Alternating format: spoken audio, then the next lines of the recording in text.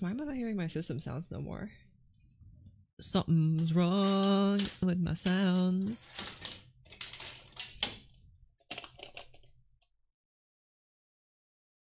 Who's ready for more music composing? Yay!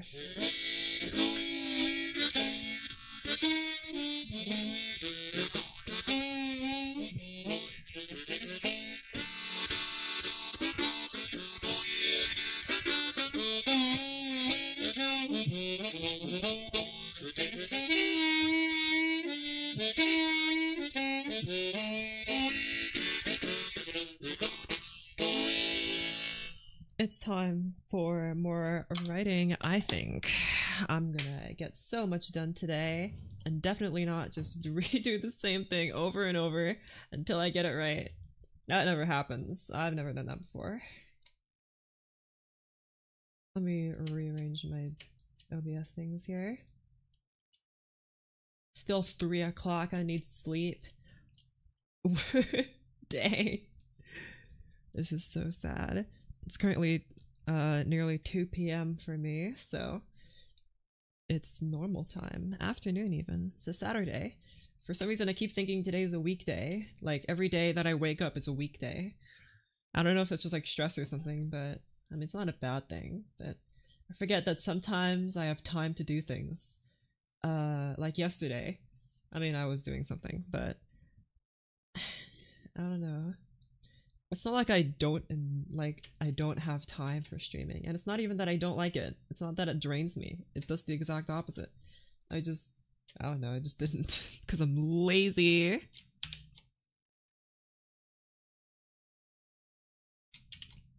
Alright.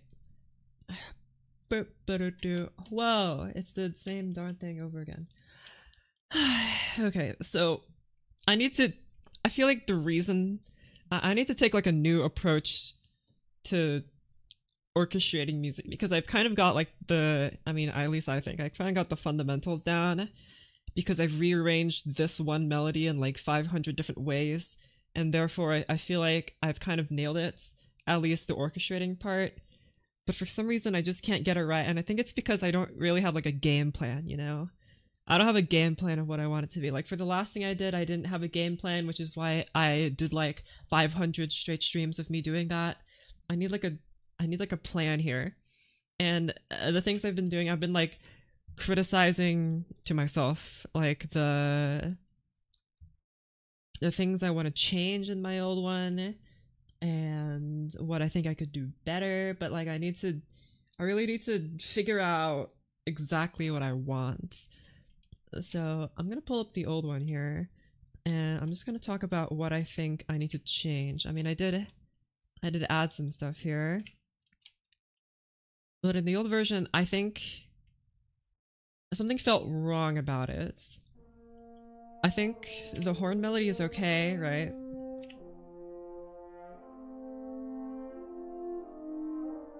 Something about this accompaniment doesn't feel quite right to me. I think it's the bassoon. At least the bassoon on its own. It's a bit too thin. But I could use trombones here. But then maybe it's a bit too brassy. I think there needs to be a combination of the two, or at least this and, excuse me, woodwinds here. how it goes.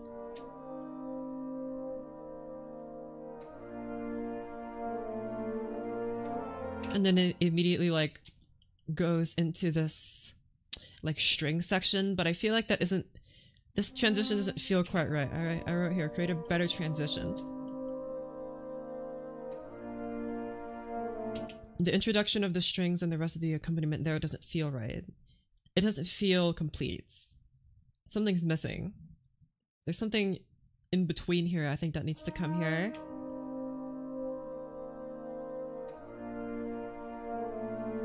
I don't like that. And then here, well yeah, I think the melody here is nice. It's different than this, but I feel like it needs to change. It's mostly just quarter notes. I mean, not that that's necessarily bad, but I think it could be better, right? We could spice it up a little bit. I like this nice broad section though. I like that it feels broad.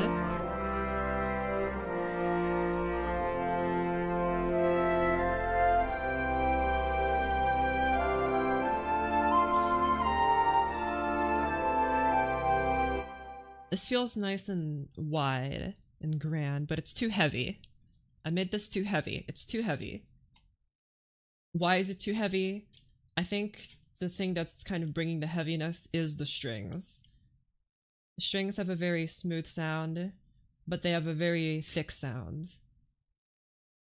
And maybe it's a bit too thick, especially when it's filled in by the rest of the brass here. If I play without the strings...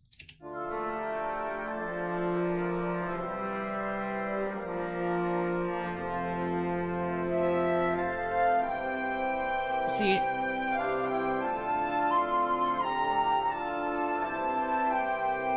there's a lot more space for the flutes to play. I also feel like chimes could really work here, but I feel like I've already done that. But like having without the string section play makes it feel a lot more, I guess, less what you would call an orchestral sound, I suppose, but something about it just lets the winds kind of, the flutes especially, kind of have their moments. When I introduce the strings, they get kind of buried. And maybe it's because I have these guys here also playing the melody. Here, I'll mute the first violins.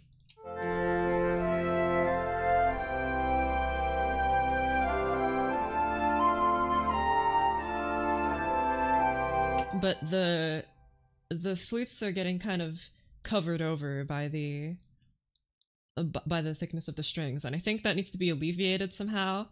I do, of course, still like the strings here, and I feel like they need to be included, but I think I could write them in a better way, and I think the way I will do it is to have these guys not play any thirds. So here A is a third, here E is a third. I feel like we need to lessen the amount of thirds that the strings are playing in order to, whatchamacallit, in order so the strings don't take so much space up in the ears. That doesn't make any sense, does it? I need the, because the more harmonic parts that you put in a chord, the more those instruments stand out. If you have them just play perfect intervals like fourths and fifths, you can kind of bury them in favor of having the thirds and stuff. The less divisi, the higher clarity. Yeah, something like that. I'm just trying to like explain, like, I guess like philosophically why that is, not just to say that it is, because I feel like I need to make the distinction. Because it would frustrate me if someone else is just like, just have them be less because just because I said so. So I'm trying to come up with like a reason, right? Because you can hear thirds really clearly. They kind of stand out. Fifths and stuff, they can kind of get buried. So we need to have less harmony here. I mean, the strings sound okay on their own, right? Of course, I intentionally wrote the strings so that they're nice and they kind of work on their own, right? But when you have something very leggero like the flutes playing, it doesn't really work. And something I've noticed that, at least for me, the way that I think about it is, and I kind of got this idea from looking at box scoring. I was at first inclined to make it so that the melody and the accompaniment are distinguished from each other in many ways. So of course the wisdom for orchestrating, like the starting point, is that you should have your melody be on one kind of, I'm not going to say timbre, one kind of color, I guess. Why would I say the difference there? One kind of tone, and have the accompaniment be a different kind of tone in order to separate them. And that works. But unfortunately here I feel like that's a bit too extreme. They need to work together, and they can't just be completely separate because, for example, these flutes are very light. They're very lightweights. They need a lightweight accompaniment. It can't have a lightweight melody and then a heavy accompaniment. The accompaniment is going to dominate. And at the same time, it doesn't really make a whole lot of sense to have a heavy melody and then a light accompaniment. Then the accompaniment is just gone. You can't really hear it. So even though they need to be of separate timbres, they don't need to be, but preferably they would be of separate timbres, they need to have equal tone weights. And to accomplish that with these flutes, yes, the flutes need to have space. In order to give them space, I've done, for example, put them in their higher registers so you can hear them nice and clearly, but it can't be that the accompaniment is super dark while the melody is super bright. It doesn't work. I don't think it works. Like,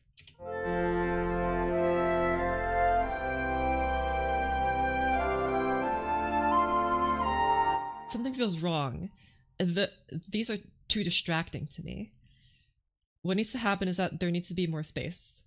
In order to achieve that space, we need to have different tone colors in the accompaniment, but still have it be equally as thin as the flutes. Maybe not as thin, but like, you know, approaching that. At least less than what we have going on here. It's like, and I think the way I will achieve that is I'll put most of the harmony not in the strings and not in the brass, at least not in the low brass. In the high brass maybe, but in the low brass, I want there should be no harmony. Well, not no harmony, but like try to minimize the amount of harmony that we have there so that it doesn't dominate. And we'll have the woodwinds, which are closer in timbre to the flute than these guys. We'll have them play the harmonies so that even though they're different tone colors, they still feel like they're supporting each other instead of dragging each other down. The strings feel like they're dragging the flutes down with them. So I think that's something I need to change here. I do tend to write all of these big orchestral sounds. You can see all these instruments that I've included, like all these strings, and then like, you know, 3 trombones, 2 trumpets, 4 horns, all these guys, 3 oboes, including English horn. There's a whole lot of stuff to get a big sound, and I like that big sound. This big sound doesn't work when the melody is just in the flutes. This big sound would work, for example, I think, if I put the melody in something that's equally as dark, as equally as thick, like the cellos and the horns or the trombones. If I put the melody there, then the accompaniment would support the darkness of the melody even more, and it would feel more complete. Here it doesn't feel complete. So I need to change that. Okay, so now that I've articulated to myself what I think needs to change and how it needs to change, I guess we can start applying that to our music here. Okay, so now that I have the basic melody, let's try to think about what we're doing here. So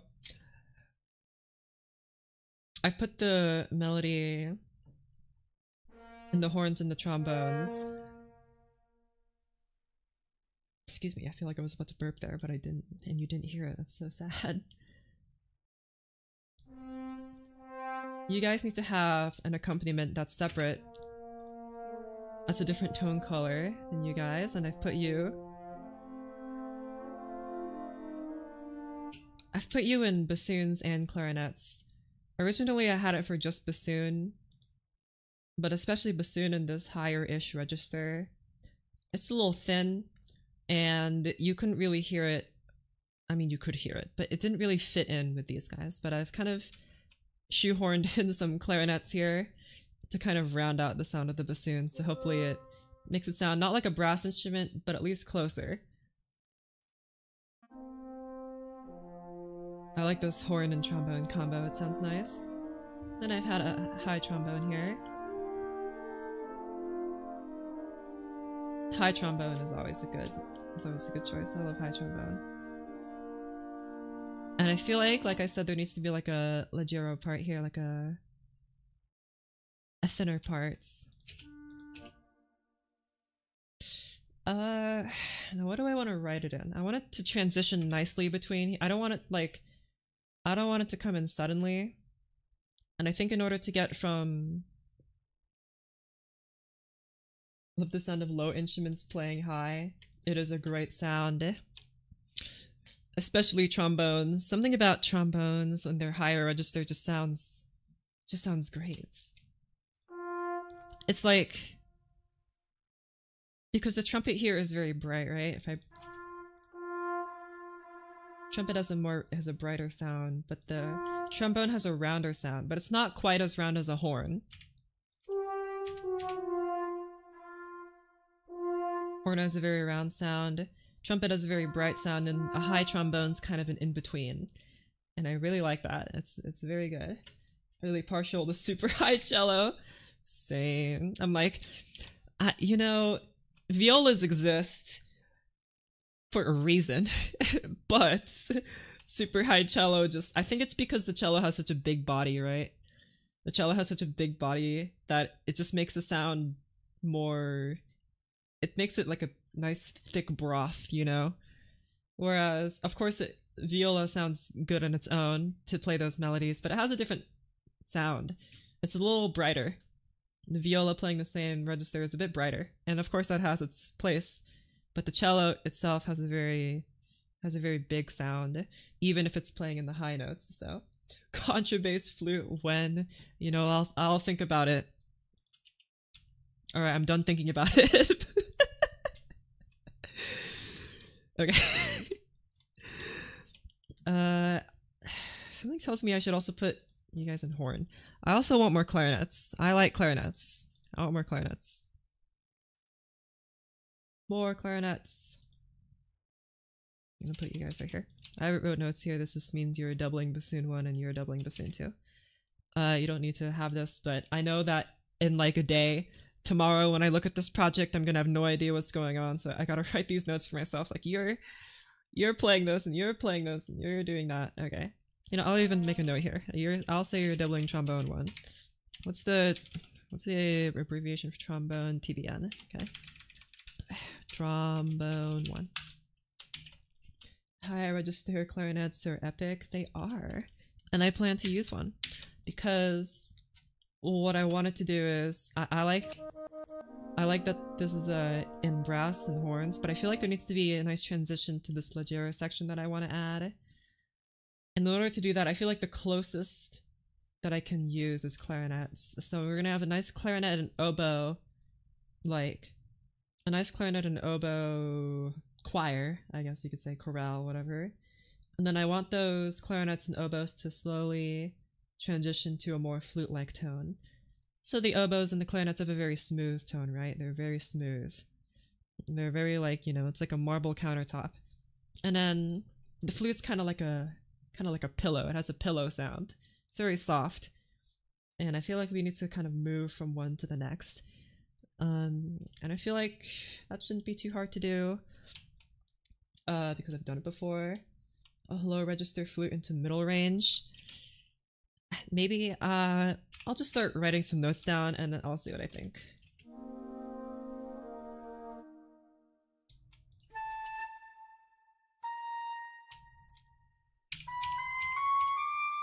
That's probably too high. Let's try clarinet on this. Oh, I don't have a clarinet sound for this. I have an idea. E flat clarinet, rescue me. I know that's 5 clarinets now. I'm probably not going to use all of them, but I just need this one. Oh my gosh, shut up. I need... the most I think I'll go to is F. Why doesn't it go any higher than this? I mean, yeah, F, but like, come on. The clarinet is a soprano instrument. Why can't it play these notes? I mean, I guess it just doesn't have a sound for it. Clarinet has a massive range, by the way. Look at that. Beautiful. I mean, it doesn't sound the best in all of them, but... Look at that. Beautiful high F. How high does this clarinet go? It says it can go up to B flat 6. Yeah, what a beautiful notes. Do I have anything that sounds like this? No. No clarinet dares to play that high. Oh my gosh!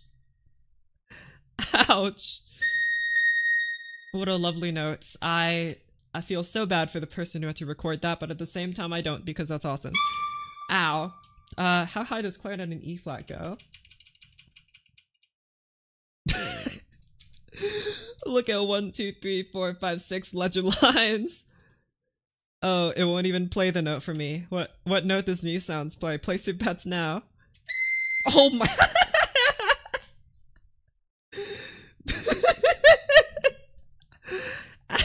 Ow. Ow. Okay. Goodness gravy. I want this nice high D. Ow, can you please shut up? Thank you. Use bass clarinet. How high does bass clarinet go? Okay, I clearly want this to be a nice... I want it to be an... Ooh, I think this could move from like open harmony, oboes, and clarinets to like close harmony flutes. That might sound pretty. Let's try that. So...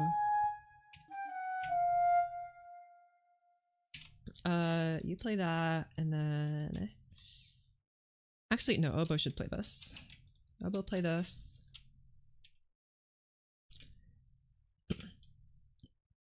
Clarinetist, I know, give him a stroke. Tell me how that goes, I guess. Oh, whoopsies. Put this here, and then...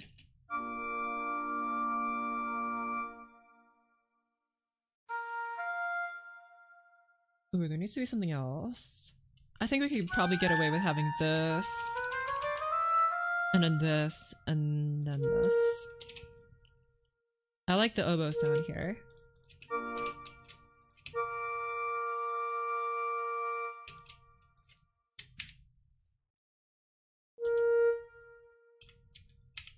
I want there to be 2 distinct notes here.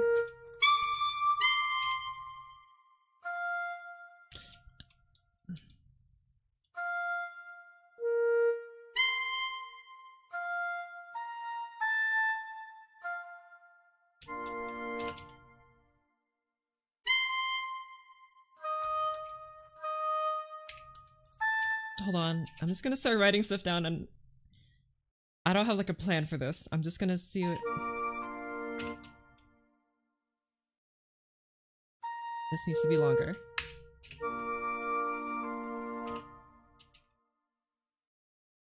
No. It just needs to be slower. Okay. So if I reinstalled MuseScore, and all my I always have these palettes in alphabetical order, and it really keeps throwing me off that they're not in alphabetical order. And you're gonna, you know, just out of pure frustration, I think you're gonna watch me put back in all of my things, and I'm sorting them back in order because apparently MuseScore just doesn't save that anywhere to some kind of cache, or I can't export the layout that I have unless I can save palette. That's just one palette. I want to save the whole thing. No. You guys go in alphabetical order. I don't know why you're not in alphabetical order to begin with. It makes it so much easier because I think to myself, oh, I want to access brackets, and then I look up at the top expecting it to be in alphabetical order, and it's not. Ay, yay. So you go there, and your articulation, so you go here. Let's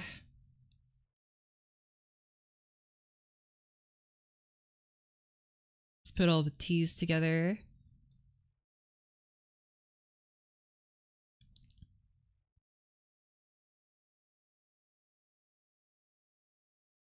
Okay. I think that's correct. Okay. Kitty gum jobs. I'm debating being evil and have my soloist play octaves and major sevenths on cello but in a low position. Wow. Hello, hello, hello. Alright, now, see? Now I know where tempo is. It's down at the bottom because it starts with a T, and it's at the bottom of the list of alphabetically sorted palettes instead of it being all the way up here or whatever. Okay, usually I put you as Mastoso. What about, like, Adagio here?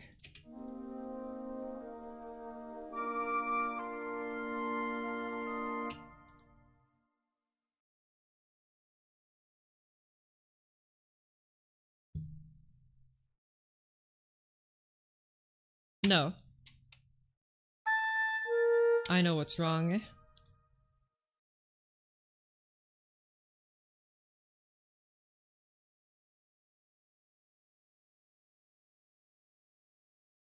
Hold on. This feels very strange, but I feel like I'm onto something. What in tarnation is all that? Oh, it's because my chord symbols got bunged up. Okay, you know what? Whatever. Get out of here. All those rests are gonna bother me. Go away, be gone. Stupid rests. You guys aren't what I want at all. I might even just undo this change later, but whatever.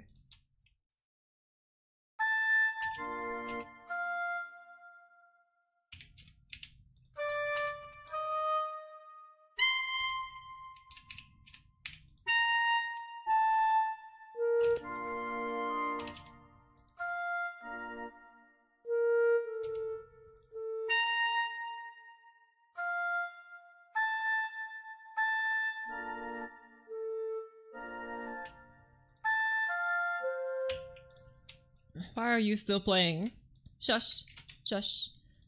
All you guys gotta shush, shush. You, oh wait, hold on. Wait, yeah. And you. Dynamics. The shush why are there two of you? What? What? Sure. Which one is the real one? I don't know. There you go. Just kind of have you like that within this measure. Good. You guys are already playing pianissimo, so that's fine. Oh wait, I forgot to put the tempo marking, that's right. Shush.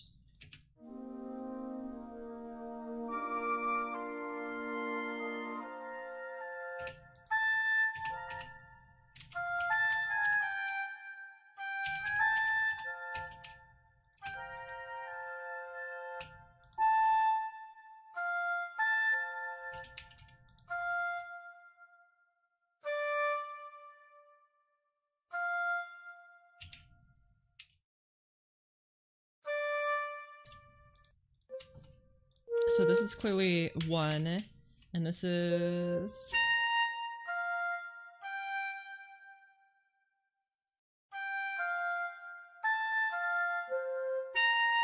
That's 5. With a B... No, that's correct. That's 5. I feel like this shouldn't be 5. This needs to be something else, like 2. So that it can lead into a 5. Or maybe, let's do 4. And then maybe I'll plan out like 3 here or something. Let's do 3 like that. Just so we have something to go off of. Okay. Hello. So 4 here, that should be E flat major. So... I could... No, let's keep it here. So that would put you like this. And then...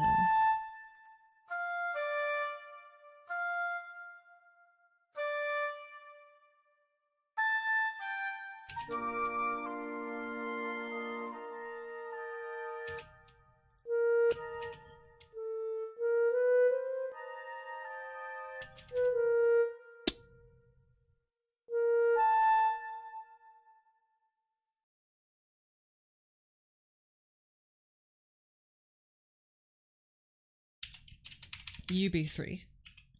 And then we'll put 4 here, and then maybe 5 directly after. So then 3 here is D minor. So whoopsies.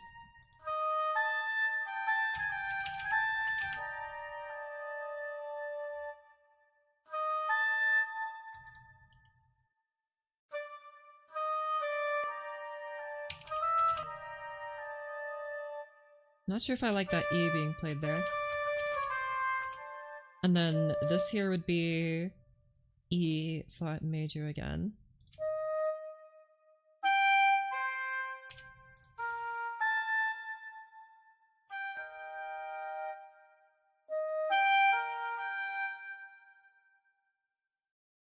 I feel like something's crossing here that yeah, it's you. Like clarinet, the oboe's going lower than the clarinet. Let me fix that. Oh, whoopsies. What? What? What? Sure.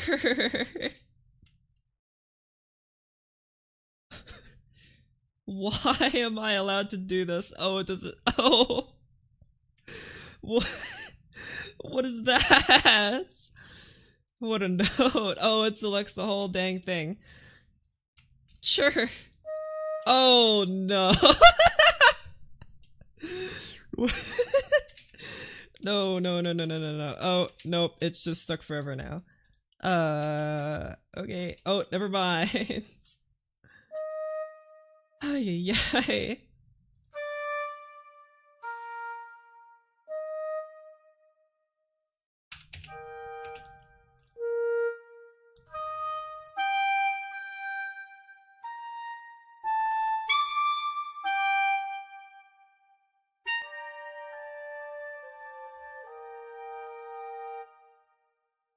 I feel like this could be in 4/4, but I'm not sure if it would end the way I want it to. No. I feel like here... And then like 5 here. Or maybe 7. Let's be spicy and do 7. Or, ooh, maybe even like a replace chord here. Like instead of... maybe. You all know I'm a big fan of this chord here, which I believe is sharp 4 diminished. I'm a big fan of this chord. It's a very, very spicy chord. And it consists of, I believe, sharp 4, which is E natural in this case.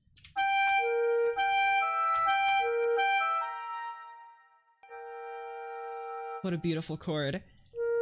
I think it's Lydian, and then here, let's revolve that diminishedness into a nice, like a nice broad 5. I did also say that I want this to transition to flutes, but I'm gonna just write the notes down first before I do anything like that. And then 5 here is F major, so I think you should just move down here. And we could probably introduce like a new voice here or whatever, but we'll see.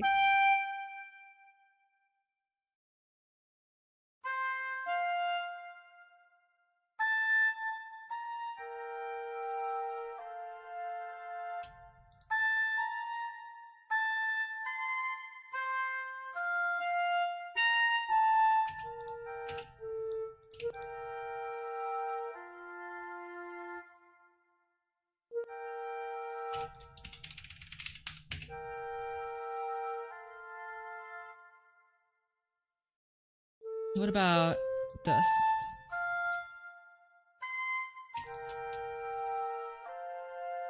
I like that better. So I was kind of weird about having a 5 chord be played on the 3rd. And although that works, I think because I wanted this chord to sound more final, if you want a chord to sound final, it shouldn't end on the 3rd. Or it shouldn't be based on the 3rd. It's okay to have chords based on 3rds, of course. but it feels incomplete. And you can use that incompleteness to your advantage, of course, if you want to lead into another chord.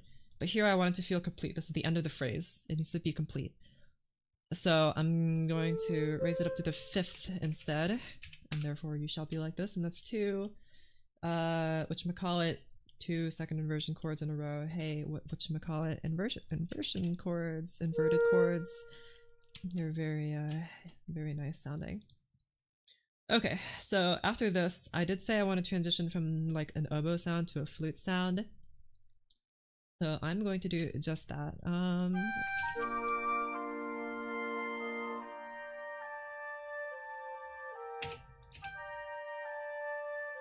Something... Nobody's playing F in this chord. You.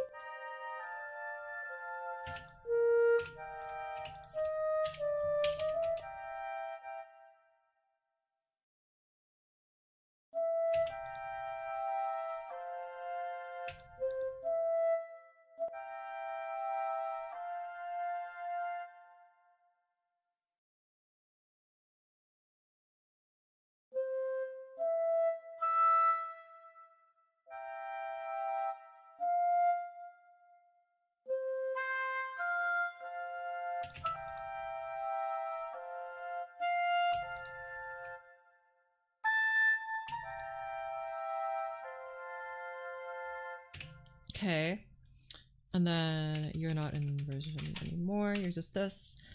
And let's put you here, and let's have you, ooh, whoopsies, play this note here, but like, shush.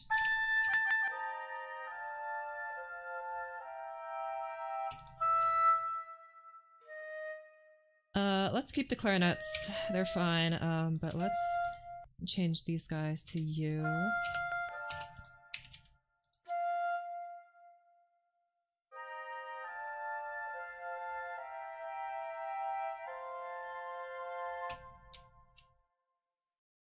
That's closer, I think.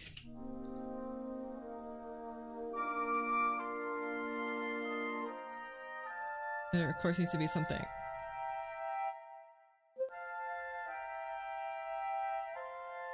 And I think here, like, the brass needs to continue a little bit. There needs to be some kind of drone. It needs to be quiet. Maybe just you guys. Maybe not like an actual brass, but you guys just, like, continue holding on to this note for a little bit.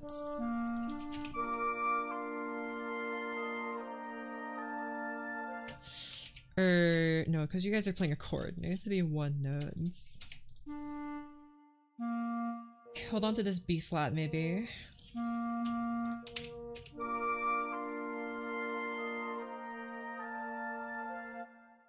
And then have the other guys come in because you guys can't play forever.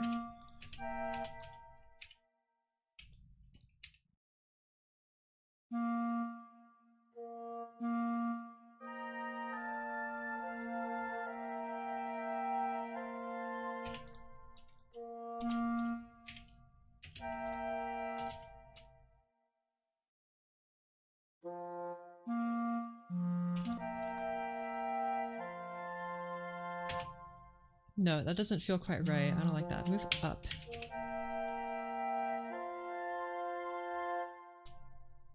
Maybe don't make such a jump. Move up or move down to A.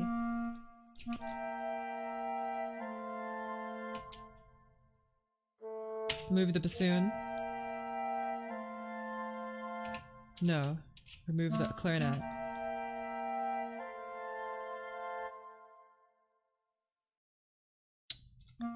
Have the clarinet stop playing here. And then move this up to C.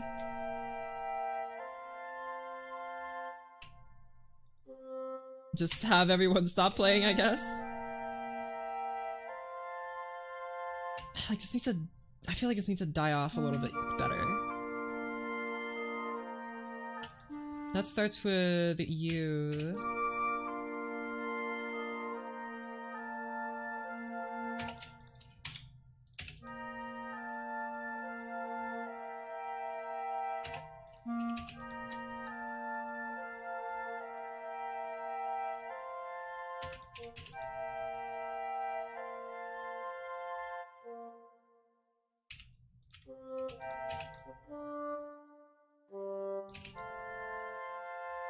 No, better for you to just stop playing.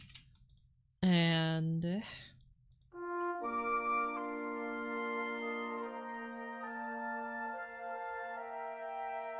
something's missing here. What if I move you guys down an octave?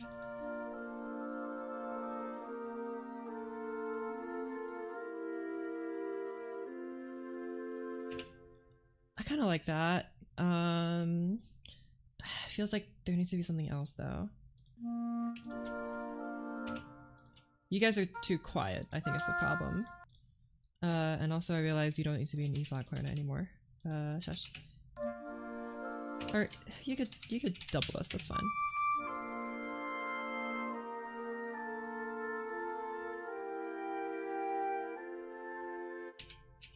Maybe. I think this lower oboe needs to be replaced. Okay, it doesn't really make sense that E-flat clarinet is playing lower than B-flat clarinet. Let's swap those. And also you guys are too quiet now that you're in your lower register. Let me change that to piano. This oboe is in a good register. These flutes aren't really though, so to compensate I'm gonna boost your volume slightly. This one is, but...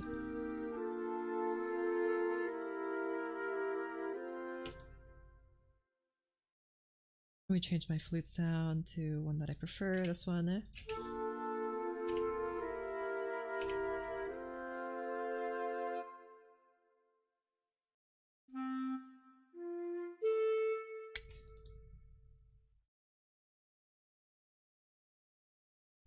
Let's instead do this.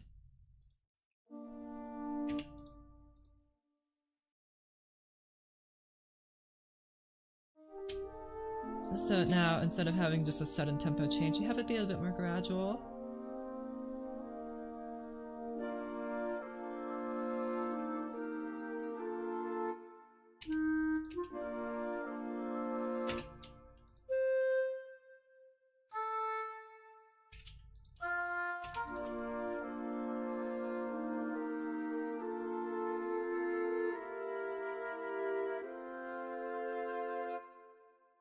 Closer. Hold on.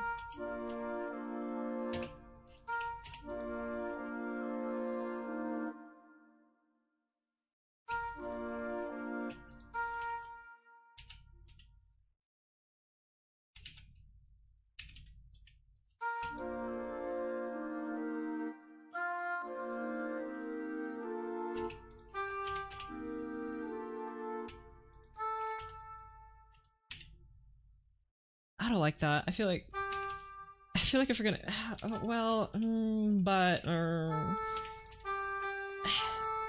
that just looks ugly though. Does this make any? I feel like this looks even this just doesn't feel right. I don't like this, but I also don't like this either.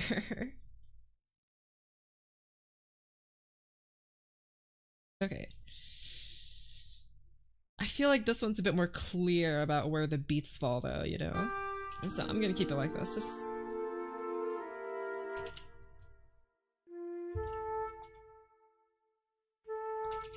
Although both of those options seem a little strange, but I think this one's slightly better.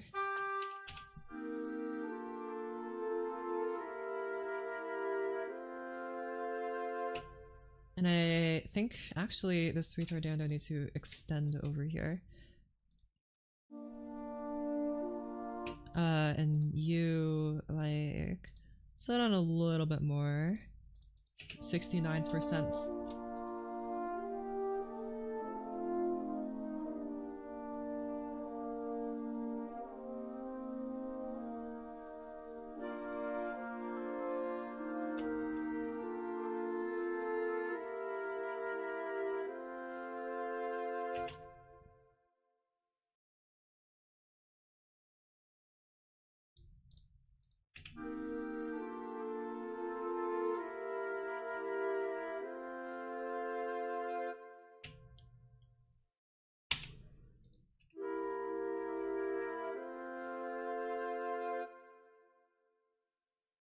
And then I guess I could have it so that after this rest, it comes in with the melody that I want.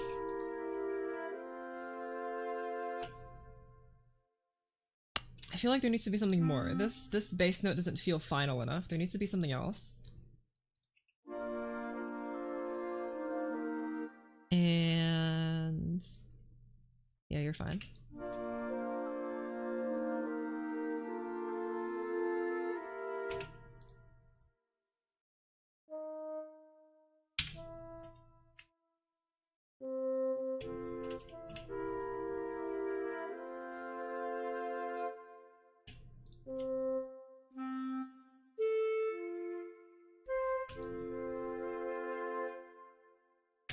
Okay, and then we can have, of course, our next section here. Can I put you just back in 4/4 perhaps? I mean, that works. But the chord changes don't really fall on the right beats, so... But neither do they really if I do this. I'm just gonna keep it like this. I mean, this feels weird, but whatever. And then I'm gonna have... Here, this is the original that I'm redoing. I don't say it. I shouldn't say original. Here, this is the redo. And I do a lot of re's. I'm a big fan of re and redoing and repeating to infinity until I get it right. And I haven't gotten it right yet. We're gonna get it right. So I'm gonna go ahead and I want there to be a whoopsies. I want there to be a string part here.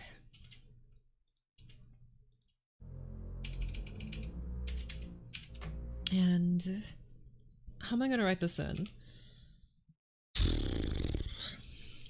Oh wait, I need to put back the tempo here. Tempo, tempo. Which tempo? A tempo. Oh, wait, what? Oh, there are two different ones. I see. You there. Is there a way I can make this text not bold? I don't like the text. I don't like when the text is bold. I prefer the text to not be bold, but it doesn't look like I'm able to do that.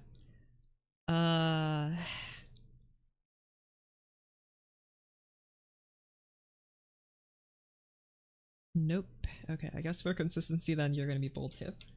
Okay. Hello, hello, hello. And here you guys will start playing the chords, play them in nice piano volume. I want this to be like, not sudden. Of course the strings, they're not really sudden when they come in a nice soft volume, but it feels like a warm blanket, you know? When the strings suddenly come in. Oh, notice also I have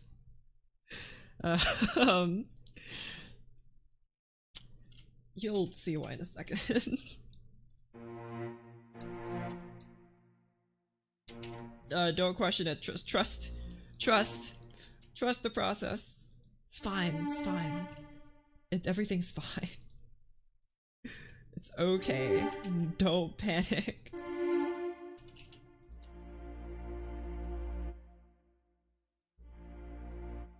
I like this better. And then I guess I'll have violins also play this here. I guess violas could also play this low F, yeah? Okay. And then, of course I want to take this old melody, I am going to fix it and make it better, but...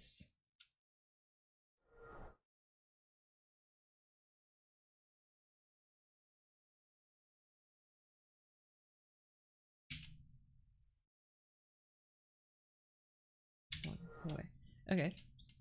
And I want you guys to be in both of these. Make you a nice mezzo piano.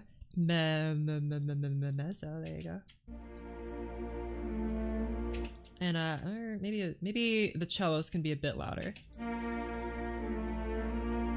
Here, you guys all do like this. And then you guys all do like this. No, I don't like that. I think I prefer this. And then we could just have like a horn or something kind of support these guys. Just kind of in the background, you know?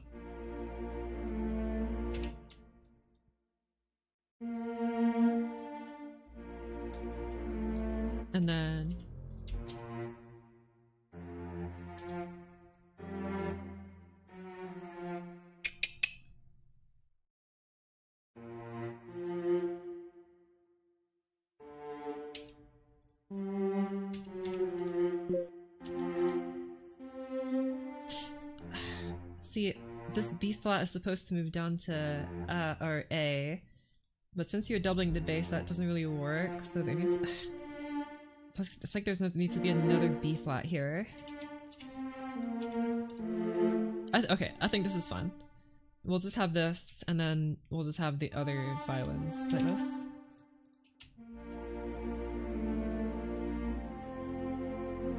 And I mean, the strings sound great on their own. I think it can be improved if we just have like maybe one, maybe two horns kind of tagging along here. And of course, because they're horns, their slurs are a little different. And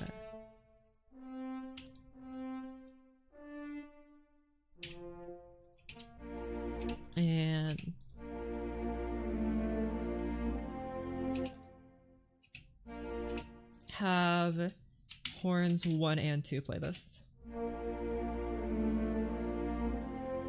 The horns have a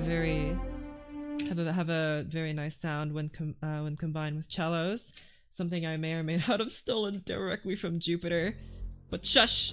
Holst doesn't need to know that, because he's gone! And he can't know that. Take that, Holst. Imagine being dead. Take that. And I think you want to do that. I don't really like that much, but I think it should be okay in this context.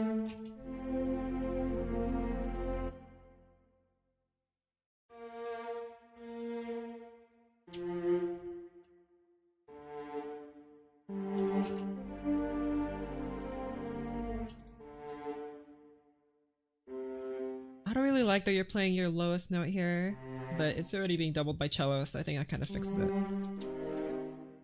Oh, wait, yeah, you actually have a key change here, if I recall correctly.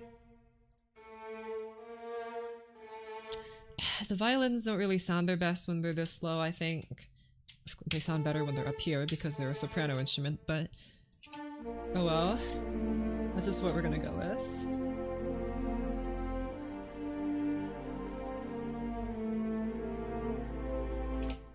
See how that chord doesn't sound as... It doesn't sound as full as these guys. And I think it's because of this. This here kind of doesn't make it feel quite right. And one way I could fix this is by having the bass go down like this. But that kind of ruins the pattern we have going on here where the bass was moving upwards. But I think maybe, I guess we would just have to make this work. So you would have to move up. You would move up. Okay.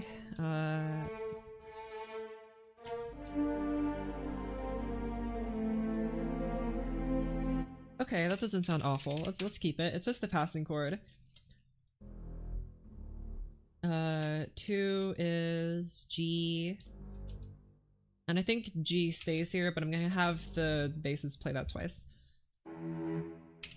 Cellos, doubling this. I guess I should mark divisi for you guys because you're playing divisi. I mean, I guess you could just play them with on your own, but probably not the best idea when you have so many players. So this here is a C. No.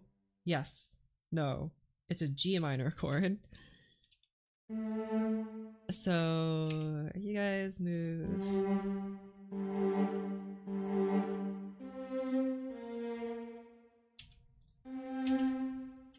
Whoopsies. So we have this, and then you move, let's just say up to a C major chord, or yeah, C major.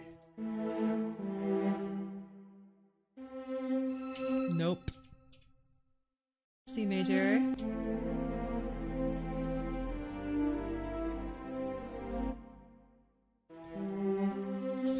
This change of chords isn't really apparent.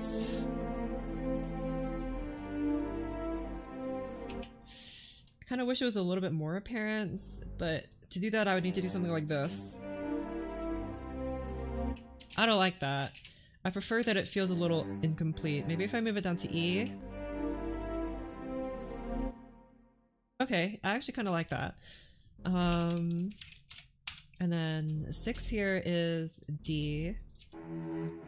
I know that's low in the contrabass, but whatever. I write big orchestral music. I need a big orchestral sound, baby. So low D it is. Okay.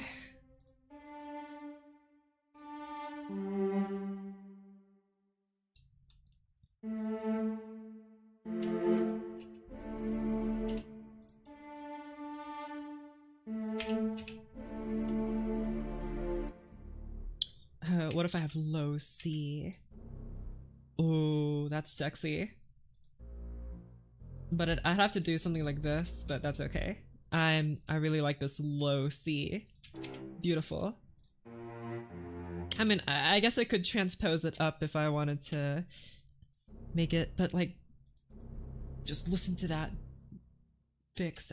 I mean, okay, well, you know, I could use an instrument who doesn't need an extension in order to play that note, like the contrabassoon. I'm actually kind of curious what it sounds like, but I'm just gonna keep it here for now. I mean, of course, I don't really want to use like unnecessary extensions if I don't have to, but you know, if you're a contrabass player, you probably have a low C extension, so you know, figures. Let's see. You are C major. Oh wait, you're the wait.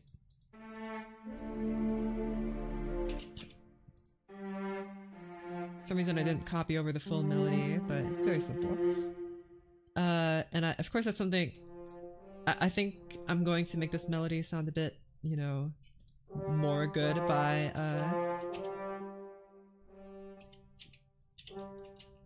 adding some rhythmic interest here. Right now the melody is just kind of based on lots of quarter notes. Hello, hello, marching band berry saxist. Wow, I like berries. I'm holding them right now. Oh, darn it. No, I pressed the wrong button. I pressed Control to zoom and then N to add new notes, but I pressed Control N and MuseScore was like, oh, new project? Oh, you must want a new project. Let me scroll in and out. That's what I get for using keybinds.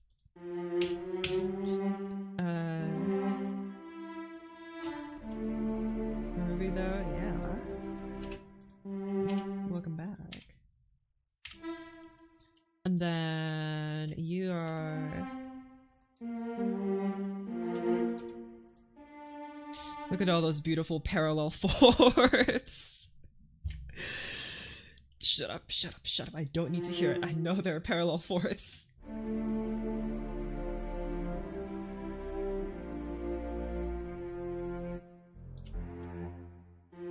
Bleh. Okay,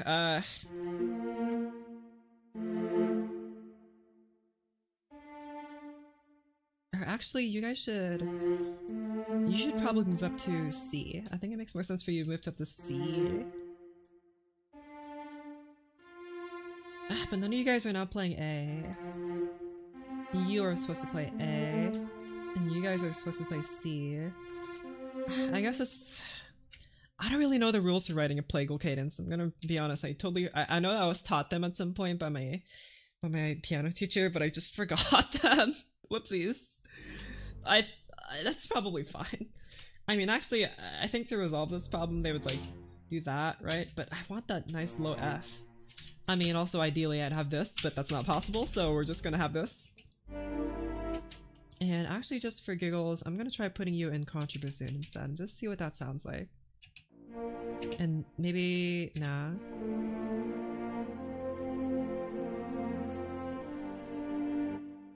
Maybe to thicken it, we can have like a not trombone, a tuba. Or, you know, maybe trombone, but like higher.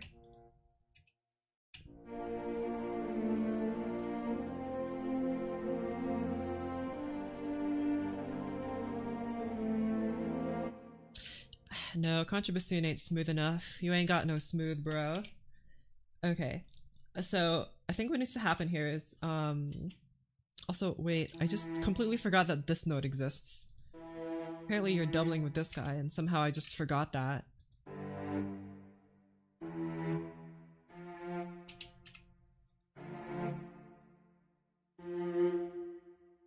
No, no. And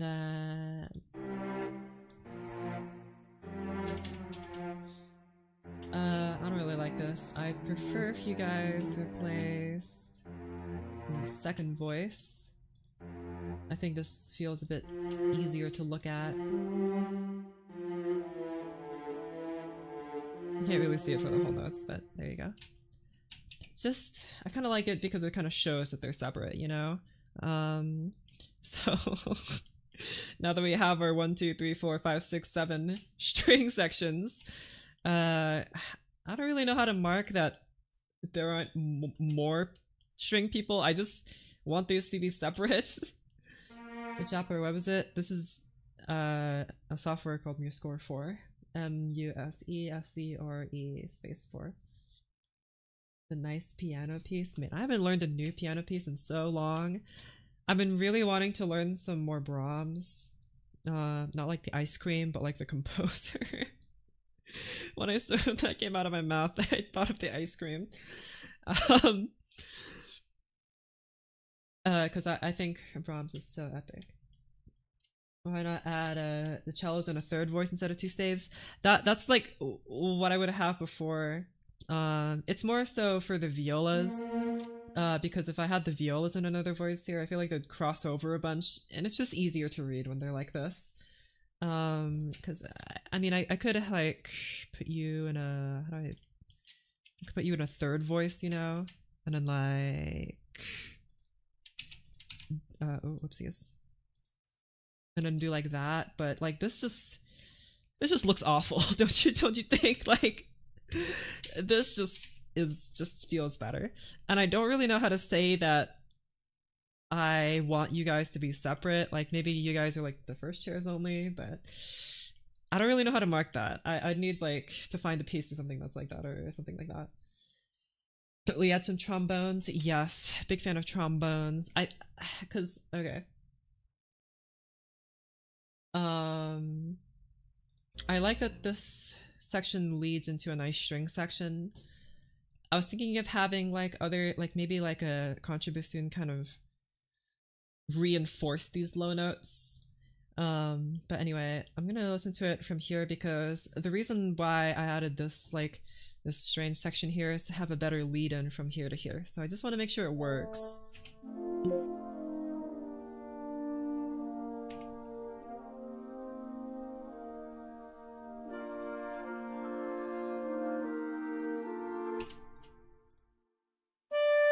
You need to be slightly louder, I think. Let's do like this.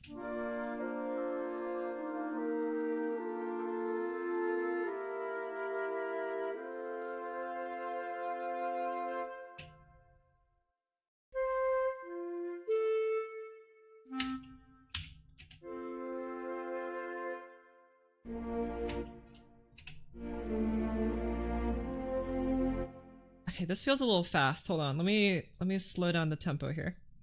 You'd be like 87 BPM.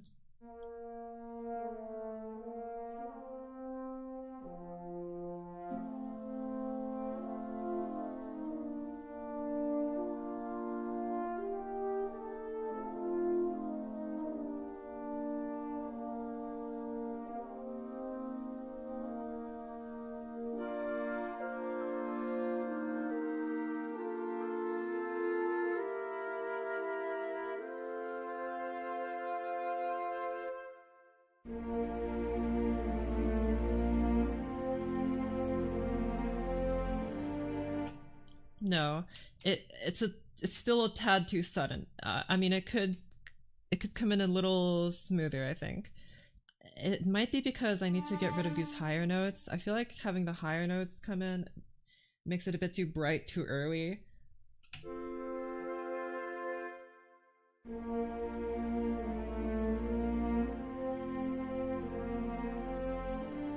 I think maybe you need to start on a lower note.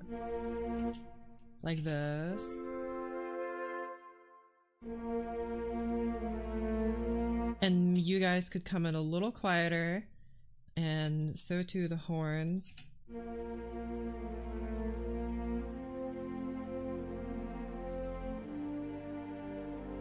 And then you guys just do a crescendo here.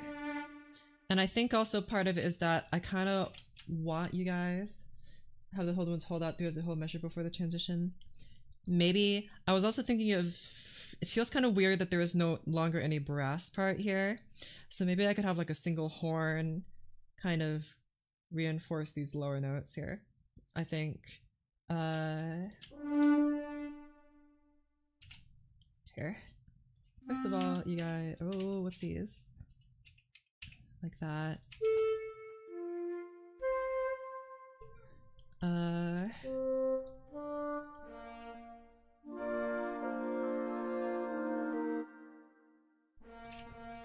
Here,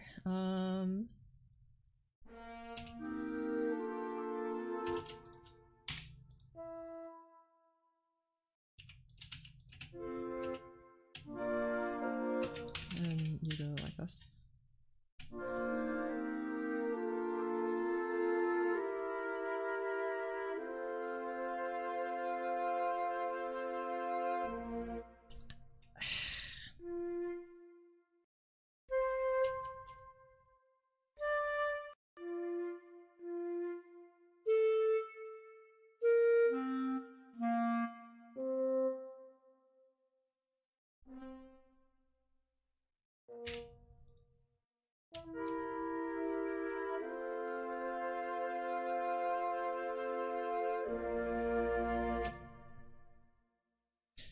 That doesn't feel quite right.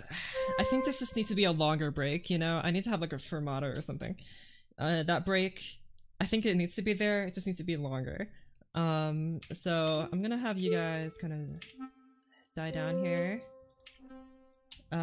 So my trick for just a tip, if you want your orchestration to lift, it feels a little weird when all the instruments cut off at the same time. That doesn't feel quite right. I mean, to me, it feels too sudden. But you gotta let the thicker instruments go away first, while still having the higher, thinner instruments play. So the thicker instruments here are the horn and the bassoon, so they get cut off first. Actually, no, and also, let's have the clarinet kind of stop playing too. And then these higher instruments can continue playing. That feels a little better. And I need you guys to have a pause here. I guess I'll just do like where's the best of pauses here? Let's have a not what I want. Can I have it so that only this one thing gets a... Can I have like a caesura?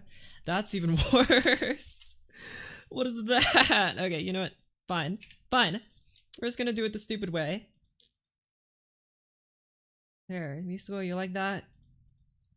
Is this enough for you? Look at all these percussion instruments. I don't think I'm... Actually, am I gonna use the harp?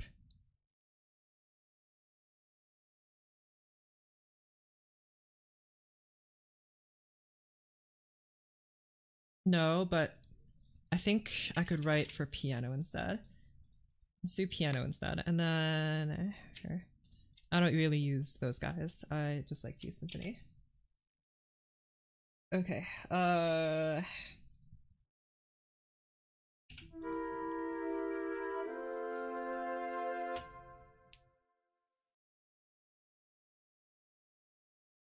wait,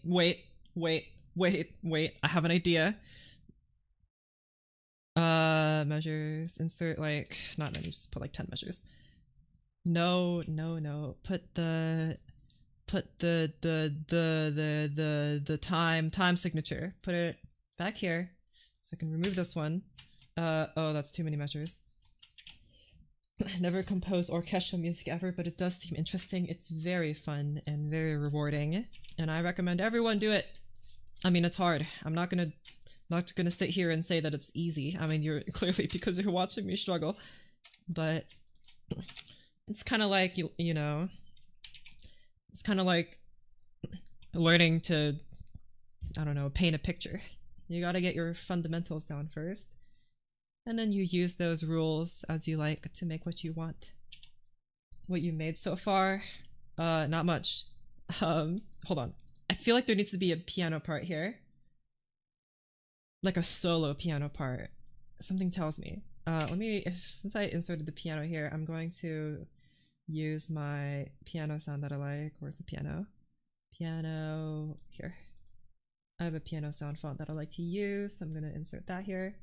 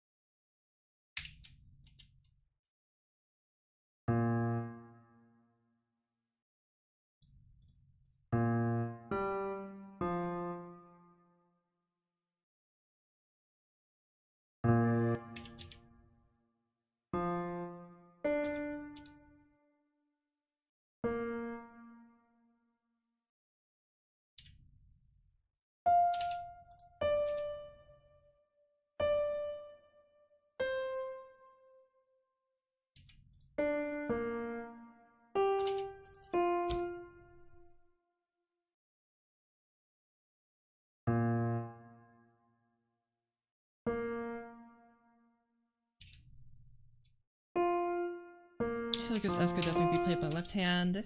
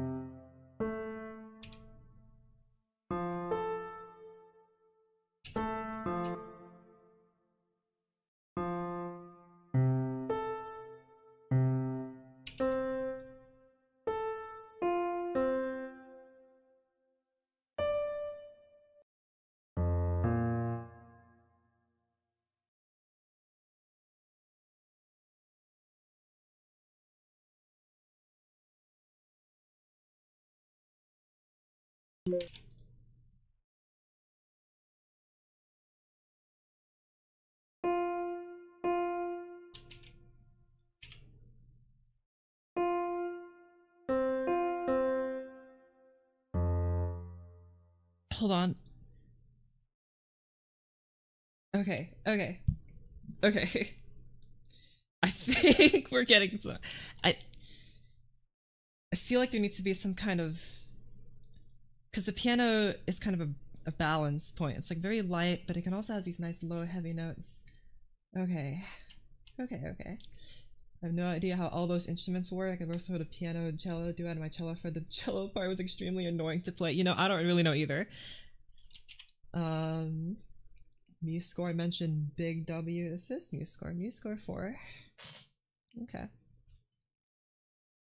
But I mean, I feel like I've said this before, but I feel like a lot of you guys out there, to group all of you composers together, and this is not in any way derisive. I'm saying that I feel like other composers on YouTube at least write very they write more technically challenging music than I do. My music is very easy to play, I feel like, at least in comparison, because I write very slow melodies. That's just kind of my thing. So other people, I hear their music and it's very like it's more fast paced. Other people's music is more fast paced. I don't hear a lot of like slower pieces that aren't like, you know, solo piano pieces. And slow solo piano is good, but like for orchestra specifically, people take advantage of the whole orchestra by making it play faster, and that's just not something that I feel like I can do very well. What's important is good music. So true. Thanks, G-Man. The right man in the wrong place can make all the difference in the world. Put you right here. And I just delete this measure, and then I'll just put you like this. And have you hold the pedal for a little longer. Okay.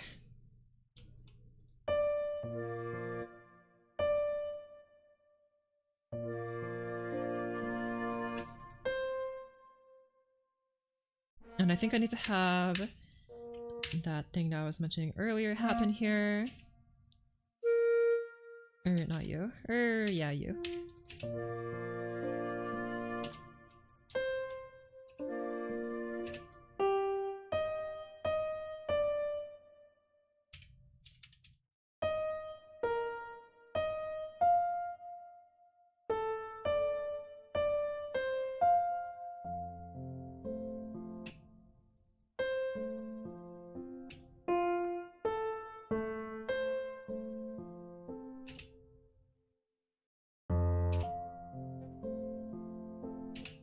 And have you have fermata here.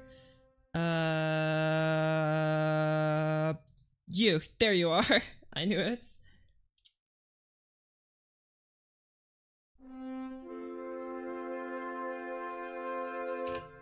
That feels very long.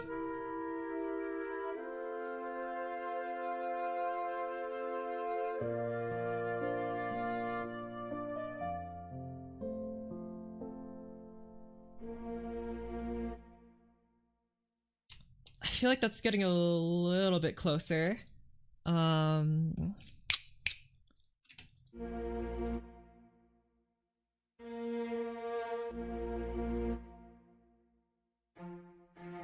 It's this note here. This I feel, something feels wrong, and it's this note. I'm gonna remove this guy. The second voice from you. Doink. There you go. Sell Mew sounds. What does that do? Basically, Mew sounds is like if you had sound fonts and they were good. It's like a big sample library of real recordings of real instruments, and they play them back for you in a realistic way. That's what Mew sounds are. I use Mew sounds. I pay for some Mew sounds. You don't have to. I just do it because it's my hobby, so I have some extras, but look at all these sounds that MuseScore comes with. These are all free, all of these. I just have other ones, but you don't need those. You're perfectly fine using these guys. But it takes a bunch of storage to have. Yeah, it kind of does. How much space is Mew sounds taking on my computer right now? Let me just look at that real quick. Mew sounds. I think it should tell me. I think it does say. I don't know where Mew sounds are installed on your computer when you install them. I have no idea. Okay, man, just have my internet not work. Okay, let's do like Muse Brass. Oh yeah, just Muse Brass alone. The Mew sounds is almost 2 gigabytes of storage for that alone. So yeah, you do need a bit of space, but you know. String library, Mew sounds like 2 gigabytes, yeah. I'm just lucky that I have a lot of storage, but you know, I'm not like playing video games or storing movies on my hard drive or anything, so you know, I have plenty of space. You'll need piano, so it'll be fine. Yeah. I personally have this piano sound font that I like even more than the Mew Sounds one, which is called Yamaha C5 Grand. If you just look it up, Yamaha C5 Grand sound font, I'm sure you'll find it. This is just my preferred one. It comes in 4 flavors. Just pick whatever one you like. This is my preferred piano sound.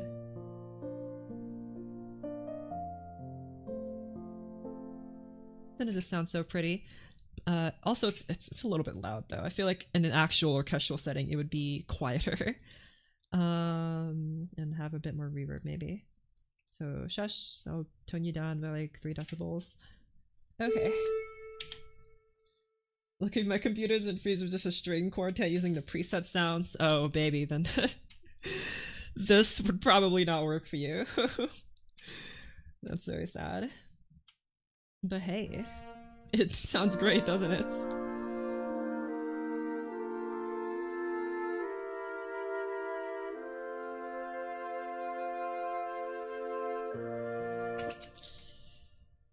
Okay, this is being held for way too long. I don't really know how to fix that. I mean, I guess I could remove the retardando here.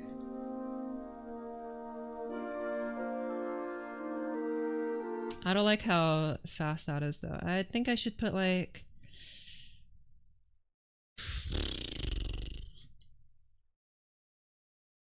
Okay, let's think about this.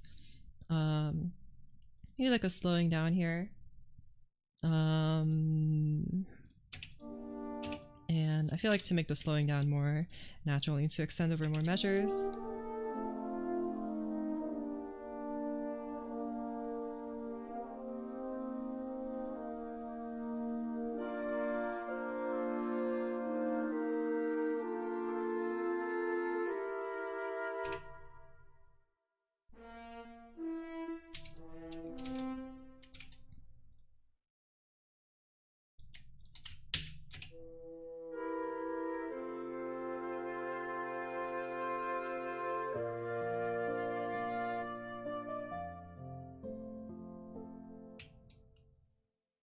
I feel like there needs to be a bit more piano bits over here.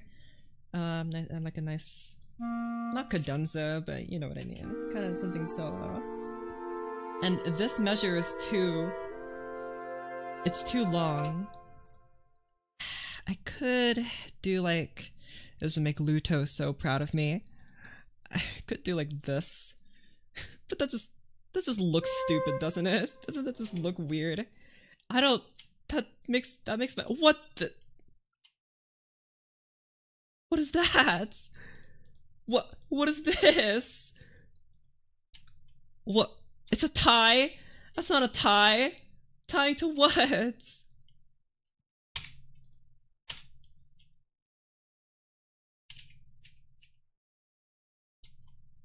Oh, is it supposed to be this tie? Man, sure.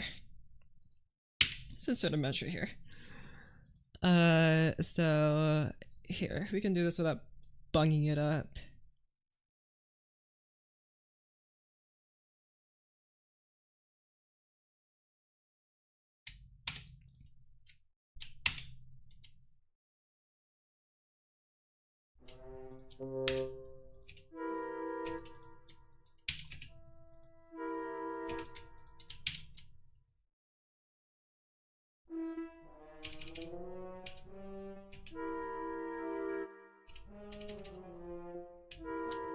Okay, what chord is this?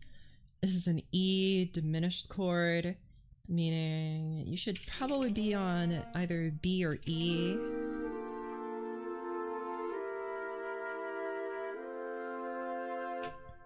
Yes, I like that.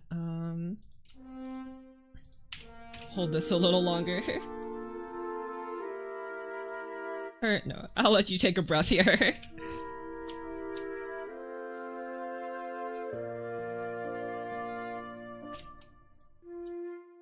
You need to hold for a little longer, I think. Like that.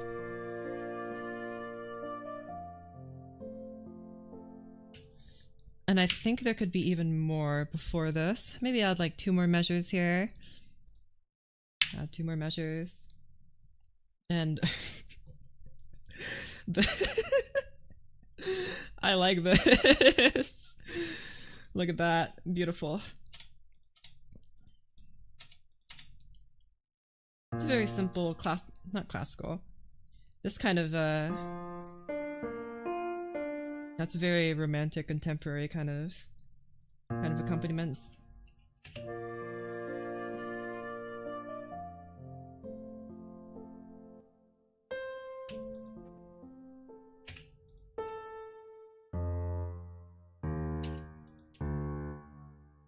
That would make you 1. I think I want to make you more interesting and make you 3 instead. But that's kind of what we had over here. So I guess maybe instead we'll have you be a diminished chord. I think that makes you a bit more interesting and different. So 1, 7, that's A diminished. So the chord will change in this way.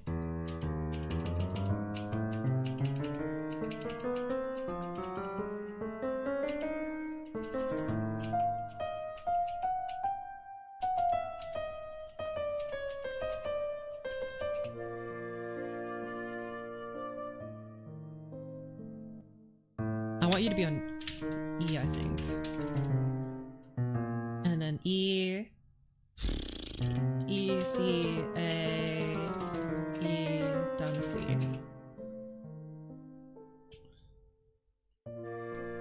Uh-huh.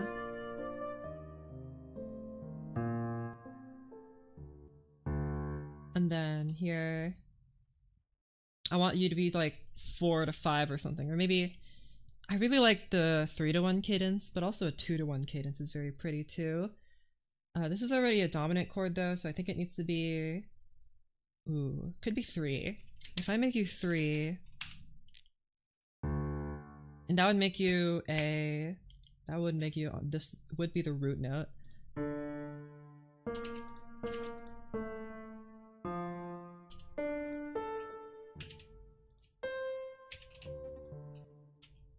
And also, I think, let's open, can you open one palette at a time, please? I don't like that so many are opening at once. There you go. Nope, wrong one. Uh-huh. And I want another thing here.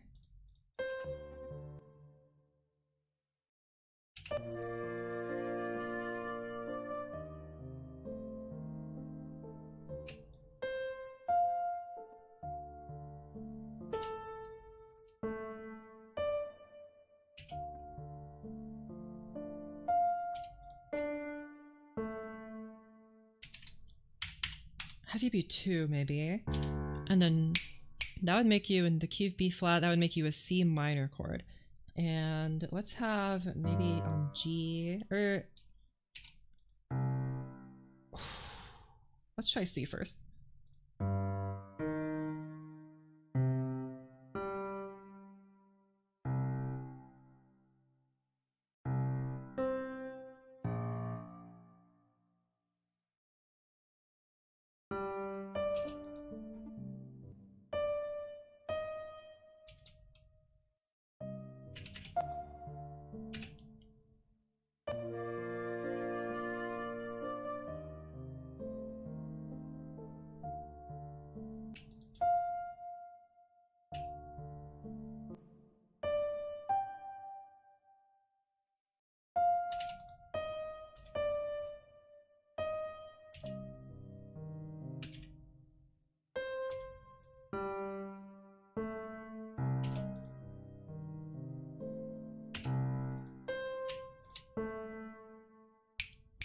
Where's the fermata? Right here. And then you are a like this, and I feel like there needs to be, you know, another tempo slow downy here. Dumbo. Sure.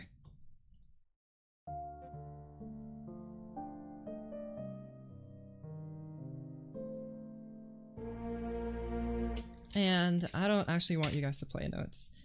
Just you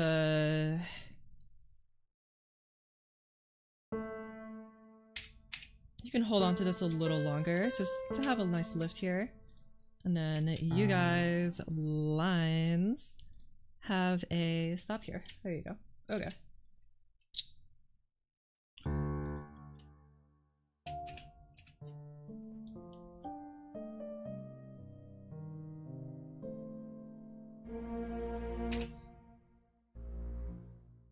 I feel like this would work, but for some reason, like, these chords just don't feel thick enough. Something's missing. There's no D. None of these chords are playing D. That's what it is.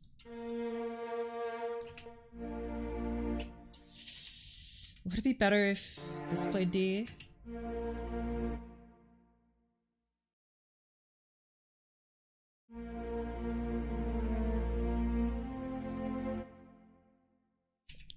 Originally, I think you guys are playing the note D.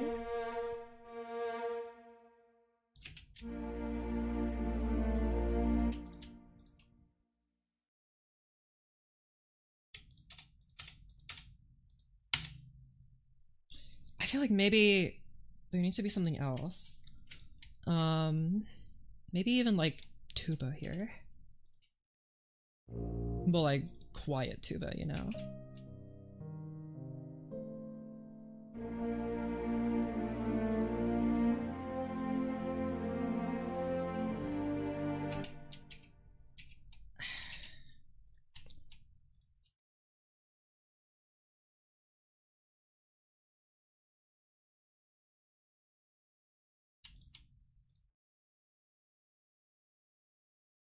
You guys are gonna have to like come in a little less like obviously. I don't know how to put that, but you guys are gonna have to all like crescendo up into this. I don't like how sudden it sounds right now, and the same thing with you horns. Just like take 2 measures to kind of fade in from nothing, from the nice piano part that happens here. And I think there needs to be some kind of accompaniment here with these guys. I don't know why I said these guys, it's one guy.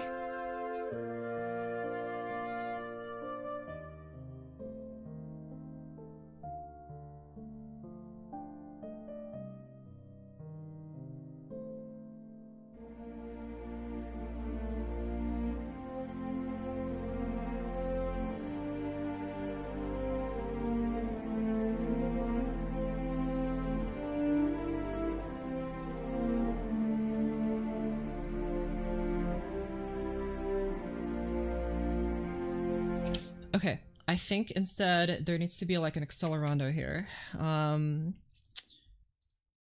Like that. Or actually, you're still playing at 44 BPM here.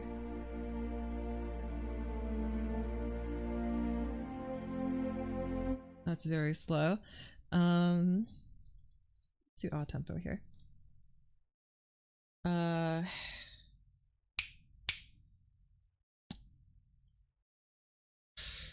I don't like that it goes like immediately into the faster tempo. It needs to like, actually no.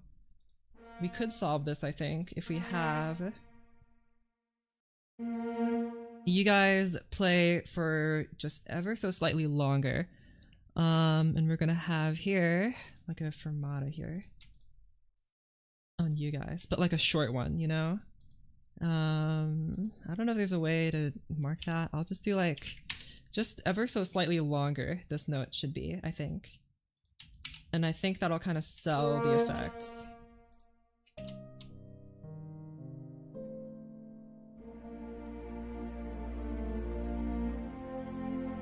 Better, much better. You guys are just too quiet, hold on. Why are you so quiet? Alright, I guess maybe the strings should just, the accompanying string should just stay at piano volume instead of going up to piano, or stay at pianissimo and not go up to piano. I feel like that might make it easier to hear.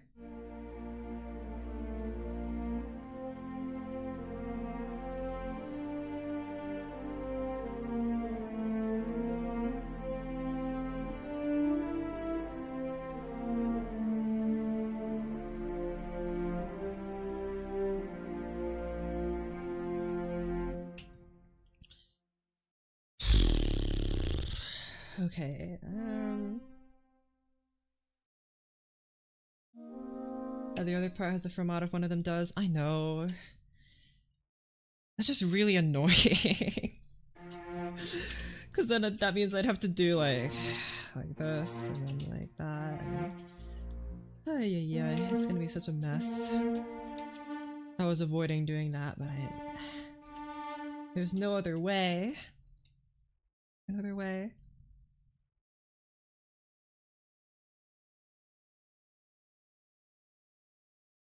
I mean...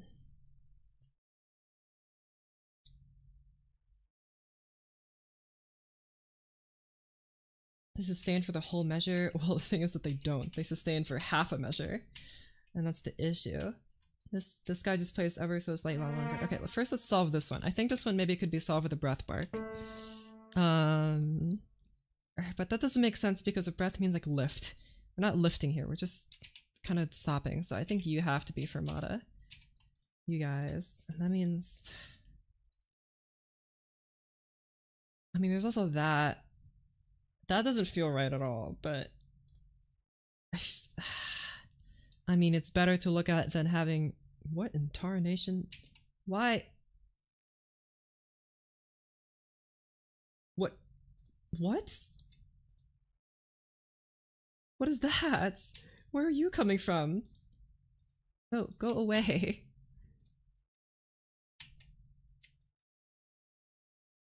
Thank you. Hey! Hey! Why are there so many fermatas in this middle section? Where are you going? No, I deleted the key signature! Or not the key, the time signature. There you go. I have to make sure you don't mess up with the time though. Okay, hold on. I need to make sure that you guys... These extra Excuse me? What is that? I need to make sure you guys don't necessarily affect the playback here. Or, yeah, just set it to 100, I guess.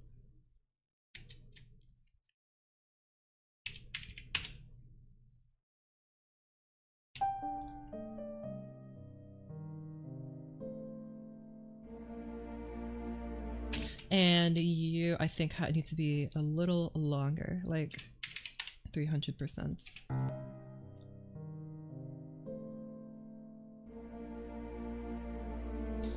And have you be slightly louder, or maybe have the horns be slightly louder. Because the horns, they're less, well, they're not strings, so they don't sound like strings really, but it would make the melody's presence a little better known, I think.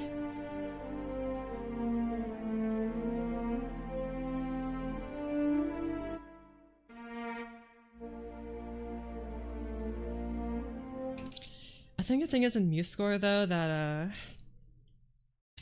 when you got rests like this or fermatas like this, they're gonna like compete. So these fermatas are like competing with these fermatas, and I'm not sure how to make it so that these fermatas do nothing. Like they're just here for clarity. I mean, I set their playback stretch to 100. Oh wait, I can just uncheck play. Ooh, okay. Wait, no. This is good. Let's uncheck play. So they shouldn't affect it. They're just there for clarity.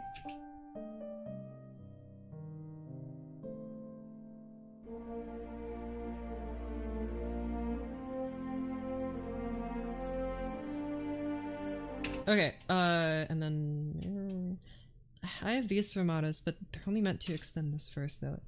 I guess we're just gonna have to forgo them, and then maybe say something like...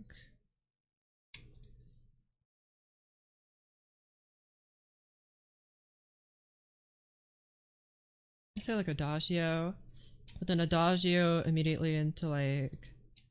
into... this.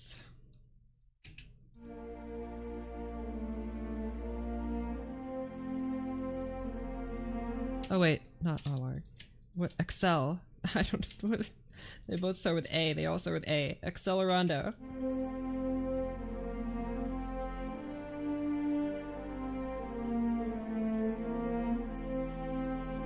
But like, do that over a longer period of time so it doesn't sound awkward. Not sure how this will sound, but all this time changing movement stuff feels a little off to me. I'm not sure if I like it very much. I'm just kind of experimenting here, and whatever I don't like I'll just redo, and whatever I like I'll keep.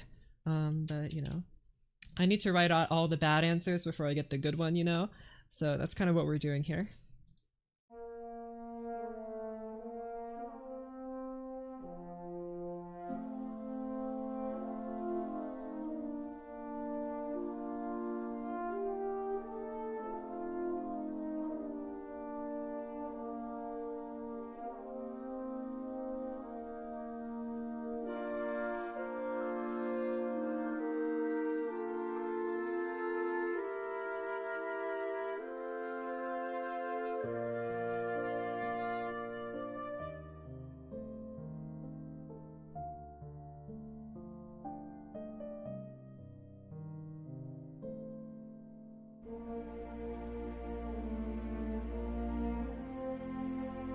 No, I don't like how slow it is now that I listened to it from the beginning.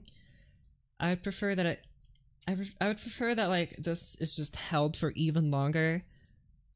And then we have here, just like that. Have a nice long fermata here.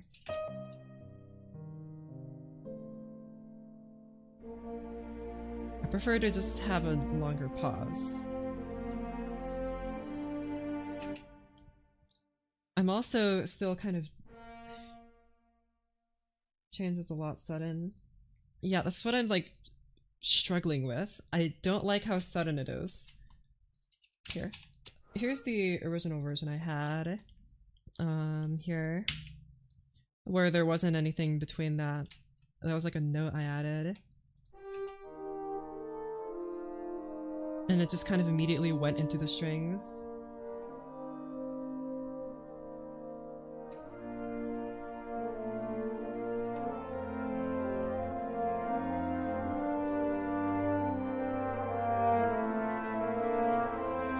Or just kind of went straight into this broad section. I could try doing that and see maybe if I just like that better than this, or if I really do feel like that this needs to be here.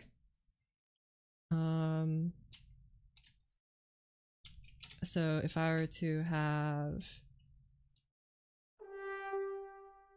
piano interrupts the flow a little, I was hoping that would help, but it didn't really that much.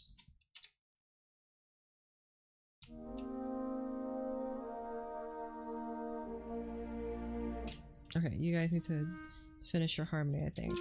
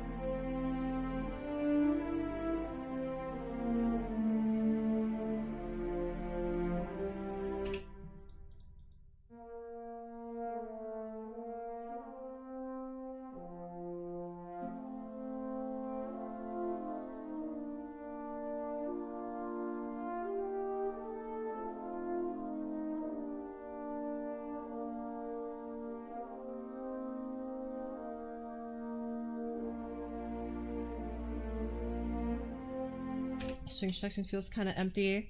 That's what I'm thinking too. It doesn't feel full enough. Something about the strings doesn't feel full enough. Let me mute the guys that are playing the melody, so we hear just the strings. Let me mute the horns too.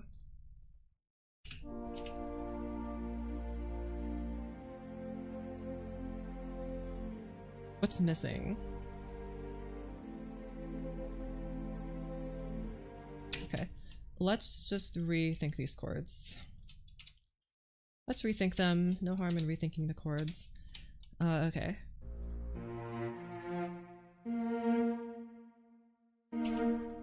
See, this is already what they were playing.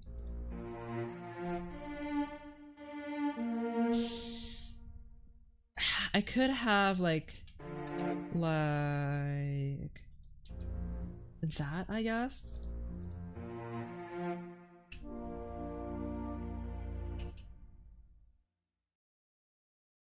Not sure if I like that though. I don't like that the contrabasses are playing something like that, especially if I move to like a 5 chord here.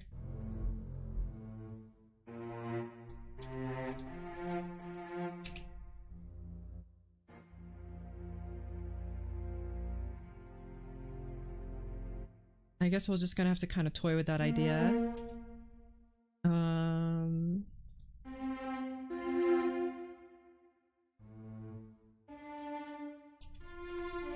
Okay, let's remove the violins for a second just so we can focus on these guys.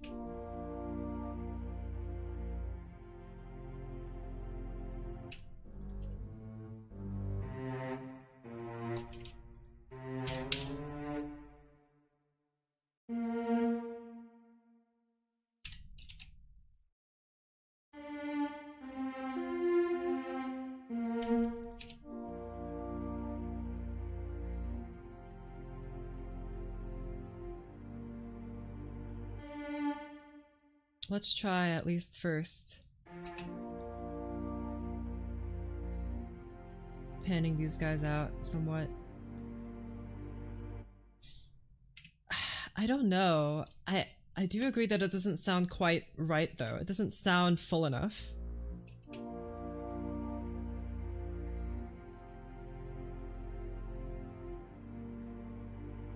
Something's missing. I can't really quite nail down what it is. It should sound fine.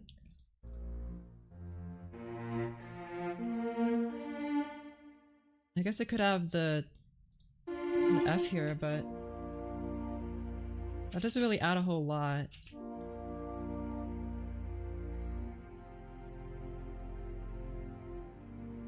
Here, I could add some other guys in here to kind of flesh it out.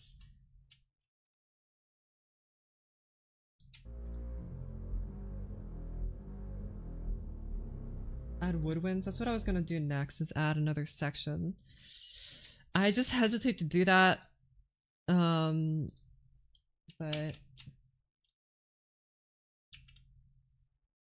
remove everything from the intro, we kind of lose that.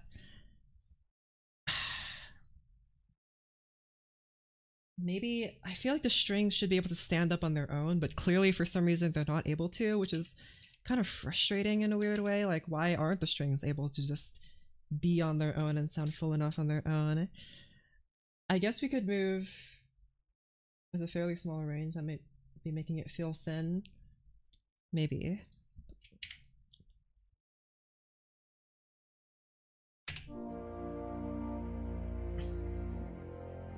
I don't want to introduce like a contrabass. Wait, hold on. I don't think a contrabassoon should play that. I think the contrabass can kind of just sit down on its own, but I think the bassoon or something needs to kind of take shape here.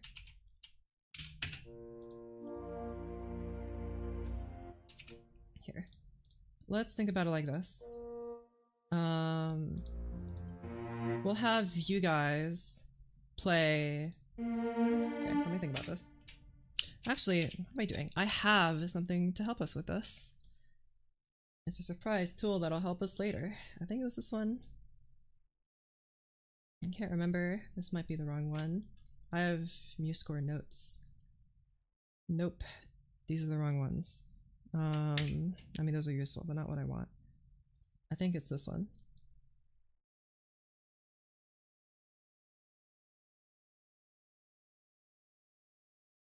Okay, here we go. Let me load my audio samples. Okay. So, for those of you seeing this for the first time, this is a note sheet that I made of how different composers orchestrated chords. And they're all playing the same chord. They're all playing G major. And I have them sorted here in chronological order from 1788 to 1888. So that's 100 years of classical music writing from Mozart to Tchaikovsky. And this is like a nice jumping off point of different ways to write chords. So I feel like, and like a common theme in all of them, except for Mahler. Look at Mahler, look at all those strings. Is that their string writing is very far, it's like very separated, right? See how here in Mozart, these guys are literally G, G, G, G, D, B, G. And then here in Beethoven, G, G, G, G, G. And then here you can see they're all like, they're all split apart. And then like the rest of the chord is filled in mostly by trumpets, I noticed. There are a lot of trumpets filling in the chords here. Like the oboes and stuff, they fill in the chords, but like it's really the trumpets that kind of shine when they're filling in chords. And here Beethoven, it's very, hold on, can I reduce the tempo? Let's reduce the tempo.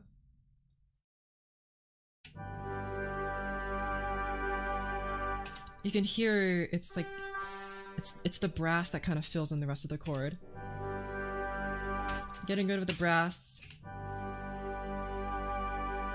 It is somehow much thinner. And the brass really fills in the rest of the chord. Let's listen to the Mahler chord for fun.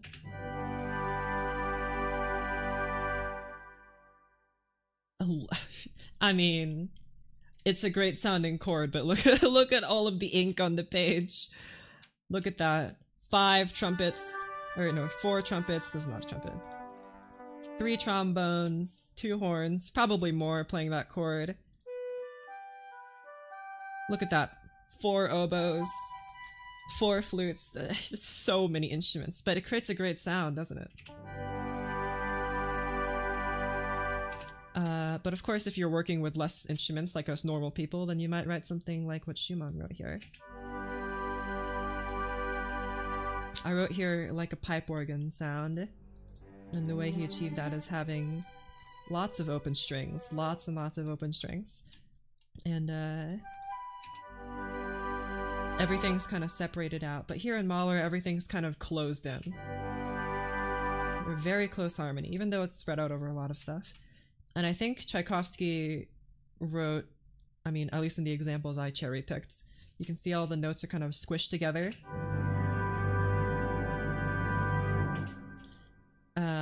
Whereas in, like, you know, in the Brahms example, they're all far apart. So I feel like I need to pick one of these. I'm kind of inclined to go towards the close harmony sound, something like what Tchaikovsky wrote or what Beethoven wrote. Very close sound.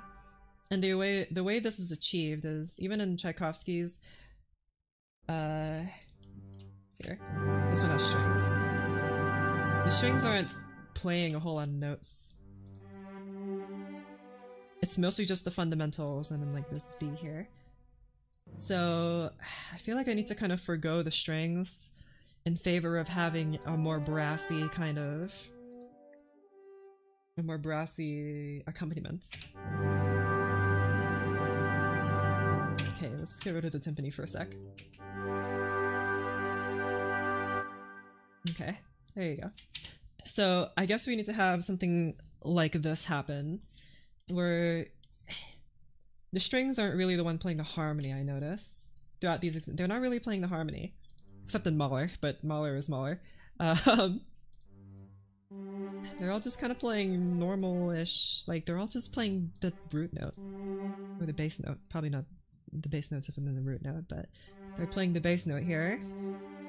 And maybe there's a little bit of harmony here. I don't know why he wrote the violist to go over the violins, but you know, do you, try. And then it seems like the trombones are doubling the horns, and then the trumpets are doubling this horn. Of course the tuba's playing the bass note, and again the bassoons are playing in octaves. In other examples they were playing the harmony, like here they were playing harmony. Here they're playing an octave. Here the I think Tchaikovsky's example here is good because everything's kind of in the lower end. I kind of want a harmony that sounds like it's deep in the lower end, so like, you know, there's like low flute, low oboe here. I know there's English horn here, but nobody wrote for English horn. I think I just added that just in case, but okay. So I think we're going to kind of take from Tchaikovsky's example.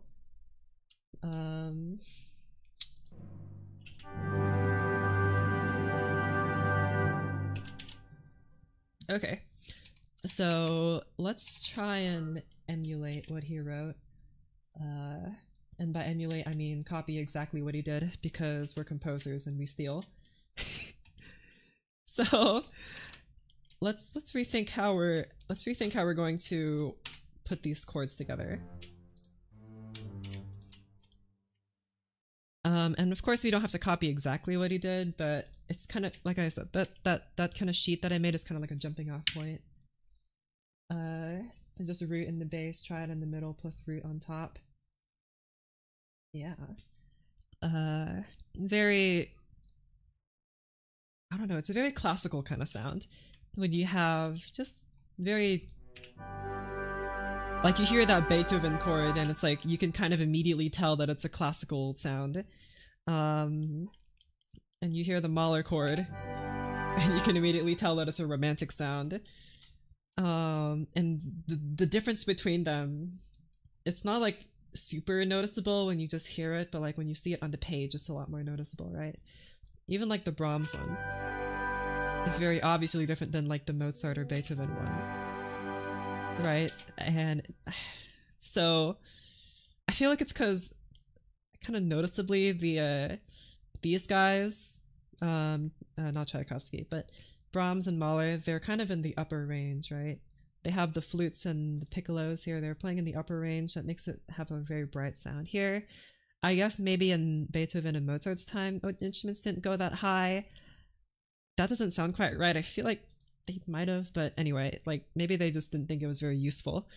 So here we have even bigger sounds, but we don't want anything like that. We'll just use Tchaikovsky's example. And of course Tchaikovsky was a very good orchestrator. So we're gonna have something like that where you guys are just kind of playing the root notes and maybe the fifth. Like that. And then maybe we'll have the violins play a third. We'll have another. Actually, no, I don't want that. We'll just have violins play a third here. Okay. And then... Ooh, the question is, do I have you guys, like, double the bass exactly like this? Or should I have you, like, move as you would in normal voice leading? Like, you would technically move down to A. Okay, well, cellos can double contrabasses, but... Because technically... this is how we'd want to have it, right? But also you could just move down to F here. Okay, I'm gonna keep it like this, and then if I feel like something's missing, I'll fix it in my, you know, thing. So I'm gonna have you guys literally double what the contrabass is doing. What's the abbreviation for contrabass? CBS. Okay. I'll say you're doubling contrabasses. And then same thing for, or not you, sorry. You are. And make some space please for this note here. And then you were also doing that. Okay, that's kind of hard to see.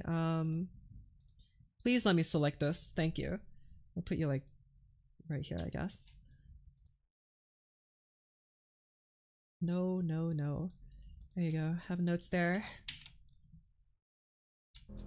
And then E. I guess I could just... oh, whoopsies.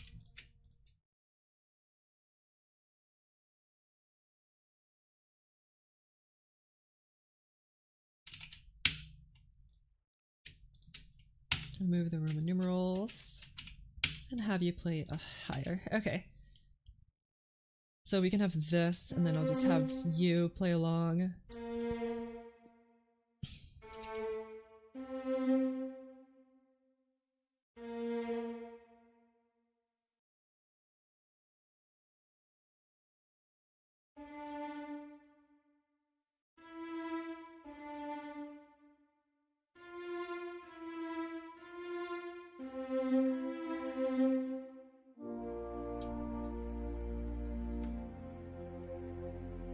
Okay.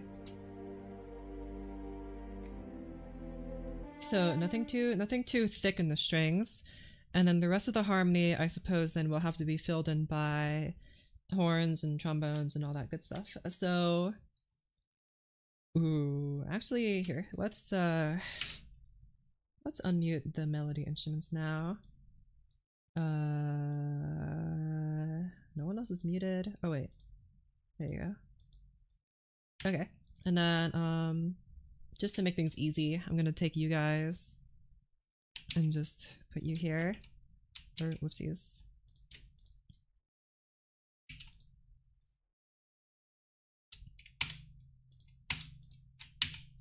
There you go. And then this, I'll just keep it like that for a second because we're gonna use these horns here as our, why are there no slurs and why did the second voice, okay, you know what, whatever. So we have you guys playing, and then now the rest of the harmony needs to be filled in by you guys. I'm not sure if I want the tuba to play just yet. I kind of want to keep the contrabassoon doing it. So I think we're just gonna have the horns and trumpets kind of fill in the rest of the harmony. Oh wait, no, that's the Mahler example. The trombones and the horns are doubling each other, and the trumpets are playing the high notes. So let's do something like that.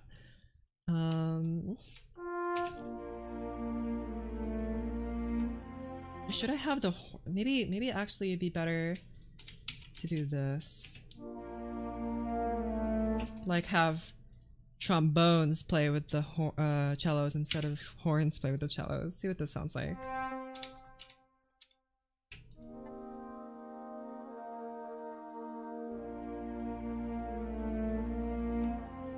But you would have to be louder.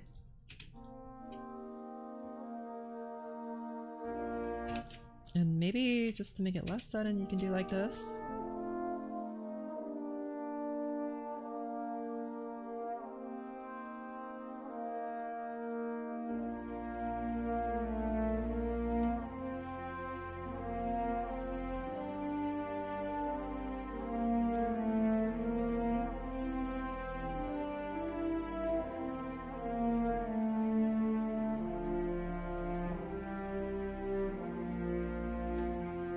I like that. It frees up the horns for a lot of good melody stuff or accompaniment stuff. Why are you muted? Unmute. There you go.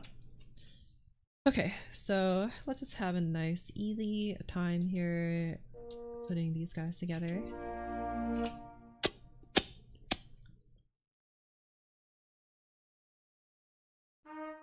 Okay, so how's this gonna work? What software is this? This is MuseScore, the 4th. MUSESCORE4. Yay! Let's have you horns play like this. Let's have, whoops, like that. Ooh, I don't like that. Let's just, you can play a little lower. You play F, you play B, you play D, and then you play F. And then trumpet here can play F, and you can play B. And then doink. And then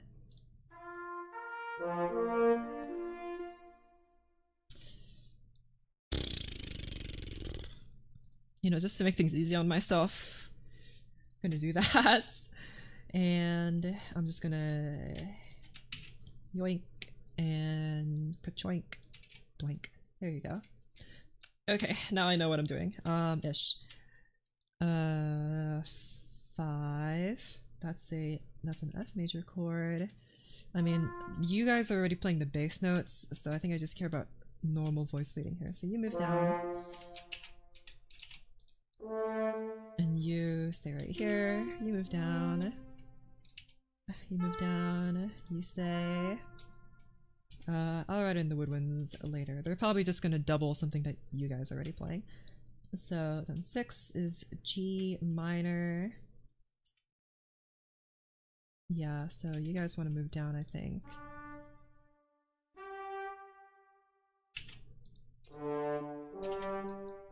Nope. There you go.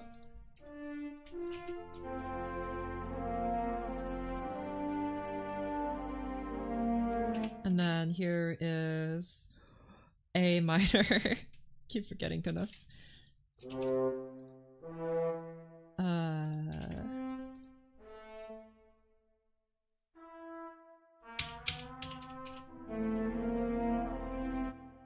feel like maybe you guys are a little too quiet. I can't really hear you. Strings and brass together are generally the same volume at piano, so I'll just have you play a little bit louder. Or actually, never mind. You guys are actually just too loud. Alright, whatever.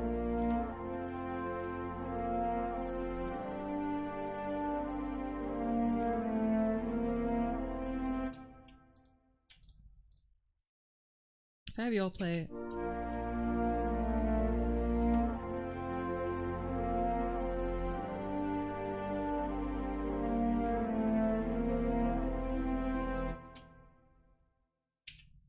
I prefer the strings to be quieter. Hello, hello. Let's have you are a G, yeah, G minor to C major. So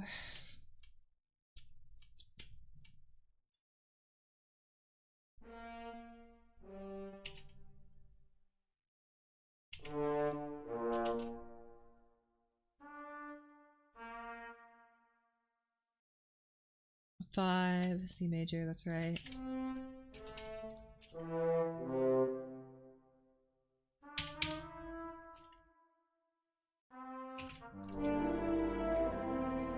And then D minor.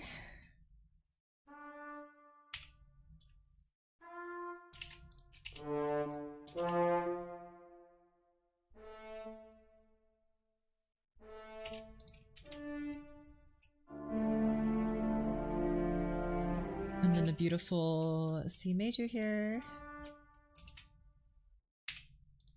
Whoopsies.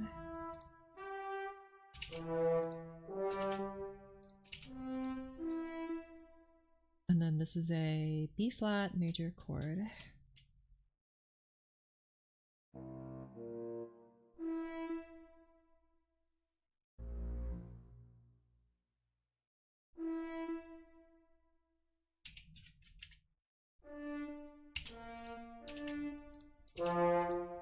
Nope, wrong order.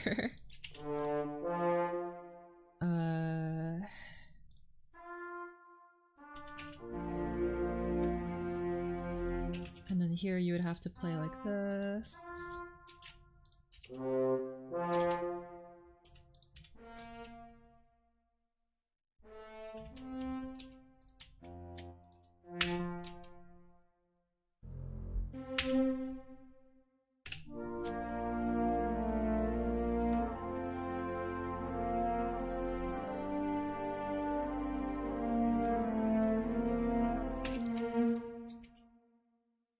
Tuba instead.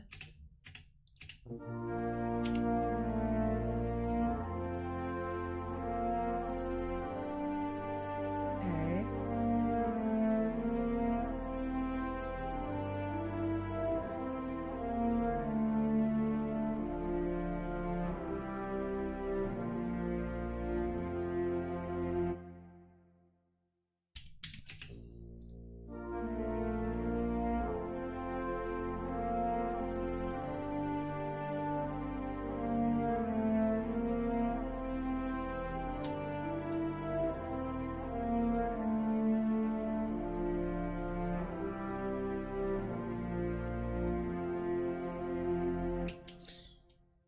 I like this, but like, that is low.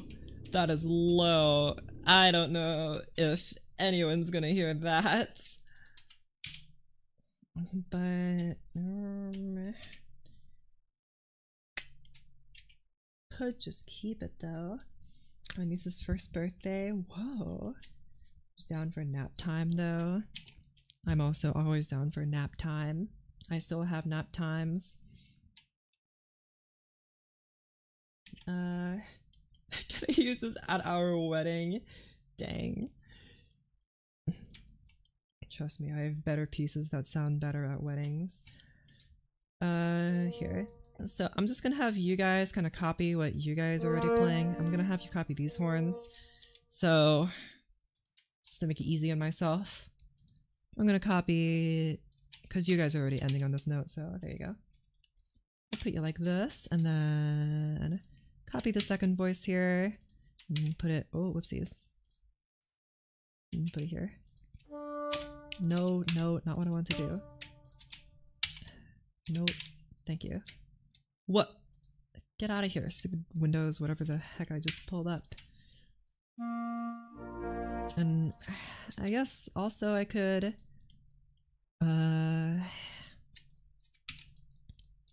do that, and then how about, just for giggles, do that and see what just what I want to see what it sounds like. Is streaming much longer? Yeah. I'm just getting started.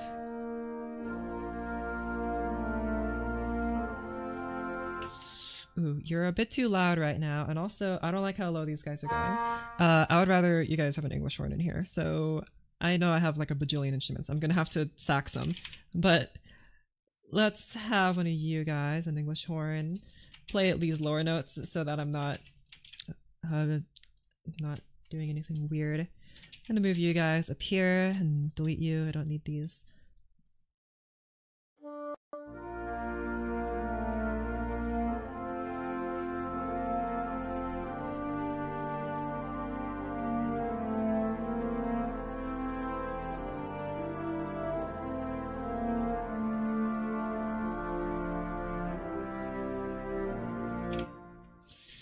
Oboes don't really sound good here. I feel like oboes would sound much better up here.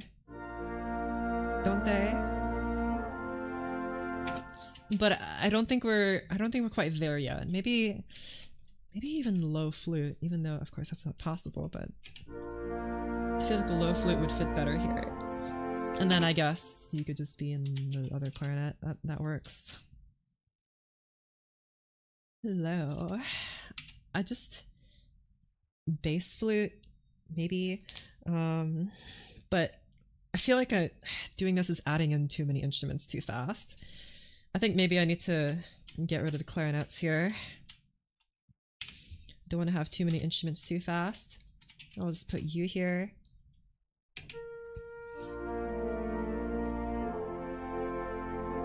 And then you... Why are you so loud, by the way? You're like a low flute. Why are you playing so loud?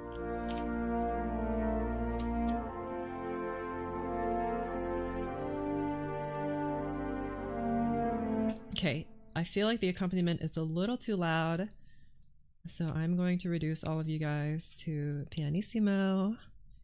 Doink. It's all about this transition here, and we're all about transitions here, ain't we?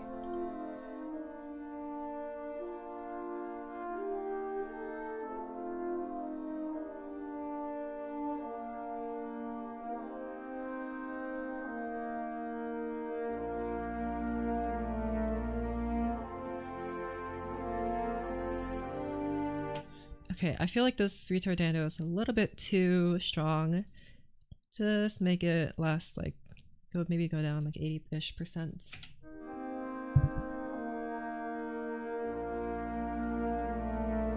Here, what if instead of horn and trombone, we just have like solo trombone play this part?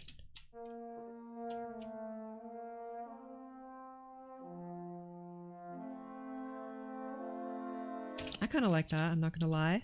And then, I'll have you do like a nice crescendo here. I don't want a hairpin, so just have this guy.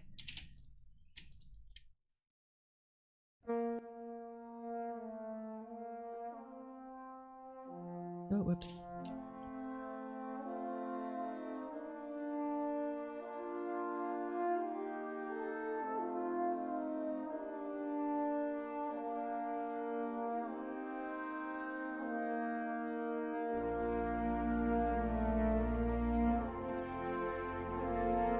Okay.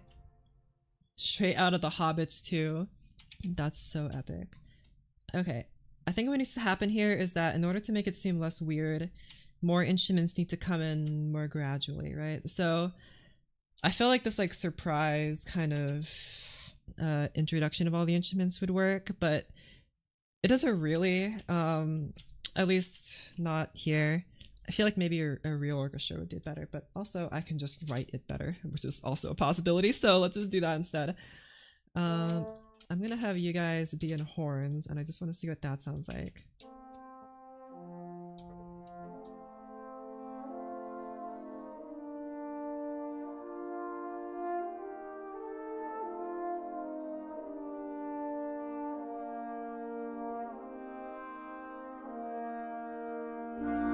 Oh my gosh.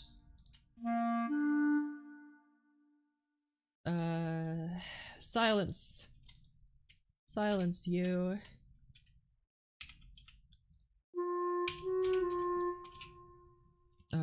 Pianissimo, there you go.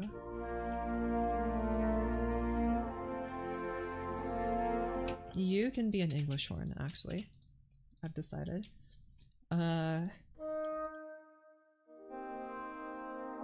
Because you guys lead into this.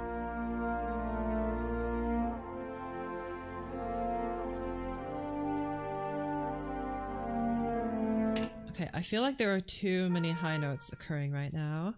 I'm going to get rid of this high trumpet, and I guess I'll just delete this English, or maybe not delete it, but like replace it with something else like this. Have a clarinet and English horn play that part, and then the majority of this can be. So you're already being played by this. And remove the clarinet part then. Just have the horn, not the horn, the English horn, which is not a horn, but it's called a horn. Have the English horn play that.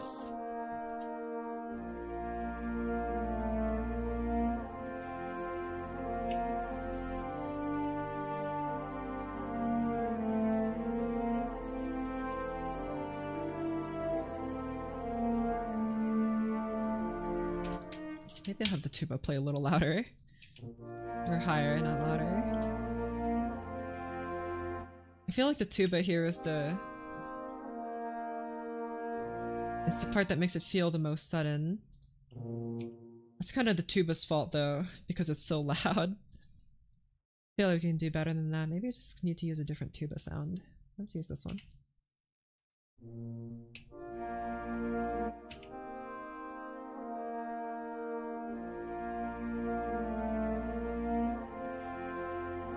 Better.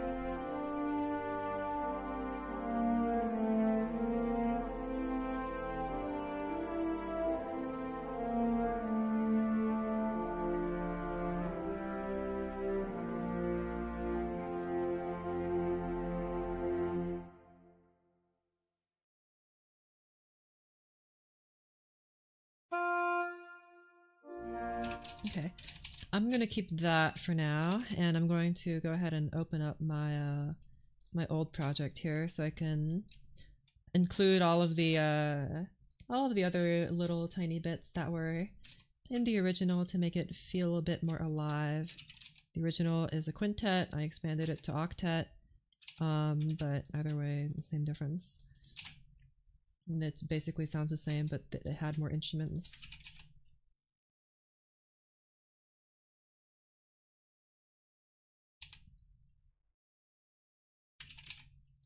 Let's just hear what they sound like on their own, and we'll see.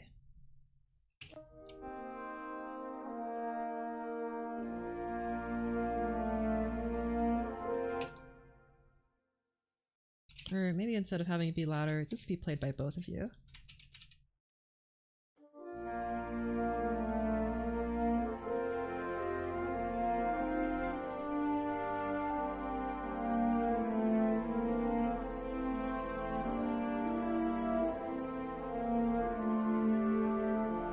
You can't really hear these guys. I'm just gonna boost their volume up to a nice mezzo piano.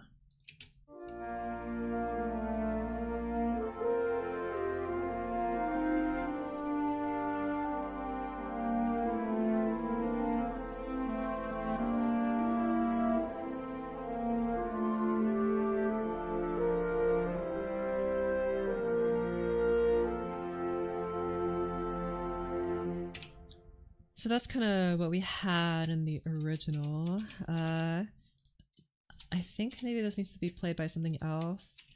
I don't really want it to be played by a brass instrument. Maybe trumpet would work here. But it needs to like be heard.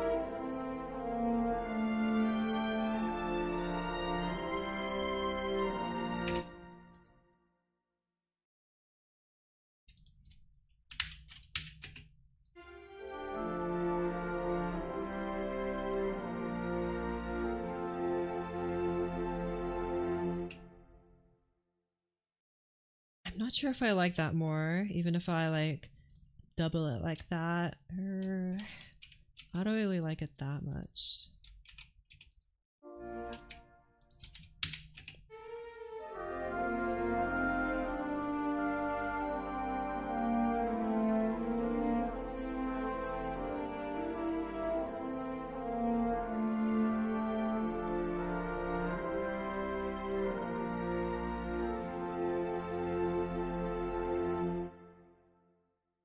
I kind of need to be careful here. I don't want it to sound too stringy right now. And I feel like the trumpets aren't really adding a whole lot. It needs to be a different instrument. Clarinets would probably work a lot better. Let's do 2 clarinets here. I think they collaborate better with the strings.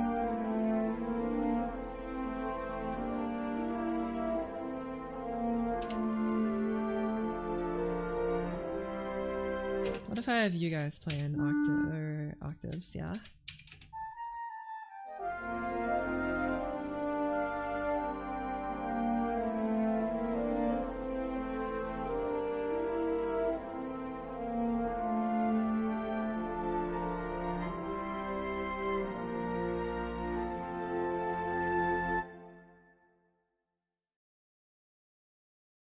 Oboe instead.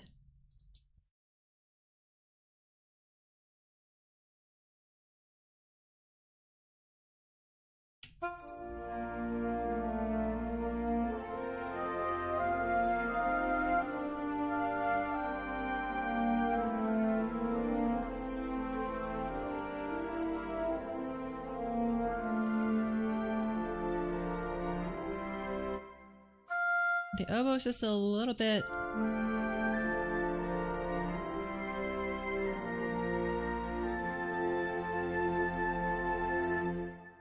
The oboe just has some sort of quality that makes it a bit brighter than everything else in this nice higher register, so I want to keep that, you know?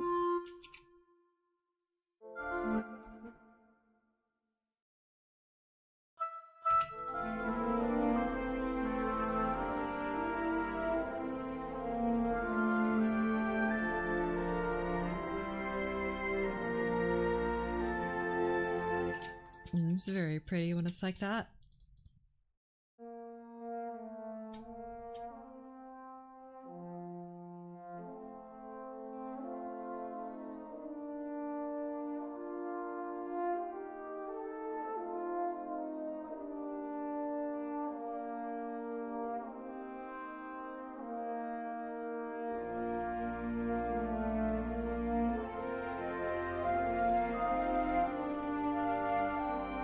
Okay, I feel like we're kind of getting somewhere. Somebody needs to be louder here though, and I think it needs to be cellos.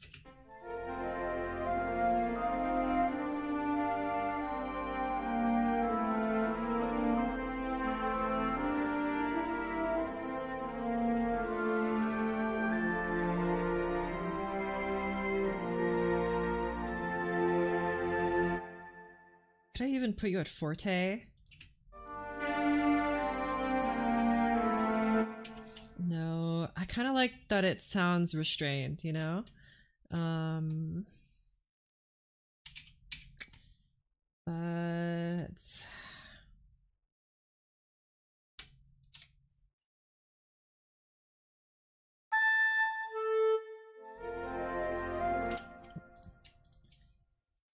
Because what I found is when you have things that are competing for volume in music, like here, there are a lot of things that are competing for volume. It's better to have, instead of raising everything's volume up so you can hear it, it's better to just kill off the volume of everything else.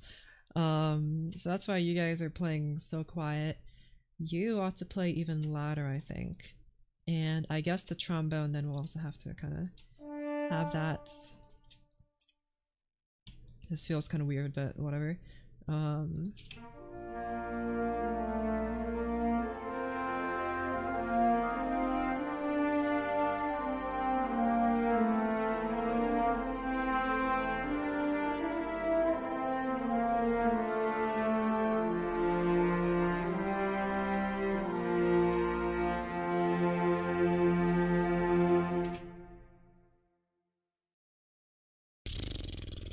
Something's missing. Here, let's have it so that the trombone shines the most, and the strings just kind of sit in the back.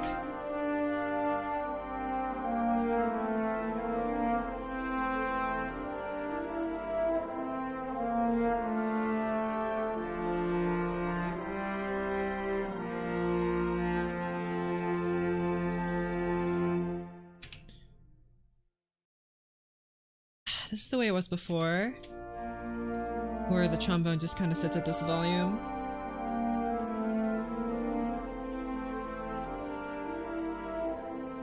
I feel like the trombone having like the highest volume is what we want here.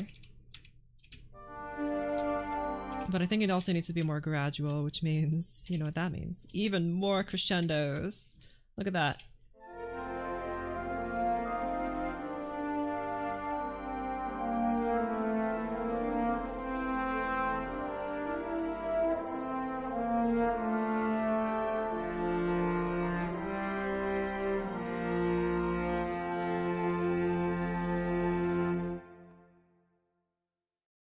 Okay. Well, that's getting somewhere. Still doesn't feel quite right though. And I think it's like what I said before, I feel like the melody needs to have a bit more interest here. Like right now it's just, you know, just chord. Like I'm fine with the principal melody having, you know, just quarter notes and stuff, but I feel like here it needs to be more interesting.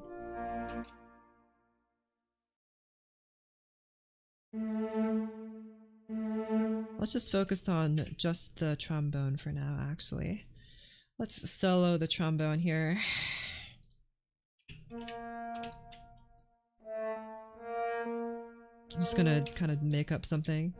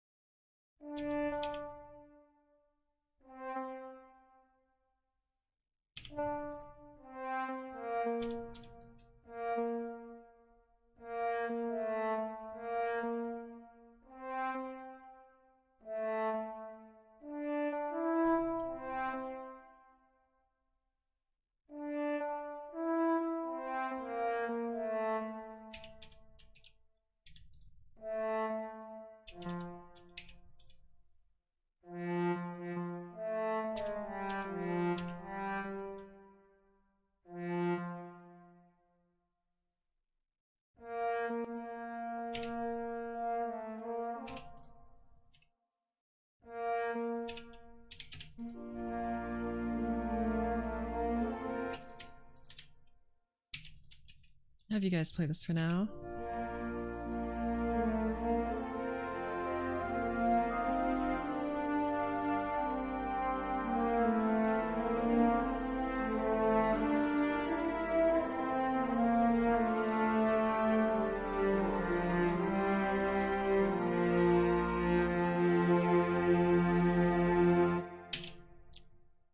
I feel like usual work, but okay, hold on.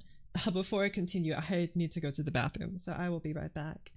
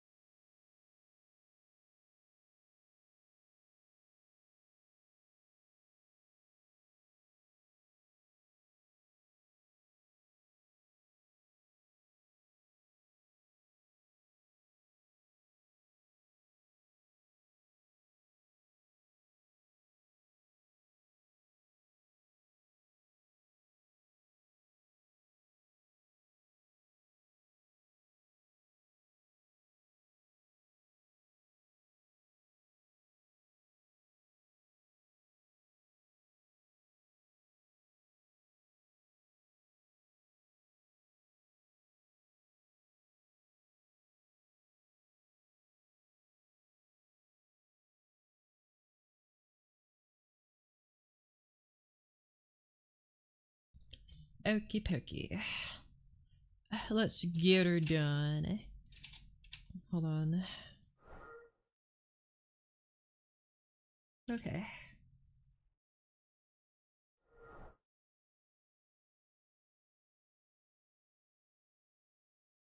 I'm gonna edit the dynamics that were here. They're more for the trombones.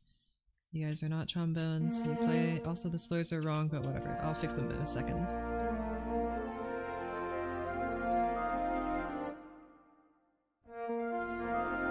I feel like this sequence needs to continue.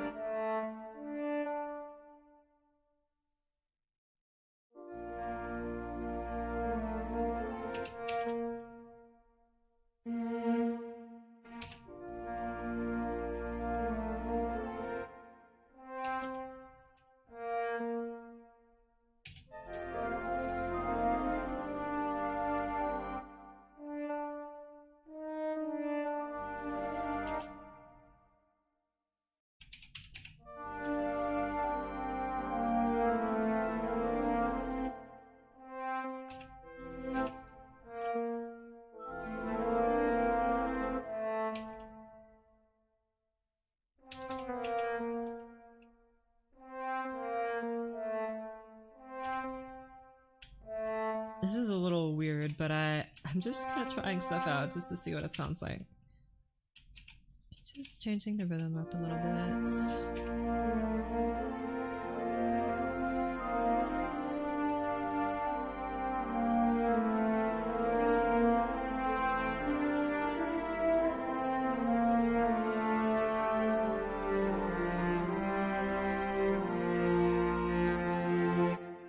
I don't like that you can't hear this changing of notes.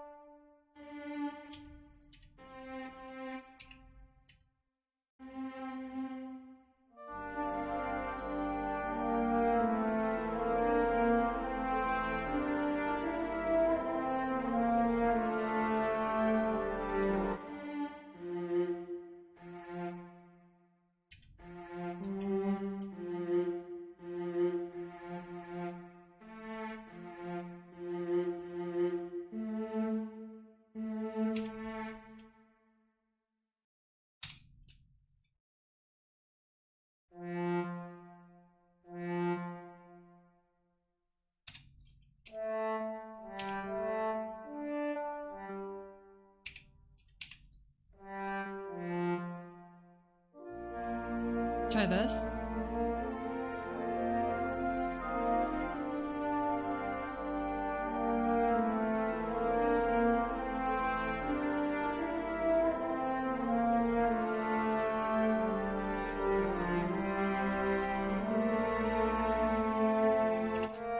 No, I really thought this A note here would sound nice, but it really doesn't. I'll just have you go down to F.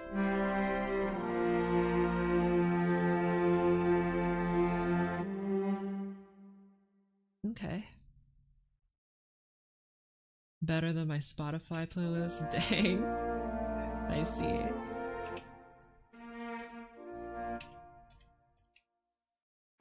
I feel like this needs to be like a sequence, you know? Have a nice sequence here.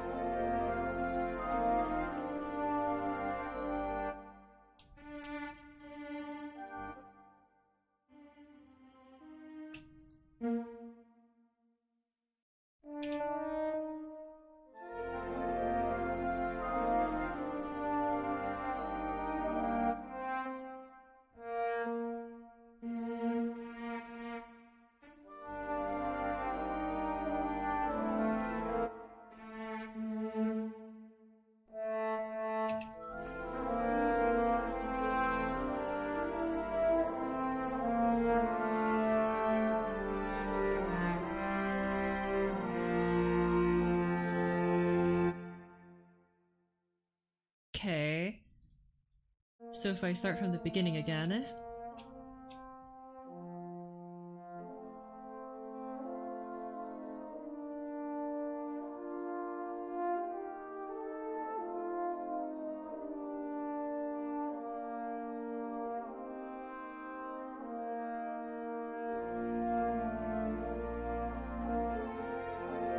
No, no. You need to start slow and then get fast, because this is slow. You need to start slow, and then you can kind of speed up.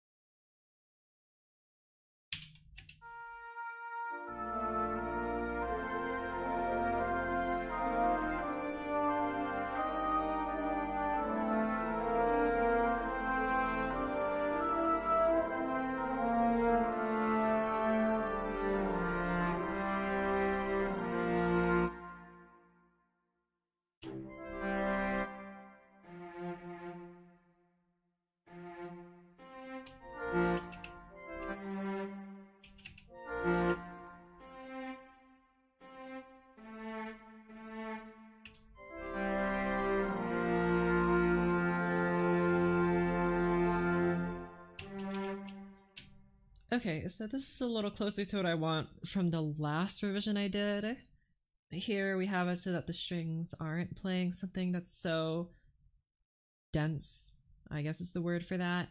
It's not a very dense harmony, and that allows for the brasses to kind of continue from where they left off here. You know, we have the brasses playing here.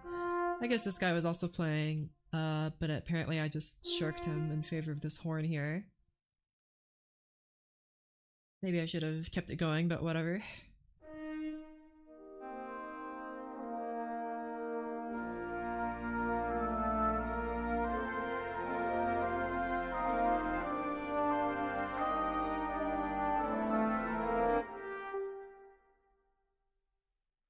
Try another oboe sound.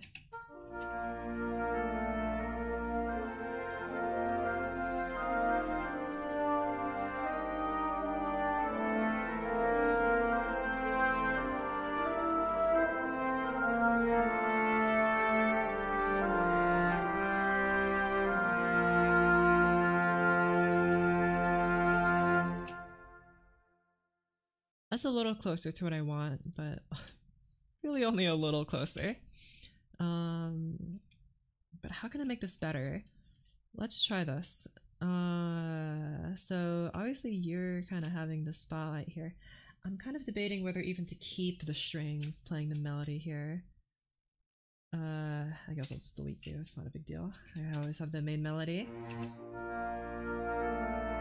And then have you maybe play piano first, and then you can crescendo to like forte or something even.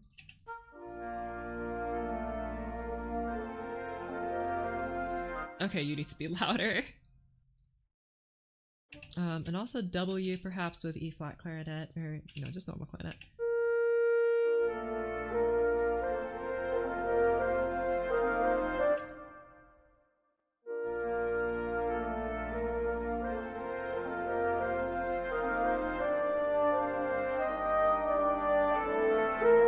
Okay, you're too loud.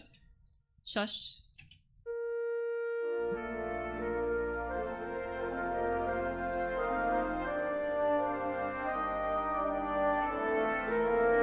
No, no clarinet here. And also no oboe here. We already have you playing.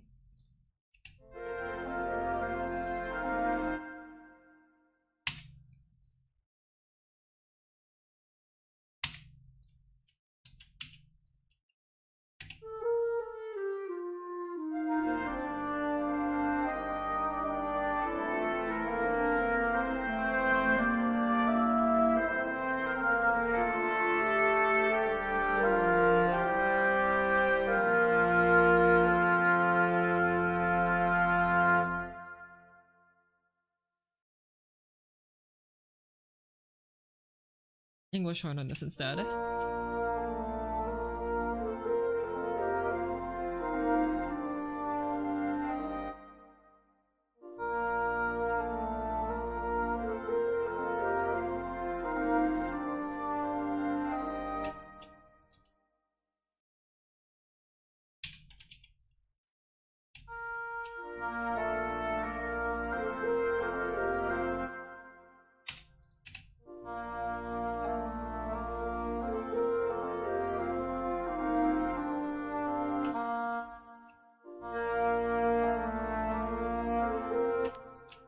No, if it's gotta be an oboe. It just feels right this way.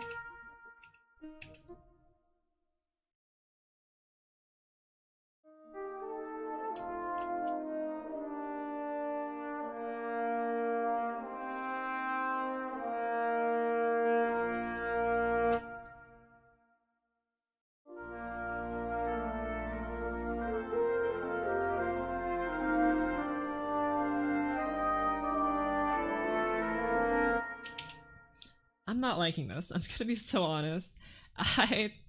Something about this just doesn't feel right to me. It's not what I want. And then again, I'm not really quite sure what I want. And if I want to figure out what I don't like about it, I need to like nail down specifically what I think I don't like. Like on its own, it sounds fine. Like the strings sound fine, the accompaniment sounds fine.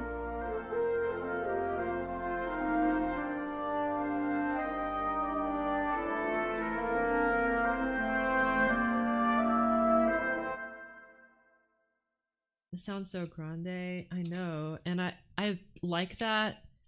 It just doesn't feel right for this specific passage. Something feels off. And I feel like it's that I think it's just strings. I actually think it's just strings. I added these strings in here just to make it sound thicker. But I'm kind of like realizing the more I do this is that I don't think strings belong here quite yet. Like maybe they'll come in later. Not yet. They don't belong here yet. See, I already feel better about that now that I remove the strings.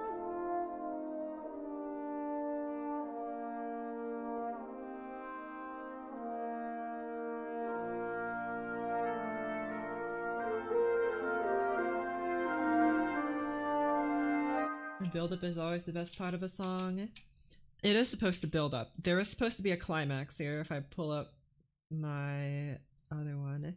Because just as like practice for the... Can I close this please? For the practice I did before, I actually wrote the ending first, which isn't here because I'm an idiot. Was it in this one? I can't remember. No. Okay. Well, we can just listen to the ending.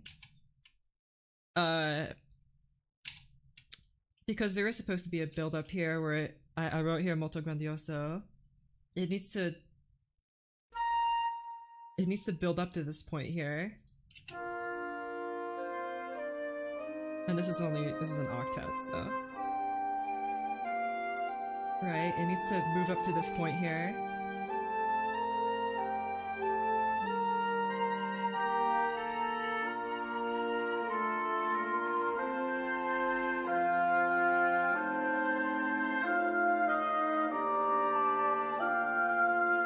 And I feel like this would benefit greatly from strings at this point.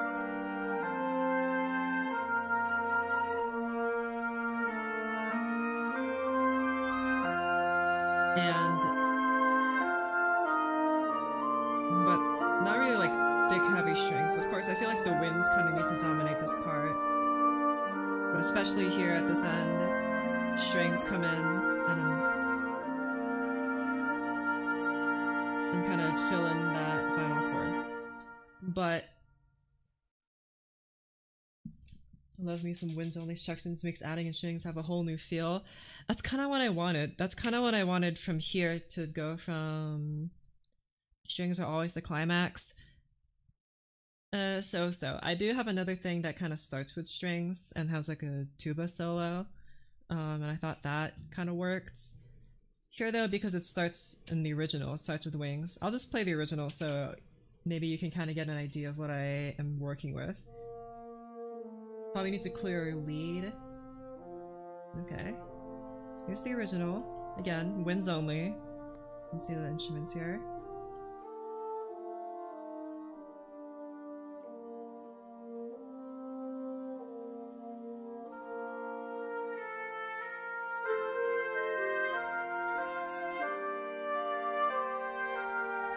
It needs to be lighter. There needs to be...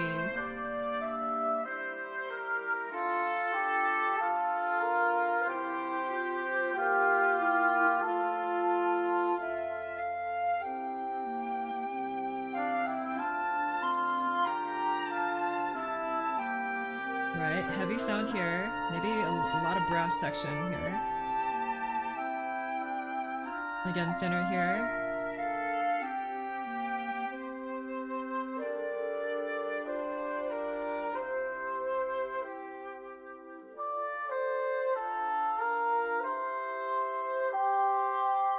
Okay, I'll just play that much until it moves to the next section. So I feel like, yeah, I think my problem might have been I was rushing into the darker parts a little too quickly. That probably needs to happen at the end here. The strings can definitely play some kind of melody portion. I feel like they might work there in these first bits, but as an accompaniment section, harmony, I feel like they need to come in much later, and that this brevity needs to be used a little more. So let's rethink how we're doing this. First of all, can I deselect figured bass? That doesn't count. Chord symbols? Yeah. Okay, delete that only. Don't delete the chord symbols. I want to keep those. And again, I kind of like this this oboe melody here. But if I'm gonna do that, we need to make sure that the accompaniment is also quite. Because what I had there is that I had this kind of thing, which is kind of not really dark, but not really light either. And then I went to like I had a darker melody and accompaniment sound, like a tone. That didn't really work there, so I think I need to push to the other side where I have it be lighter, you know? Have a lighter, whatchamacallit? Have a lighter accompaniment. And I'm not sure horns would accomplish that precisely, but...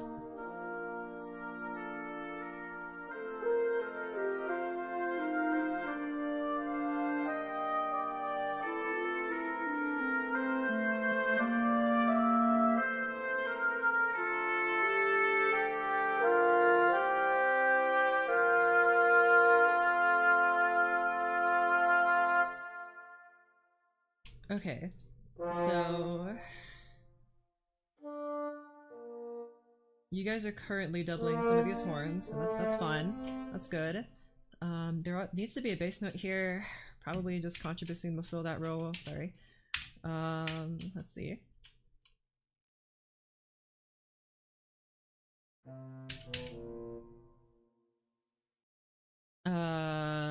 F. Also, you're on the wrong. This key change is on the wrong measure. You go here. I just noticed that.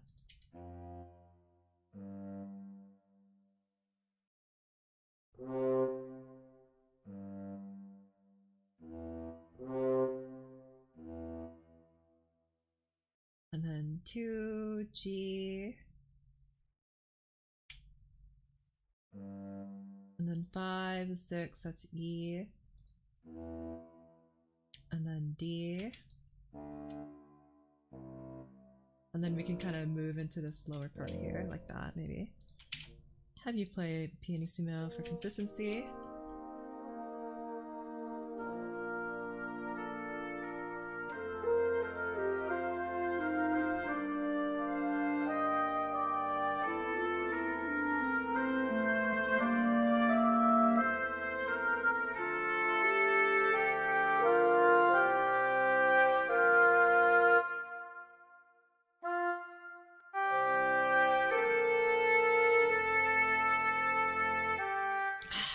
I feel like you're a little loud, but I think that's just the instrument that I chose here. I also think these slurs could be better placed. Let me fix this.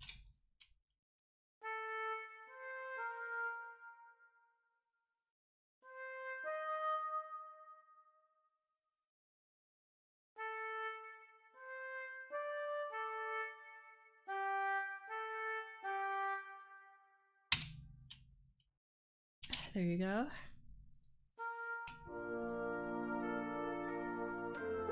And I guess I'll just do this. It's just 4 measures.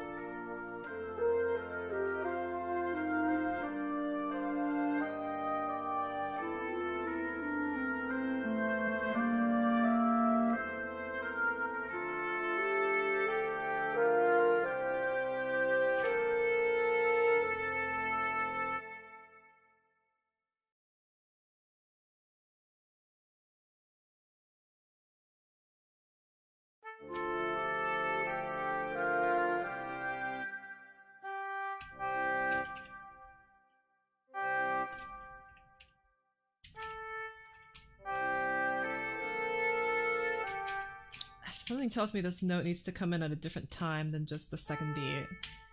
Let me just...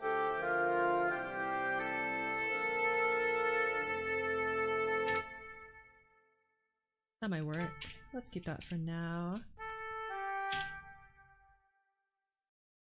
Okay, let's have something like that. Of course I can just change it later. I think this harmony needs to be better written though, and by that I mean we need to have more instruments kind of come in here. Nothing too dense, I think, though. See, we have bassoons here filling in you guys. Or not you. I don't know why this bassoon is so out of tune, but whatever. These guys are doubling second horn and third horn. And then I feel like... who else? We could have this first horn maybe be doubled by something else. I like these doublings. Let's try English horn first.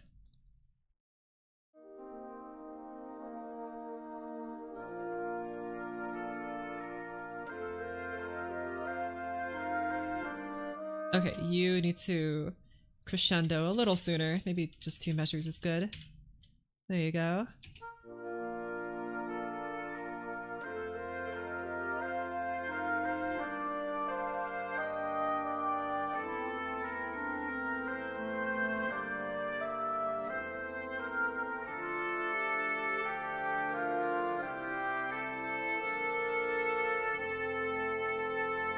Yes, I like that. Also, you don't need to hold that note for that long. Okay. I'm also wondering maybe instead of contrabassoon if I use like a tuba or even like a bass trombone instead. Not really for these notes, but you know. Or maybe even like... no.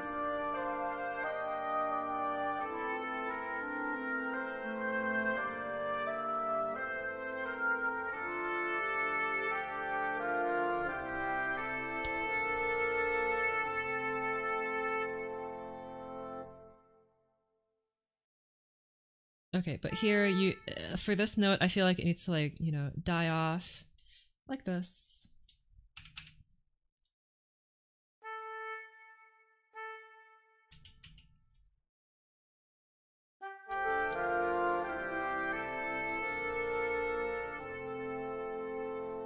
a little, hold it for a little longer, please.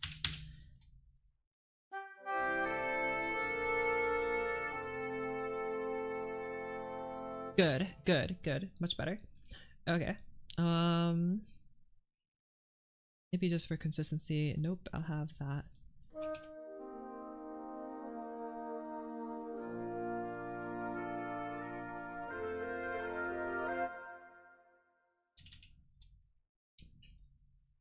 I just don't want it to like come in so suddenly. It needs to kind of like fade in.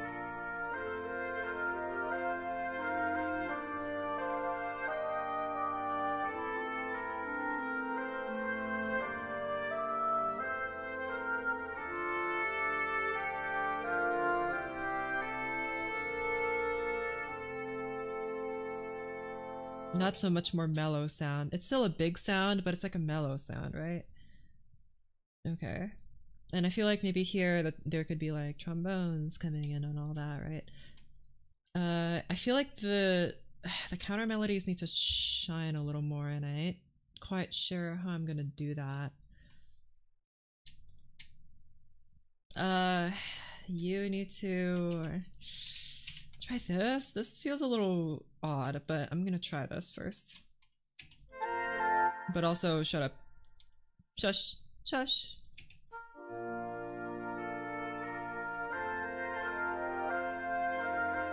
Or maybe don't compete too much with the higher register of the oboe. Just like... that might be a bit better, but that's a problem. Let me, here. Let's...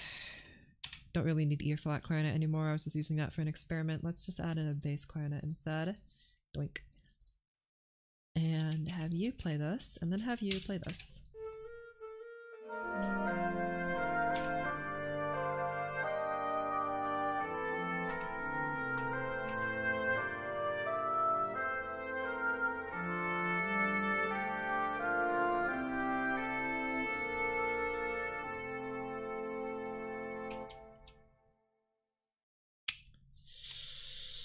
Ooh, I don't know.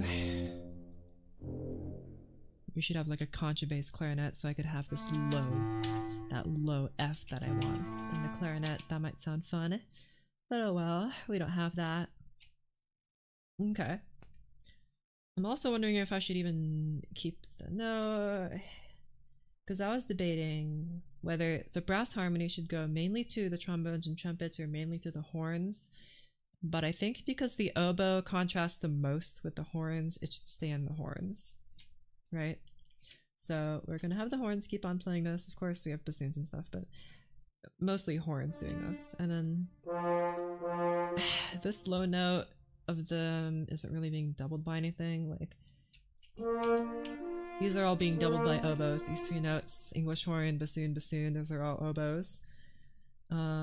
Maybe even like bass oboe might be fun.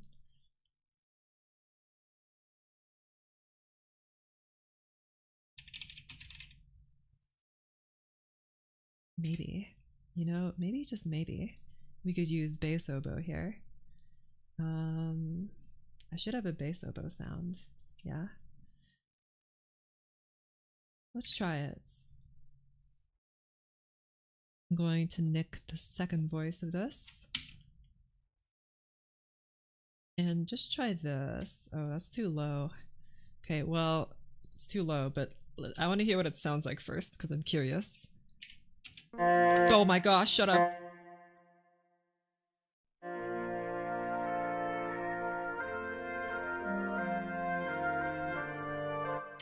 Nope. Nope. Nope. Not what I hoped it would be.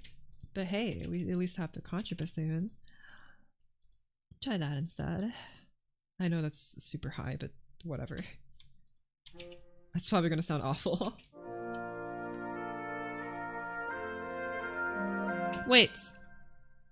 I just remembered.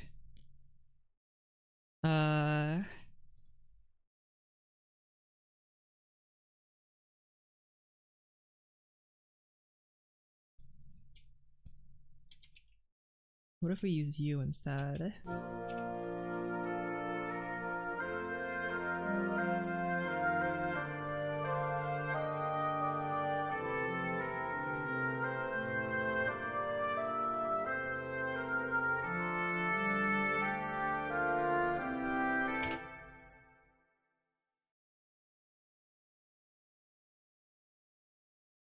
bring in your alto cousin here. The mute saxes are a little loud, so I'm getting another volume.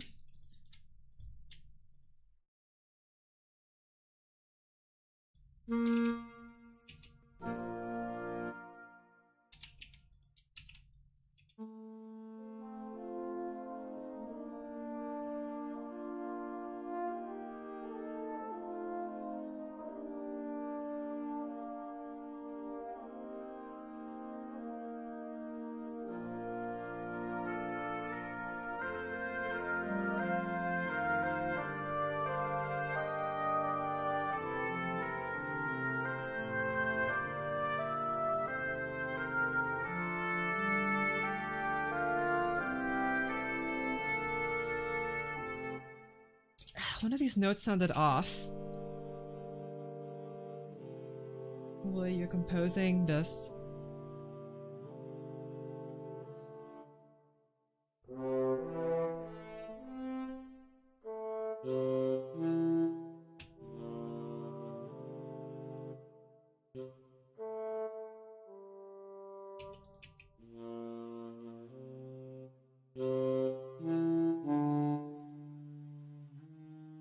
That's it. You're not playing the right note. You're playing a flattened note. You're playing an E flat. Bro. Okay. 2 tenor saxophones it is then. Perfect. Beautiful. Nothing wrong with this. But also shush, because saxophones and mute sounds are so loud. Okay. 2 tenor saxophones.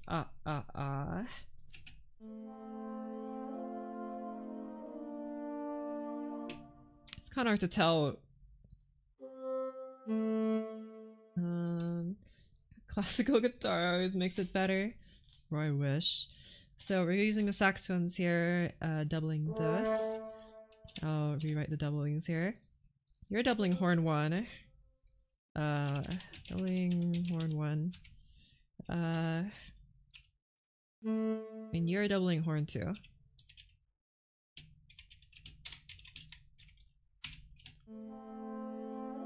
I guess I could have both saxophones double them. Sure, that's good.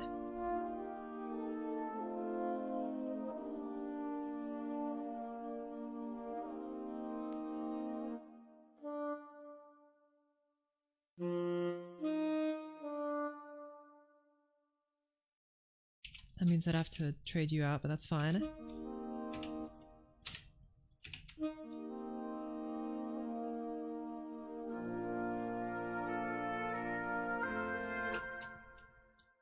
So if I have bassoon is doubling horn 4. What? Mu score? Thank you. You're doubling horn 4. Nobody's doubling horn 3, which is this B here. Or, no, you are. Oh no, this is horn 2. Sorry, this is horn 3. You're doubling horn 3? Wait. Oh, no. This is horn 3. This is horn 1. Because you went down here. Okay. I think... maybe just say... I could make you...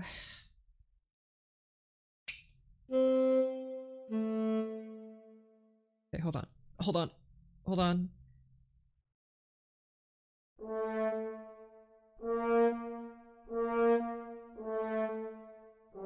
You're still doing horn 2, you're horn 4, you're doing horn 1.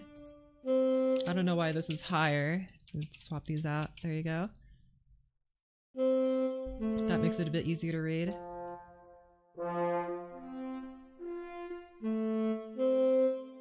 Okay. You're now doubling horn 3 as soon as you get to here. So that's gonna alleviate some confusion. Flexing on the tenor sax with my bass clarinet since I can go lower. Dang, that's so true. I'm using tenor sax here because I realized that I needed a bigger sound, but I didn't want to use a trombone because I thought a trombone might sound too close to an oboe.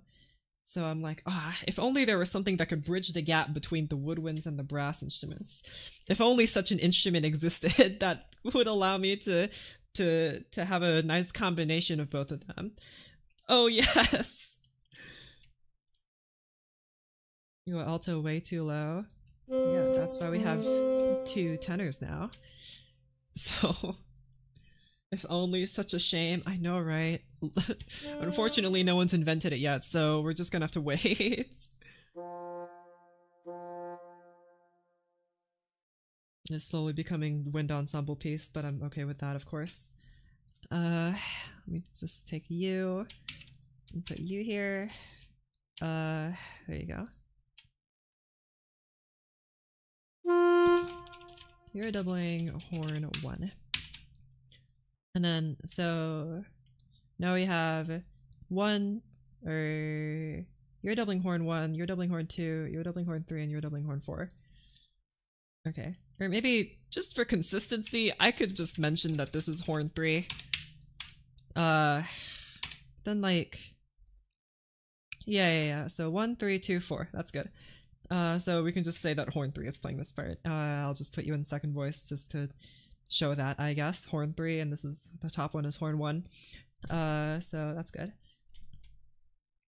I think more accurately though, it should be like that. Okay. There you go. So now we have, yeah, horn 2 and 3 playing this part here. And then I have something similar here where we have this happening. Just so it's clear what the heck, what in the world? Just so it's clear what's going on here, we have 4 separate horn parts here, so we have rests for all of them, just to make it clear. And then we can see here very clearly that it's why are you grouping the horns like that? Like grouped 1 and 3 and 2 and 4 and not 1 and 2 and 3 and 4.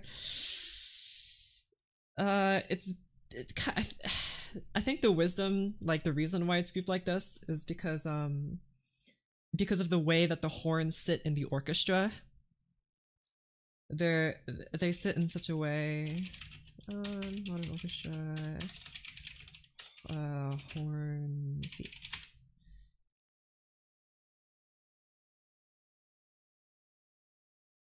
Hold on. Can I pull up an image, please? Because in the way that they're sitting, it just sounds better if you put them like that. Man, these are not helpful diagrams. Show me! Open image, a new tab. Okay, maybe this one's a little, do you want horns in the string section? Well, I'm just thinking, like, because this is generally how the orchestra is set up, right? I like this Comic Sans, like, this very, like, early 2000s looking image. It looks great. I love it. But yeah, the horns generally sit kind of... How do I explain this? You've never seen that configuration? Really? I mean, this one's a little weird, I'm not gonna lie. Like, usually these guys are kind of sitting over here, but like, in general, I just kind of picked this one because there's a lot of horns in it. The horns are sat in such a way that when you write it in a staggered kind of way, it's, you know what, I don't really know, because I only have like a kind of a vague understanding of why. I feel like if you actually read like a composition book, it would explain it a lot better. But there's use their horns where trumpets are in that diagram. I see. They just sit in 1, 2, 3, 4. Yeah. So having them staggered like that creates kind of a wider kind of sound. At least I think the idea is. But of course I could be wrong about that. And also this is just how it's grouped up by default anyway, but I mean, you could write 1 and 2 and then 3 and 4, but I think as the orchestra got bigger, composers like listened to, like, you know, the orchestra, and they realized that a configuration like this sounds better. I don't know, because usually they're like a lot of horns, right? Usually they're like, you know, 2 to 6, maybe even 8 or 12 horns, depending on the size of the orchestra. So I don't know. But anyway, remains to be seen. Shut up, saxophone, you're so loud. Also have more reverb. Once we play this with 16. Wow, 16 horns is crazy. I've never seen 16 horns in one. Usually like a symphony orchestra has like 8, I think, or maybe like 10 or 12. 16, that's a lot. For like a big famous orchestra, right? For like a more modest orchestra, of course, like no love less, but it's a lot of horns. I do have French horn sounds that, because there are 4 horn parts here, I do have some horn sounds here. Got a 4 French horns. That's 16 horns total. Or 12 French horns, meaning 48 horns. 48 horns! I'm not gonna lie, I'm a little tempted to have 48 horns. But let's not do that, maybe.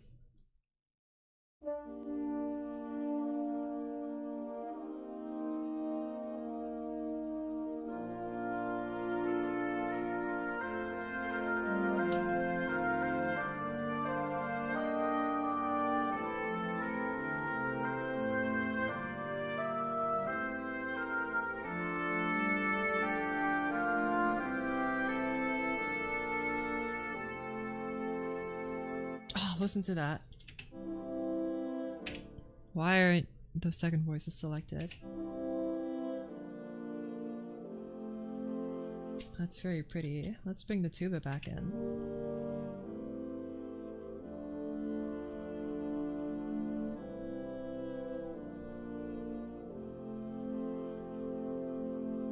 Beautiful. Okay. It is a little weird that I have 2 tenor saxes and 1 alto instead of, you know, 2 altos and 1 tenor, but whatever. Let's name you guys tenor sax 1, and you are tenor sax 2. There you go. It made sense to alternate low, high, low, so the high and low are put together in the same staff. Wow. Very fun. I remember reading, someone's book. Was it Piston's book? Walter Piston? I think he might have mentioned something about like an in-depth reason as to why orchestrators prefer, or composers, I guess, composers prefer it to be staggered. I don't remember why, because even before that, I could put together and the low could put together. Yeah, because it was before that they were grouped 1 and 2 and then 3 and 4. But even then, even though they were grouped like that, composers would still write them in the staggered way, so it just made more sense visually to have them grouped like this and then have them be put in the staff like this. And even then, I mean, if it's a problem, it's not that hard to just swap the horn parts around, so I don't know. I'm sure there's someone who could explain it better than I could in some book somewhere, but I don't have that right now. Okay, I'm gonna try something out real quick. This might sound bad, but I'm gonna try putting that tuba part in the bass trombone. I don't know if the bass trombone probably doesn't go that low. Oh, it does. I just want to hear what it sounds like. Where's bass trombone here? I don't know if I have any other bass trombone sounds, but bass trombone is a sexy instrument.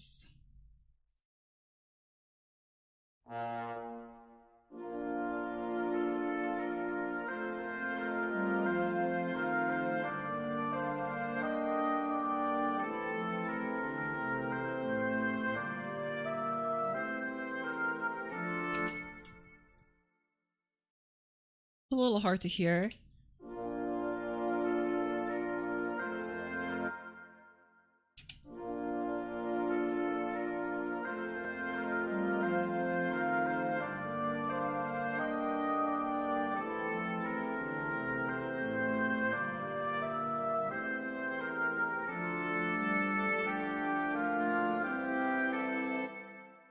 No, it's better in tuba.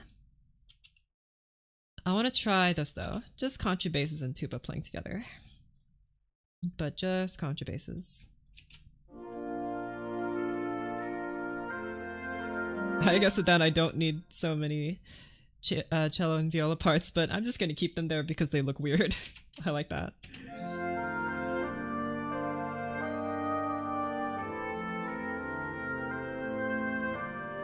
Maybe I was thinking like contrabassoon, but I remember. Oh wait, yeah, contrabassoon is free. I forgot.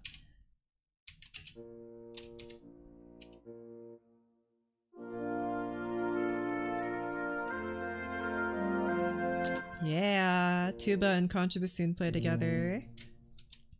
Tuba and contrabassoon always sounds good together.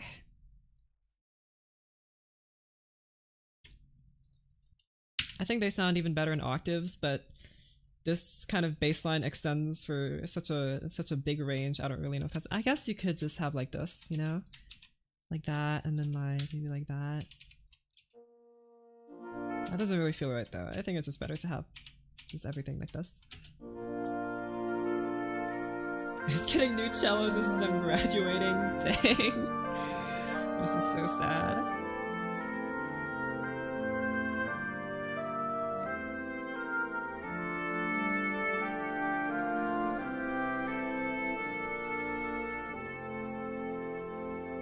Ooh. Oh, what a beautiful note. Thank you, contrabassoon.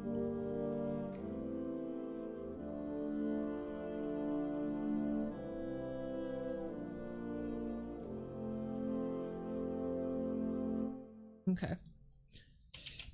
Sure. And then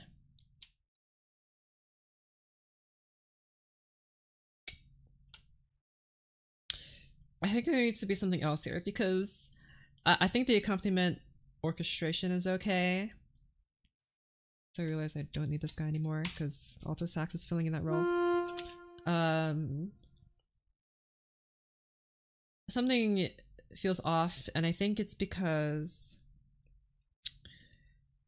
look at just look at the board here. We got 1, 2, 3, 4. We got connect 4 here. That ain't no good. We need to have some more. We need to have something else happening in the accompaniment, whether that's just more rhythm, or whether it's like a movement in the melody, like a quote-unquote melody. Like it can't just be whole notes the whole way. Like I can kind of excuse it here since it's the intro, but like here it needs to get more interesting.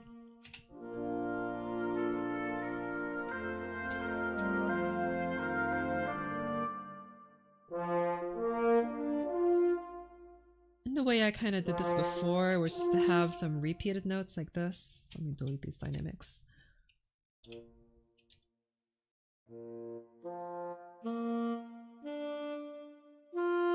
I'm not quite sure you can hear that though.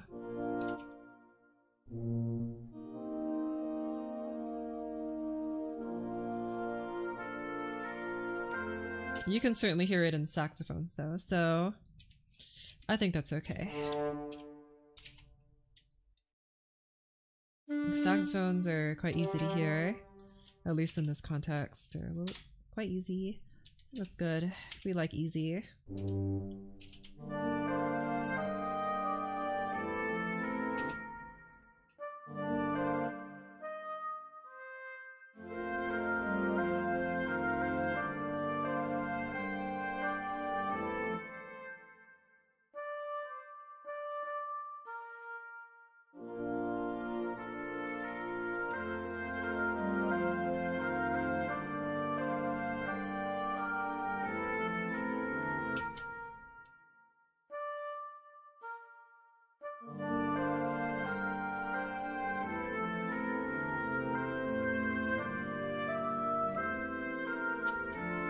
Okay, something feels off about this part here.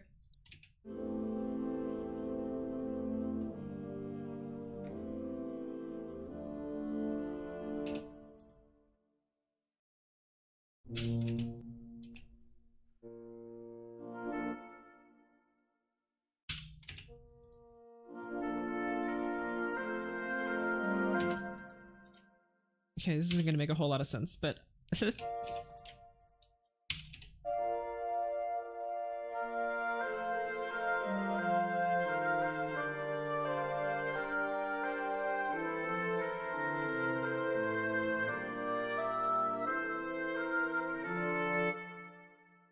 I'm starting to feel like the accompaniment was getting too heavy.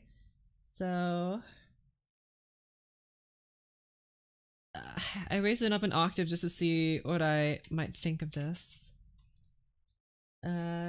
What the software is? It is MuseScore 4, MUSESCORE 4. The fourth one. Or you can go to 3. Some people swear by 3. I just use 4. Oh well. I think it's this tuba here. Something about this tuba just doesn't feel quite right. Like, not that it feels incorrect. I think like it's making it feel a bit too dark. It needs to be either here. Please delete or figure bass. No, what was it? Chord symbols. There. Just have contrabassoon only do this, so it's less resonance. Hopefully using a contrabassoon only should lighten up the harmony.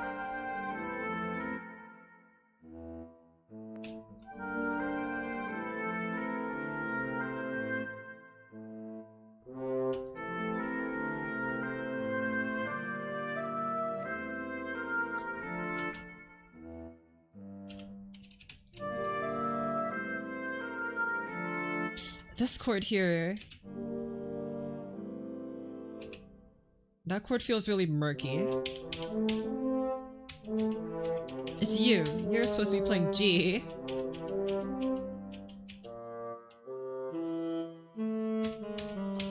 That's it. Okay. I was like, why does it sound so wrong?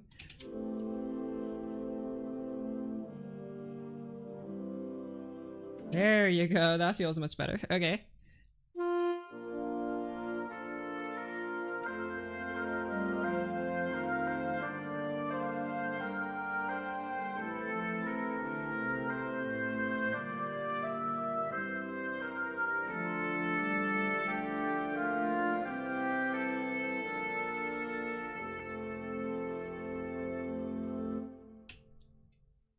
Okay. Not sure if I quite agree with this though. Here, let's do a little experiment. Let's get a little crazy. Let's try this.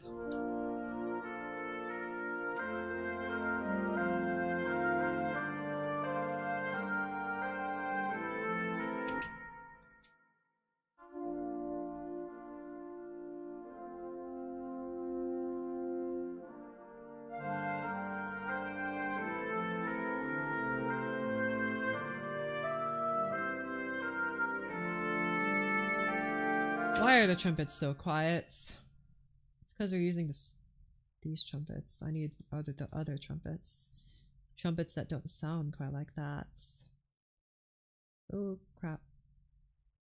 Hold on, I have other trumpet sounds. Let's use these.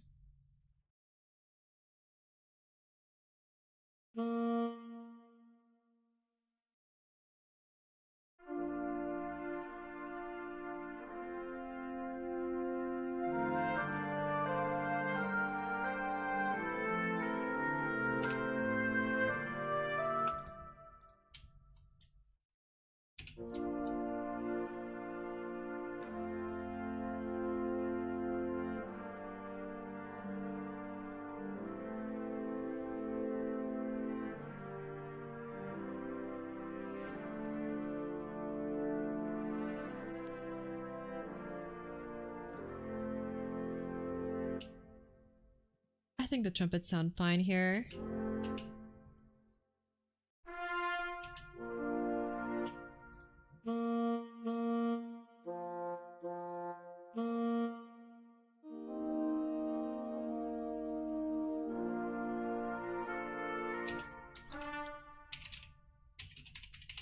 Now you're doubling horn 3. I guess I could have you double horn 3 from the beginning. And then have the saxophone and trumpet work out together. No, it needs to be saxophone first.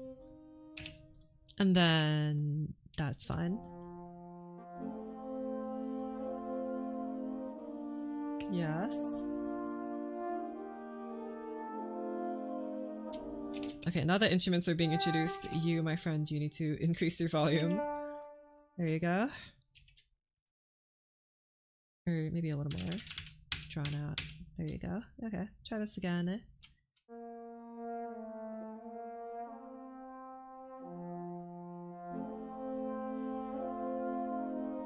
Maybe just the mezzo piano from the start. That's fine.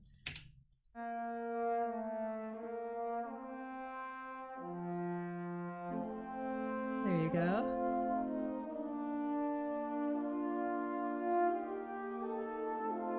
Good.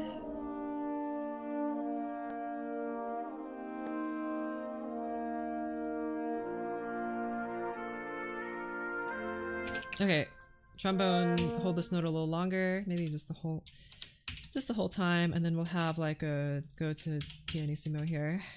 Just die off. Maybe not pianissimo, let's go to piano.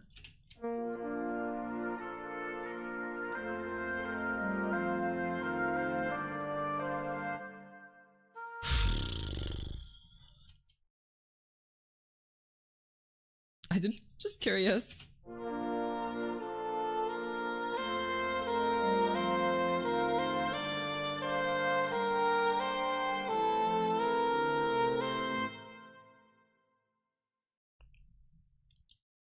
I'm sorry, alto sax, but you suck.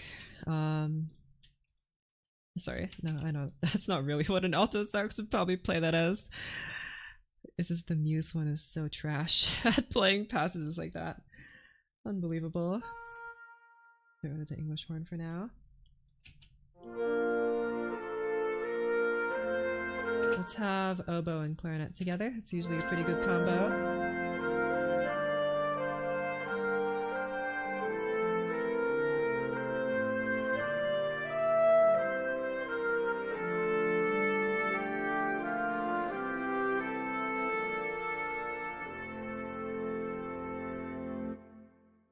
Maybe even like trumpet, you know? I know a trumpet's already being taken here. You know, when does that ever stop me?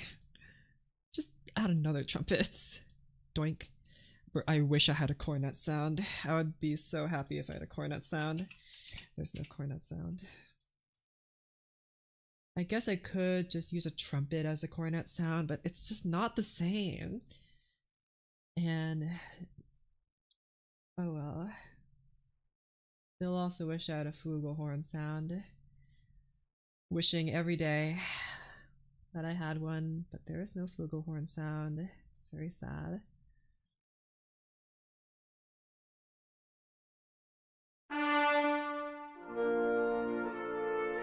If there was a flugelhorn, I would probably replace all of my trumpets that I ever wrote for with flugelhorns.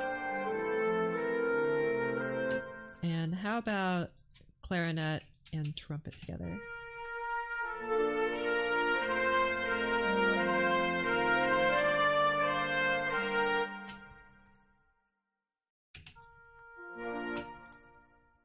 You're mezzo forte, you're forte.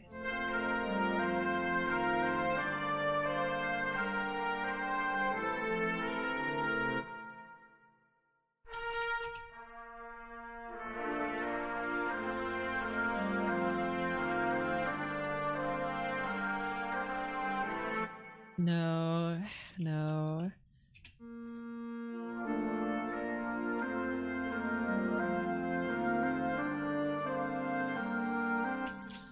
Is this better suited for tenor sax?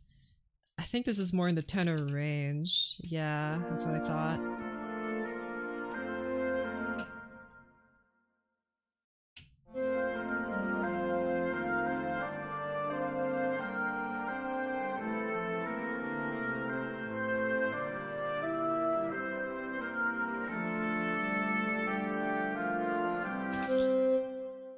Both of you play forte.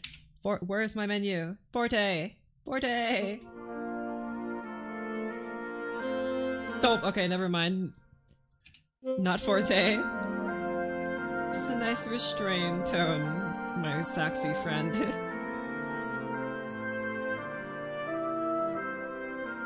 And perhaps doubled with clarinet.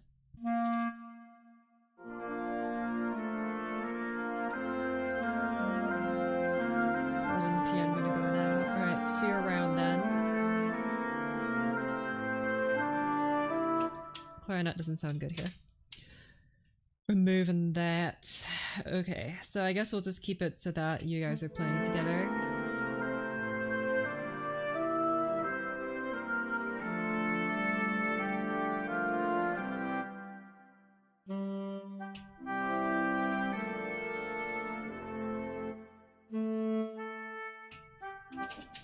No, I think this is better.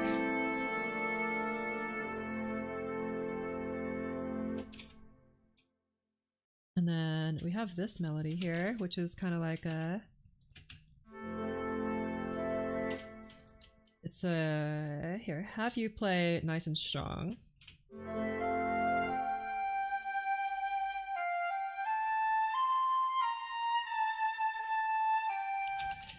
Should I have you in one flute or two flutes?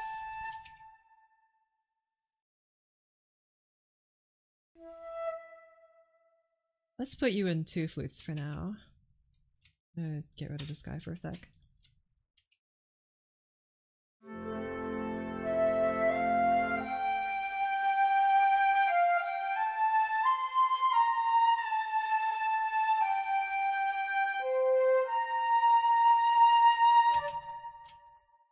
I think you're a little bit loud. That's good. And then you guys die down to mezzo forte when it comes to the quiet here.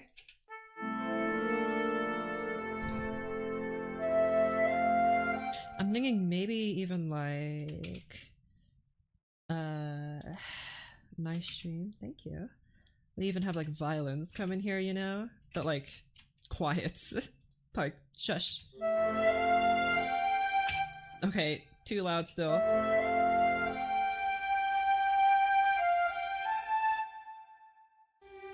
Maybe like an octave down? Or like this? No?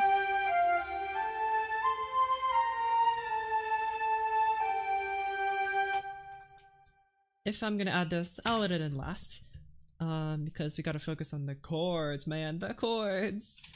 The chords! Let's write in our chords, which are over here. Right here. Okay.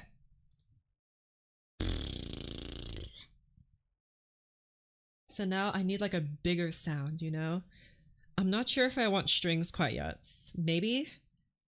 But if I add strings, they need to be like supporting. They can't be the main stage. So here, if I guess, oh, whoopsies. We can put the tuba in. There you go. It's kind of a given, we have a tuba. I did add in a bass trombone. I guess I could have it copy the tuba. That's fine.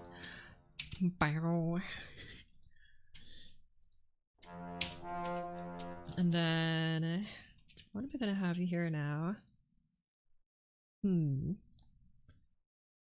Because I want this to be a nice like flute passage, so it needs to be like a nice...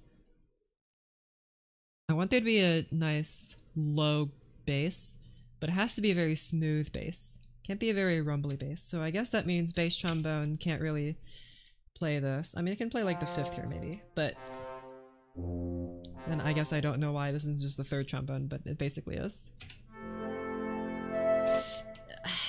The trombones can't be too low in the register, I think. Otherwise, it's going to start sounding too resonant. It can't sound too resonant. Or maybe no, resonant's not the right word. Too bright. Or maybe that's a good thing. Okay.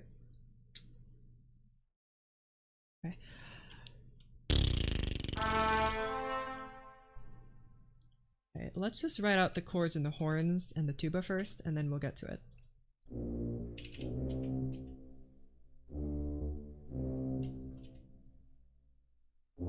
Okay, the chords kind of just repeat here.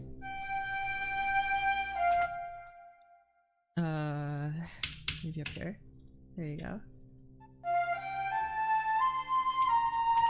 And I want these to be, and then here the chords can get more light and airy at this section here. But first, let's just write in the two chords that go here.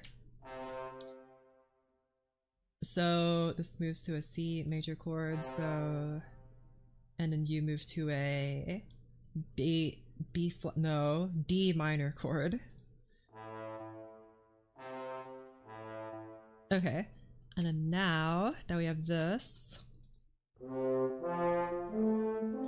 guess we already have the the bass trombone and the horn doing this part.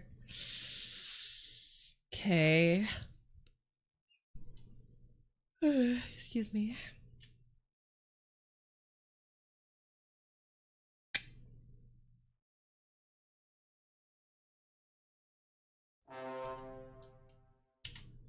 I guess then you're just gonna do what this guy's doing. And here you wanna move up, probably. Yeah, move up to G. And then you wanna move down to F. And here you guys wanna move up. Ooh. Actually, I don't know. I feel like you need to move down to E, actually. That doesn't really work.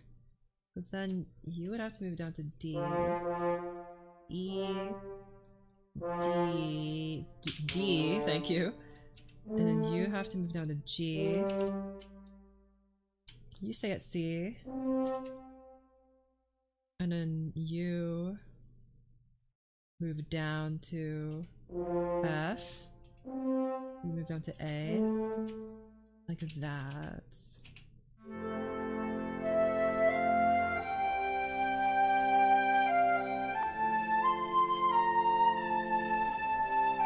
I don't like this. I don't like that. Why don't I like it? There are too many notes jumbled up in the bass section here. That's why I don't like it. The harmony needs to open up. It needs to become wider. And I think maybe that starts with shifting how the notes behave over here. I mean, maybe not here because this is where the cadence is. So maybe like starting on this next part here, it should be more open. So we have this guy.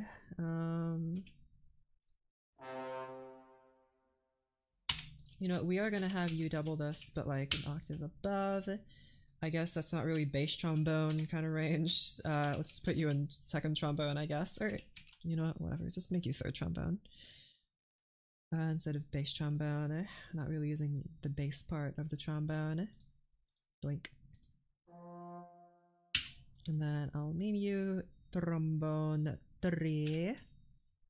3.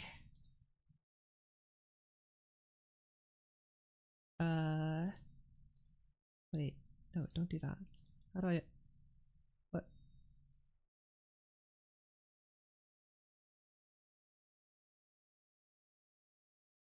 What? MuseScore? Hello? What? Oh, you've actually got to be joking. No, it crashed. This is so sad. So much for those stability fixes. Oh, yep, and it's gone. Okay, well, time to open that again. Oh my goodness. Unbelievable. Come on, MuseScore. You could do better than that. All I was doing, it's not even like when I play back the score that it crashes. It always crashes when I do something innocuous, like change the, I was just trying to change the layout of the instruments. Oh well, whatever, man.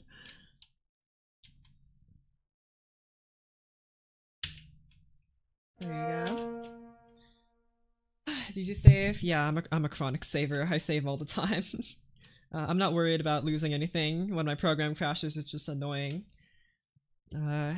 So. Okay, again, we want open harmony here, because the oboe kind of is okay with close harmony, but flutes, I think, kind of demand open harmony. At least in the way that I have written them. So we're gonna have a nice, very wide bass here. Right? And then starting here, there needs to be a bigger space. We can just have the fourth horn just kind of chill out for a second. This is a C major chord, so you do that. And then maybe trumpet here takes over here.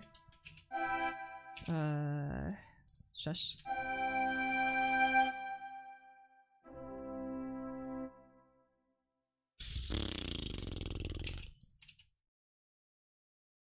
Okay, this jump here is something. I'm gonna have you guys kind of stop here. Just so there's a little break in between. And then here I want nice big harmony here. Big and bold. But not bold, actually. Just like...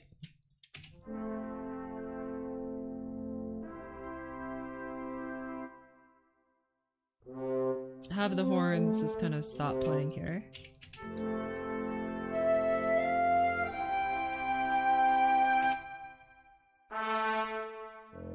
Thank you, contrabassoon. Or do I want to keep the contrabassoon notes? Something tells me they might be a little bit too heavy, you know? Let's do that. I mean, the contrabassoon is a great instrument, but, like, that is low. That is low.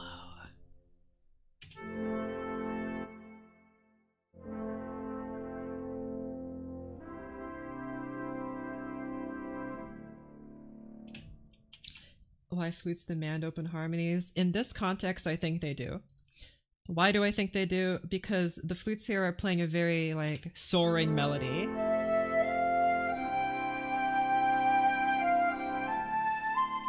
Because the melody is so wide and soaring, it's kind of like, you know, you need. I feel like you need to feel like the wind blowing on your face when you have with this kind of melody. So the harmony needs to be wider, it needs to be more spread apart. If it was too closed in, it would be a bit too. It would be a bit too dense. It'd be a bit too locked in, and sometimes that's what we want. Here I feel like it needs to be very, very wide open. So that's what I'm gonna try to achieve. I'm gonna write it in brass first, and then we'll put it in the, what the heck? No. You are a D minor chord, so you guys move downwards to D minor.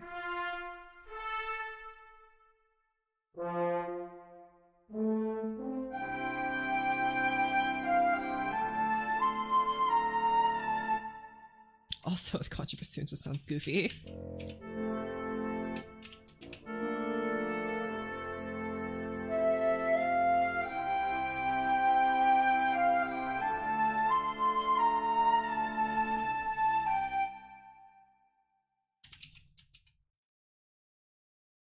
Okay, just put those guys there.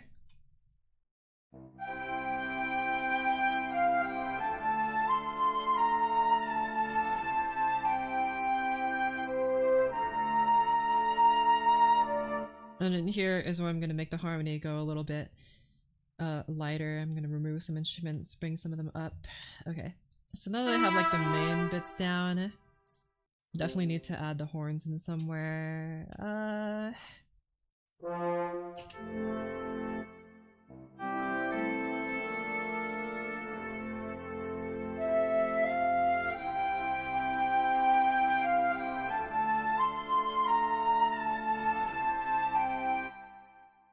Who's gonna get doubled? I feel like you guys need to.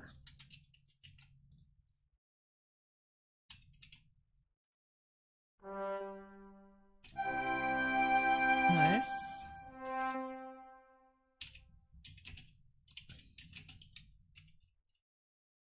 Just gonna make a note for myself. Who's doubling who?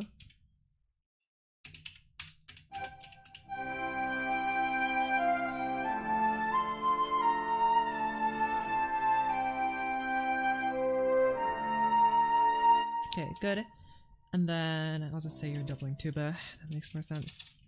You're doubling tuba. Okay. And now there needs to be a little bit more here. I'm gonna say these two trumpet parts can be taken by the... I forgot there's only one oboe now. Hold on, let me add the other one in. I wanted two oboes.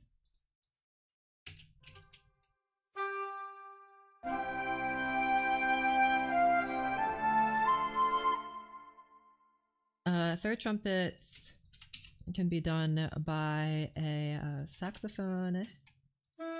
Alto sax, I guess, since you haven't done anything yet. You're kind of getting a free concert in this one, but oh well.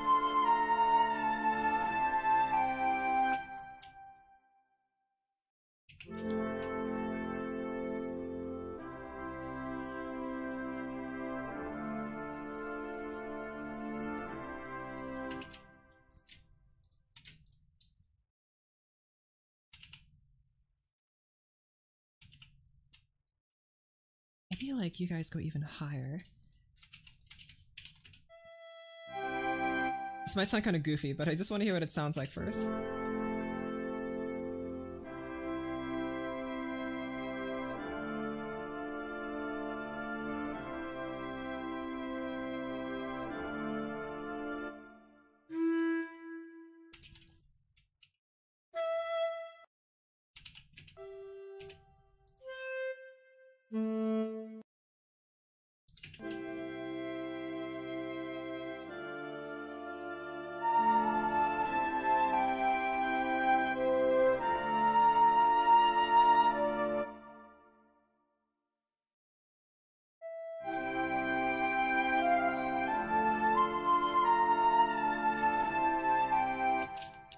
Okay, I remember there's a short counter melody in these bits here that I will nick, because again, I'm just orchestrating, so here, put you right here. Oh, that's ugly.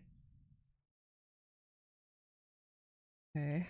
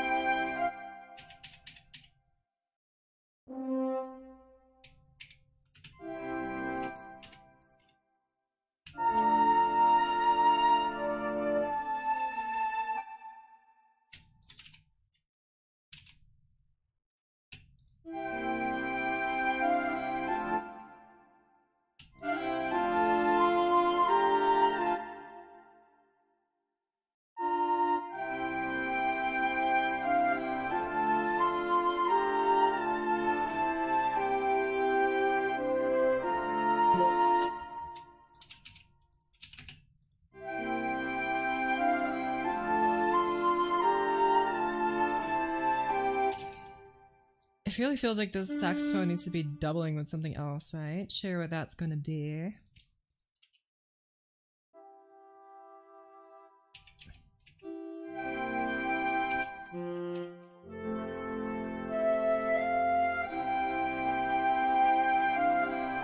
This is kind of high, but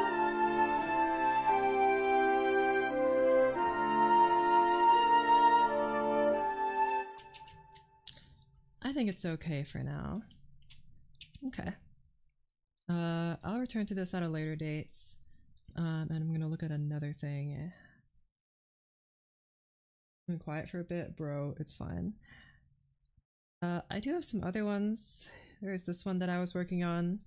This was more like an experiment, I think. And same with you. I think something about this, I think because I used the woodwinds here, but I kind of prefer, now that I am back here, I kind of prefer the, can I close this please? Thank you. This one with the string intro. Okay. I haven't listened to this in a while, so I'll write down notes about like things that I noticed that I think I can improve.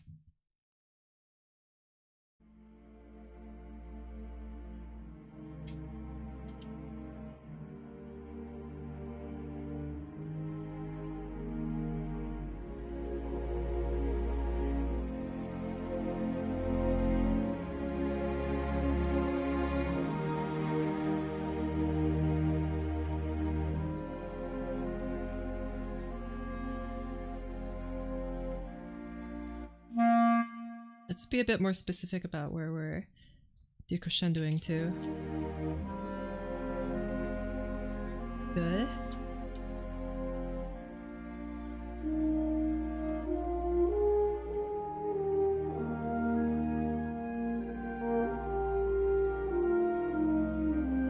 What's up? Hello.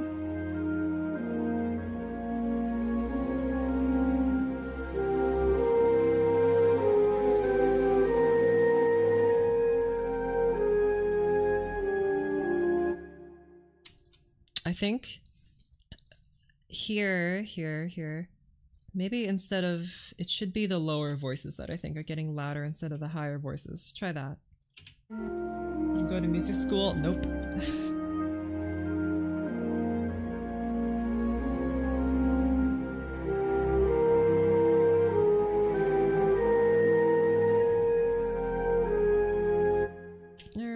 More accurately, I guess it should just be all of you play the same dynamic volume. And I feel like it might even need to be like more extreme, you know? Like, by more extreme I mean like the dynamics are like pianissimo and forte, you know?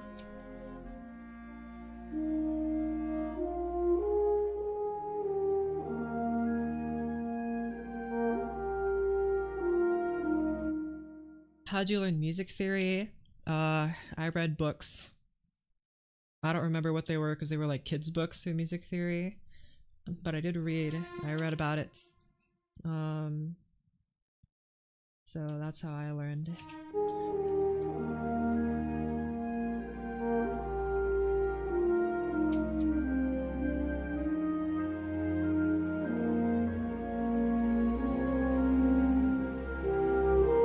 I feel like this crescendo is unnecessary.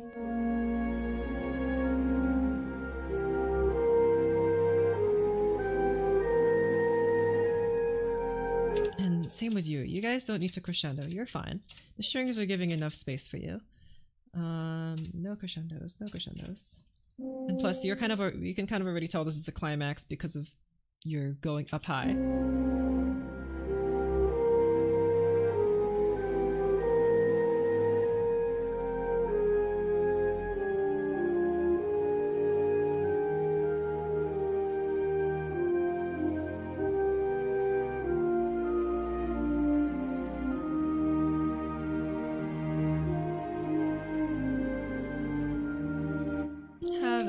Tenuto mark here, and not here. And not here. And not here.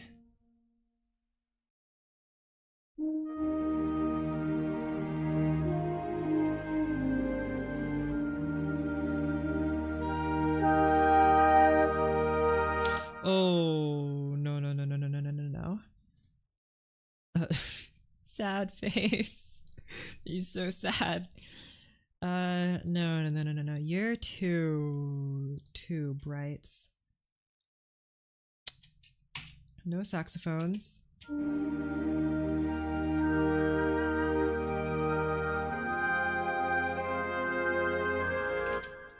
Okay, if I'm gonna hear you, then play louder, please.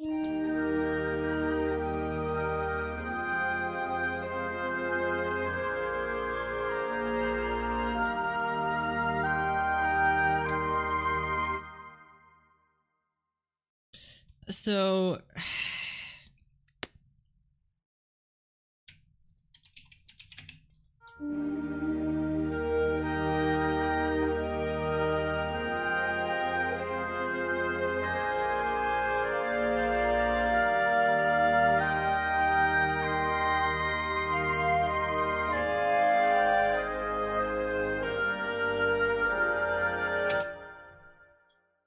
there's a problem here. You can't really hear the melody over the accompaniment. Even though the melody is playing at forte and the rest of the accompaniment is playing at piano, you still can't hear it.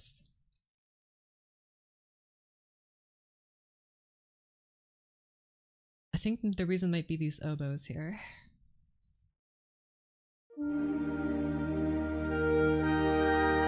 See how these oboes are kind of like encroaching in on these guys' territory? And these guys here, you guys are kind of... Here, delete these. Simplify, simplify. I don't know why...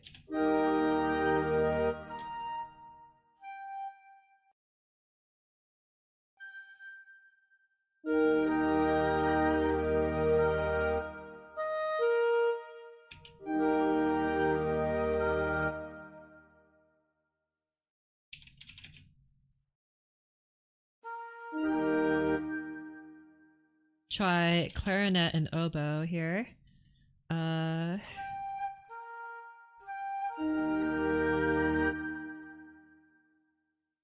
Whoops.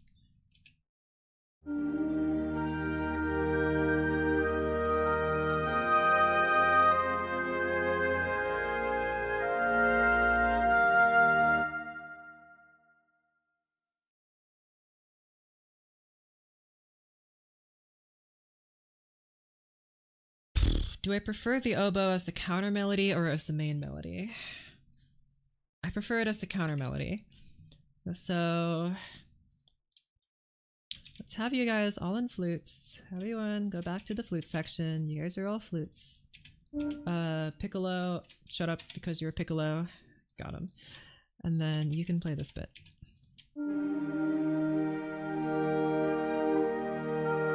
The only problem is that this flute is not powerful enough on its own, you know?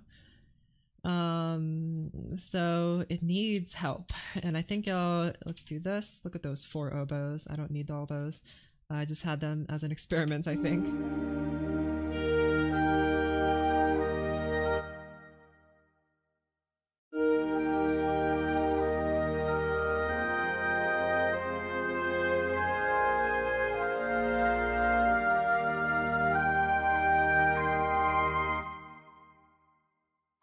I love this high note here. I think instead it should be you, like 1 clarinet, just 1 clarinet. So your first clarinet plays that, and then 2 flutes play this.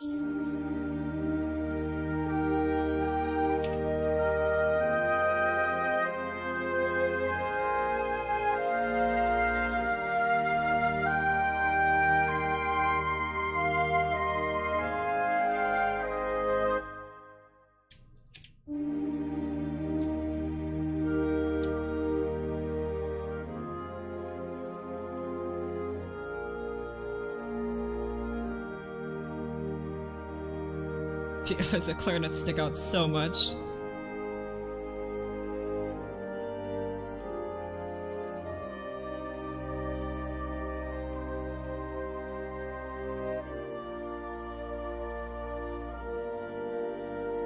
There needs to be less notes in the bass, like this horn here, this needs to go, maybe even like this bassoon.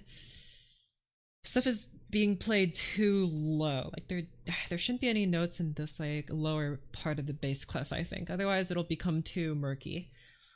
Or at least no more than 2 notes, or no more than 1 note. There needs to be a big gap in the bass, I think. That will allow there to be a bigger gap here in the...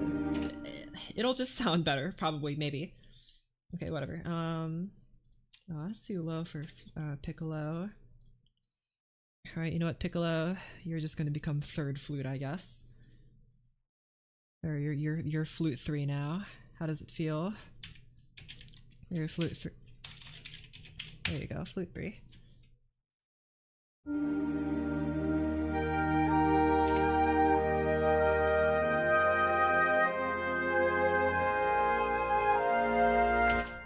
You guys need to... I don't want you to push you to last fast-paced, aggressive music you've made.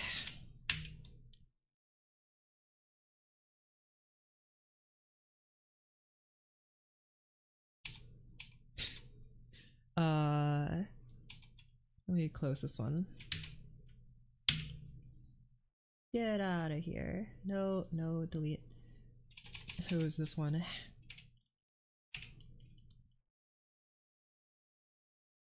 Not even done. This is the last fast-paced music I made. I mean, if you've been on Shun, you already know what it sounds like, but... There you go. 111 BPM. That's not very fast, but it's the fastest I've made so far.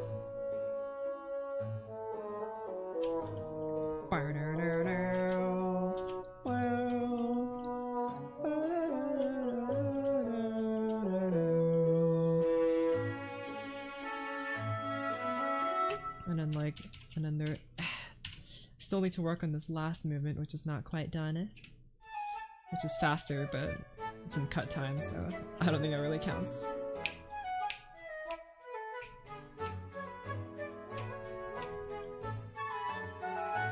And then like something about this I just haven't quite nailed down. Something about it just feels kind of weird. The clarinet player doubled on an actual duck call. That's so awesome. I love that.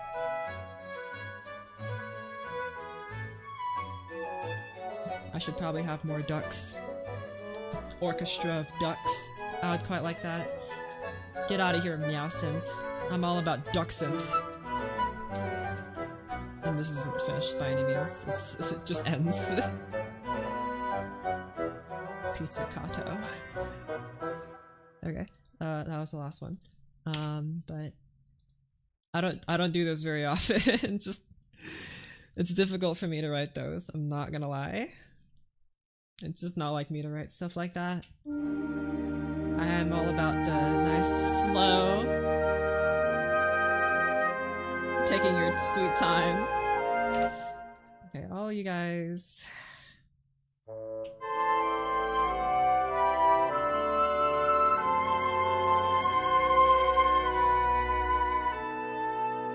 I don't like this. I want to rewrite this. Oh my gosh!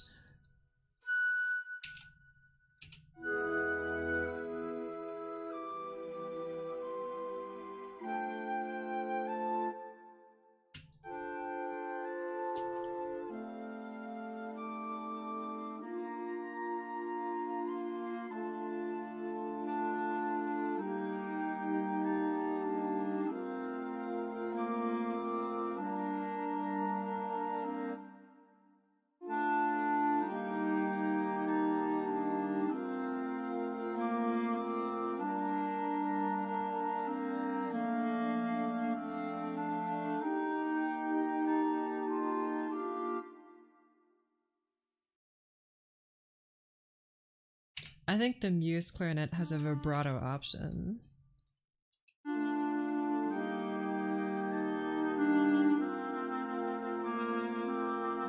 I think it sounds prettier that way.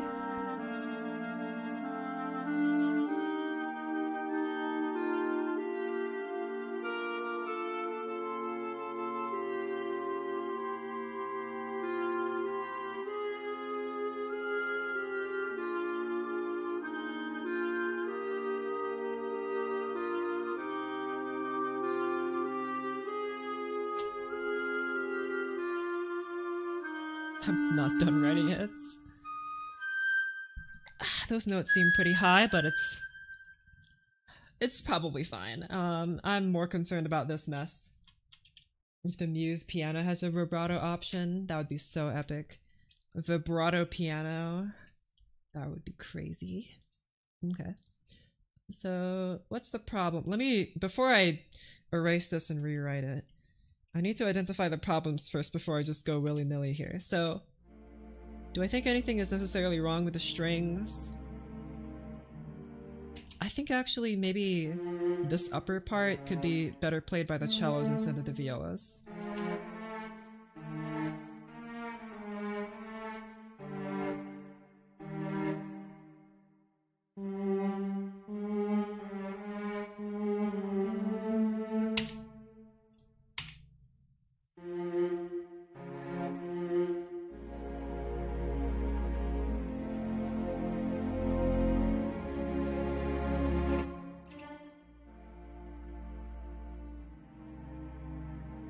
Kind of subtle. Piano vibrato, exactly. Have you not learned the piano vibrato technique?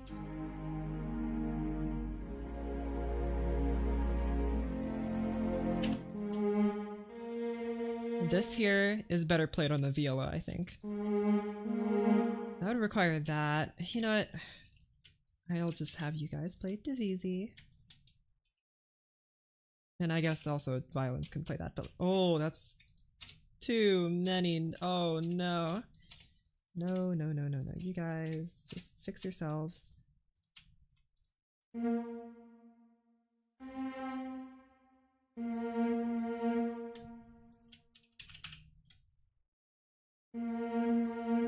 There you go. You guys, oh, nope. No, nope. Divisi. And I guess also so to you. Then here you go back to like unison, so whatever. This is probably fine. Look at those parallel fourths.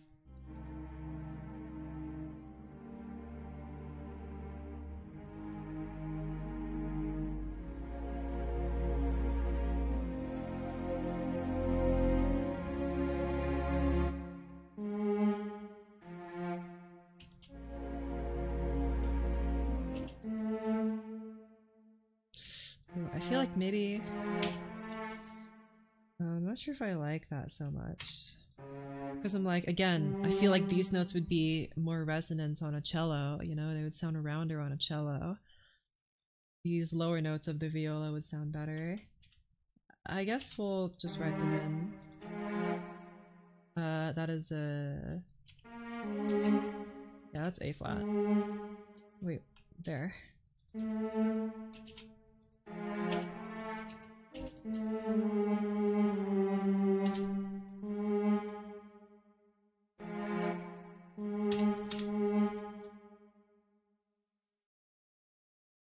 Get out of here. And then just have to... No, I wanted to select the single rest, not the whole dang thing.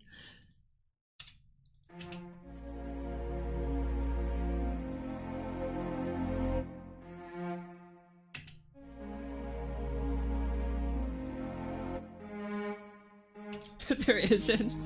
Whoa, I'm shocked. I can't believe there isn't a vibrato option for piano.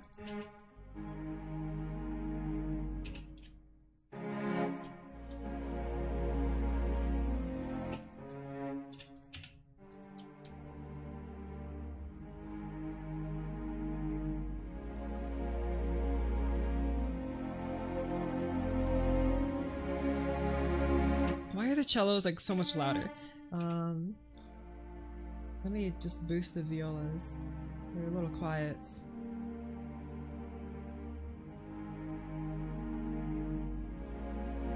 You could do it manually and have someone rapidly tuning the piano as you play it. What? What? I mean, I guess.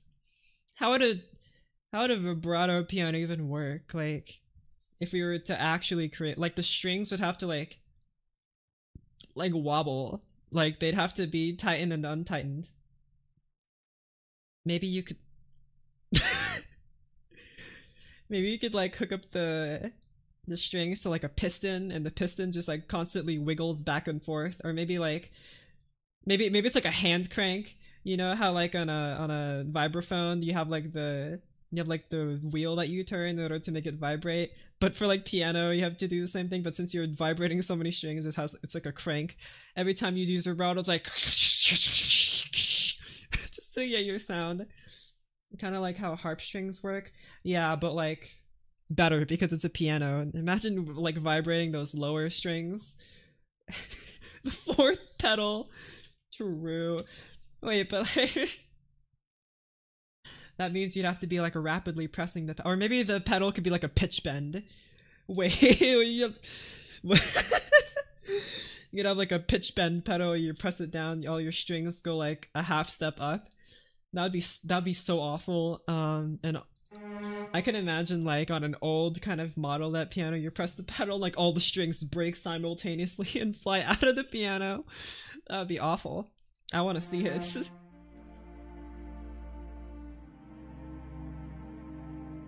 I want to see that. The guitars with touch mechanisms? Yeah, but like... it's just better on a piano because the strings are so much bigger. All these stupid guitarists arguing about who has more strings. Piano has so many. 81, I think.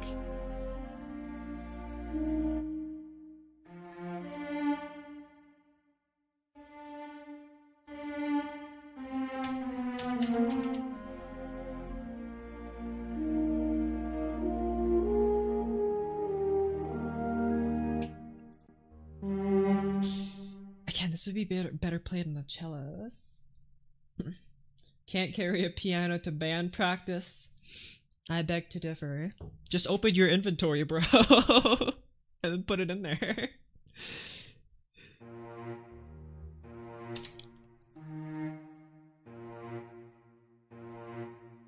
Okay, I feel like you should start on B. And then like these notes put on the cellos and then these notes put on the violas, you know? So I'm gonna try that.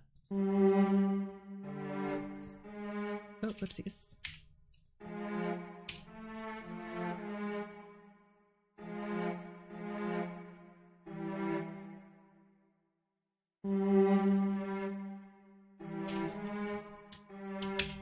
No. I know A flat is the same as G sharp in this, but it's an augmented chord, so it's a C augmented, so that's why it's C E G sharp and not like C E A flat. That doesn't make any sense. Okay, what was I doing? Right, copying these guys here.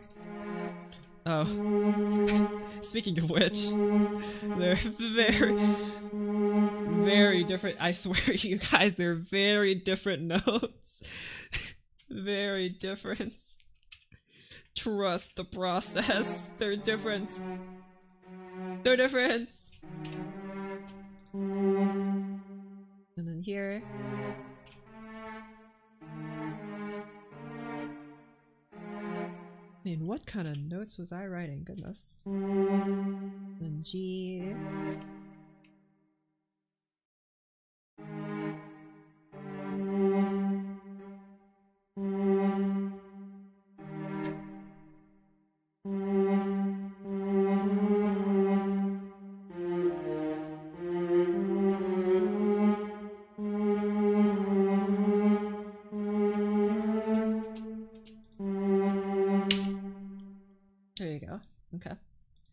Okay, so now these notes are probably better played on a cello, but these notes are definitely better played on the viola. So let's put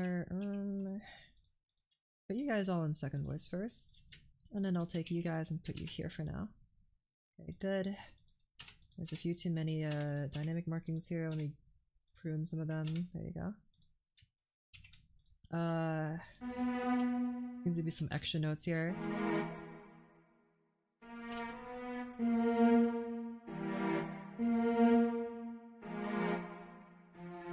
I'll have to probably do something like that. Yeah, okay. We'll do like that. I'm gonna delete this, clean up.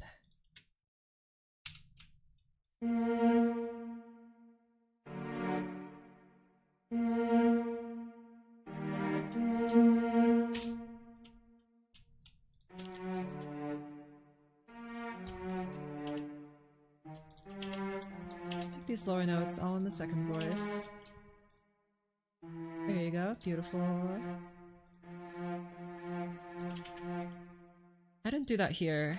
I'll do that here. Some nice Divisi cellos would be coolio. Oh. There you go. Div. And I think you should— oh gosh. Have a rest there. I don't like that the half rest is down there and not up here, but whatever, man. Okay.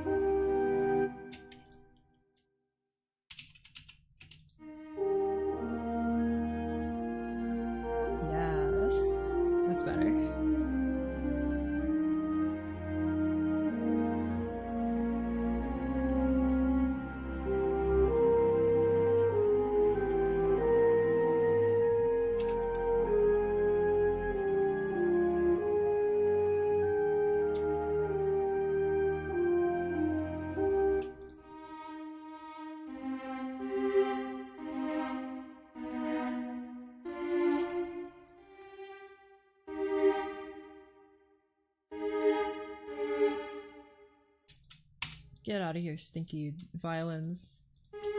Violas are taking over now. Look at this. Beautiful. Mark you guys as divisi again. Some of you guys get split up.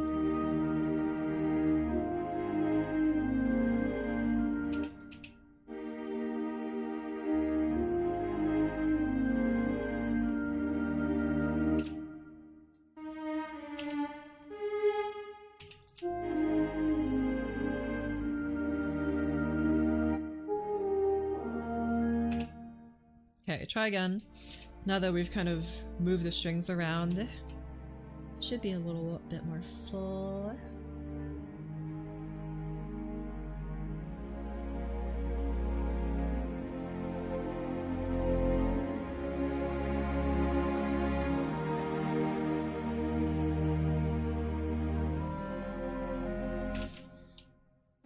Like ideally, I think you guys would go in violas. Like I think just a viola would play these notes better, you know? Like it would be more resonant. Of course we could have... here, let's do this.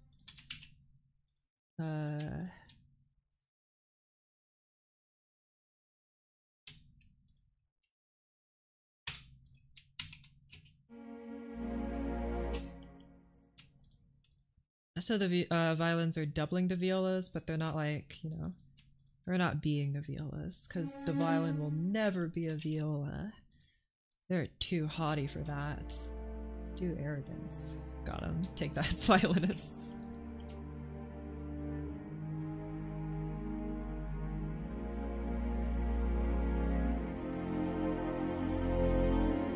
Yes, immediately better. Okay, but you guys have to be quieter though, because you're just doubling. And you're a divisi. Again, look at all that divisi.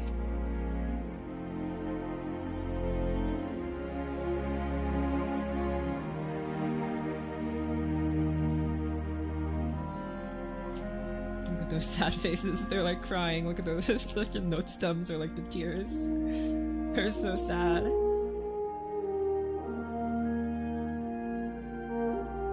Okay, so let me just explain the reason why I went through the trouble of moving all of these parts. Like it seems like, you know, the viola should be able to play this note just fine, you know? But I feel like for like string instruments specifically, their best range is like more in like the higher part of the middle part of the middle range of their middle. Okay, let me just say this again. And like in general, the strings sound the best, like the most resonance, except for like the double basses, but they sound the smoothest. Maybe not the most resonant. They sound the smoothest when they're in the upper part of their mid-range. So like, of course, the viola's mid-range is like right around here-ish.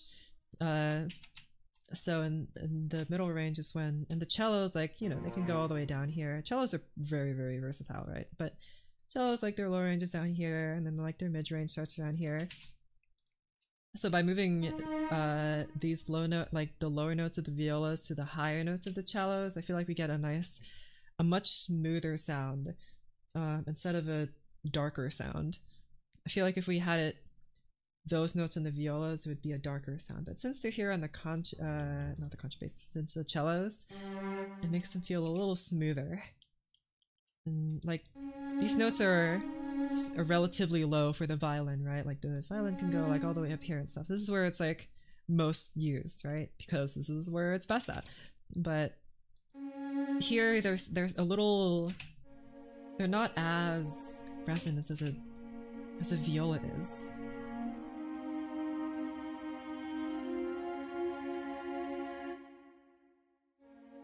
Something about the quality of the violin is slightly rougher, but only slightly, of course. Of course, it would sound better if it was higher, right? But I don't want that here. It has to be a nice dark intro. Maybe, you know what, I might even just get rid of the violins here.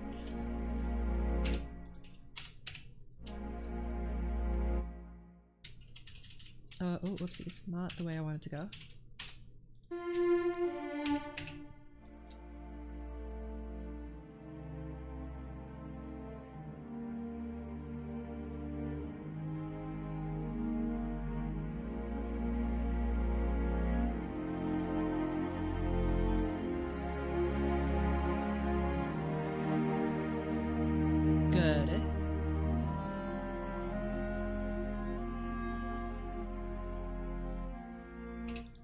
Here, since you calm down a little, I'll let you do that.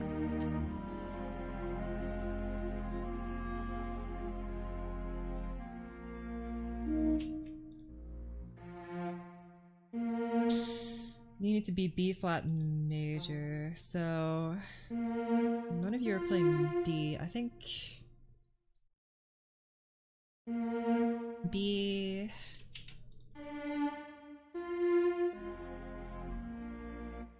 Because technically you're supposed to stay here.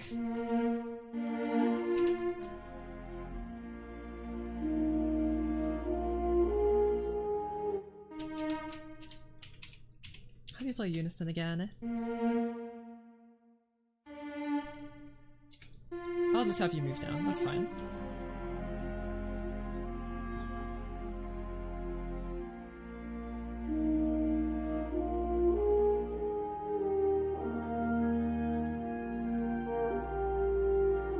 Of course cellos stay divisi because they sound great.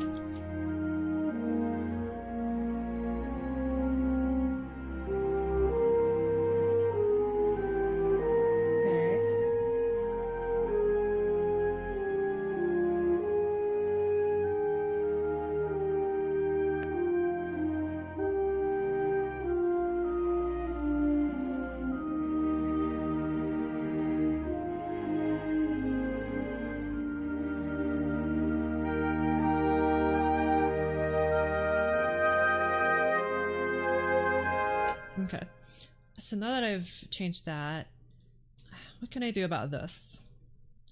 What's wrong with the accompaniments?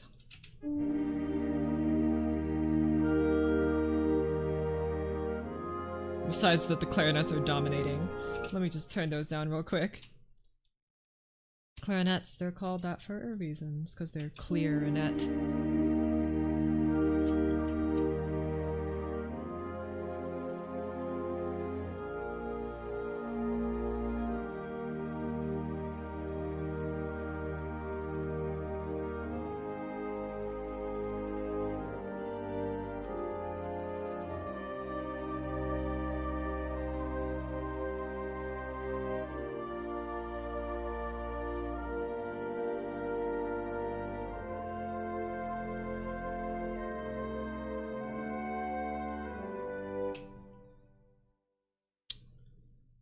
I feel like more of the harmony needs to be present in either the trumpets and or the woodwinds.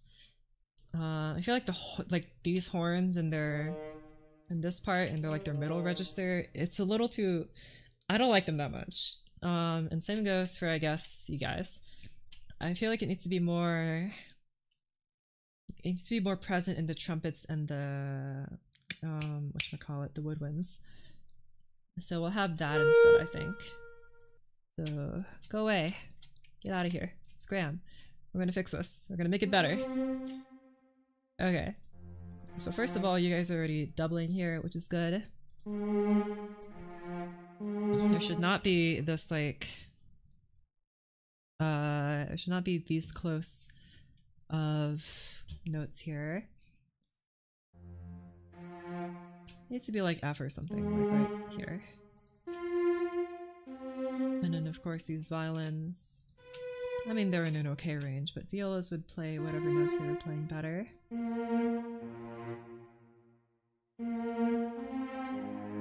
You aren't just playing a doubling of these guys. I don't think you should either. Since you're moving to a 5 chord, that is a B flat major chord, so you want to move to... No wait, you stay at F.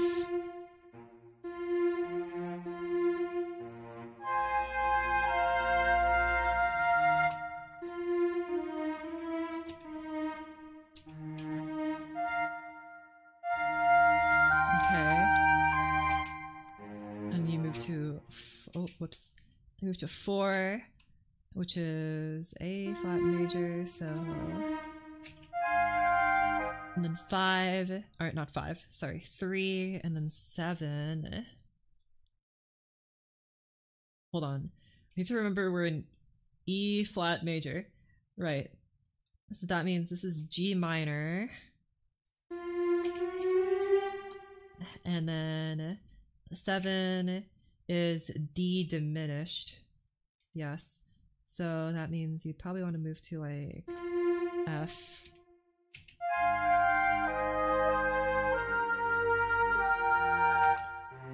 And this is of course C minor. And then this is B flat major.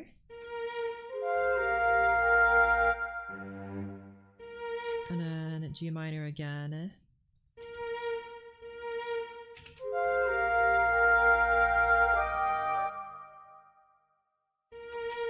Okay, we're just gonna stick with those for measures, or I guess it's more like 6, but oh well.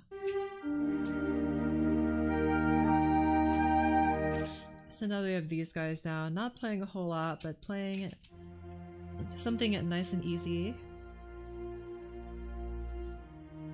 Nothing too out of the ordinary. No weird extensions. And they should be playing nice resonant notes. I could add more in the violins, I suppose, but I want to add more here because there are woodwind melodies. So to have the start, you are in F minor. So how am I going to arrange these guys? Well, I think for a start, we probably need more trombones. So I'm gonna add another trombone. Brass trombone. Add another one.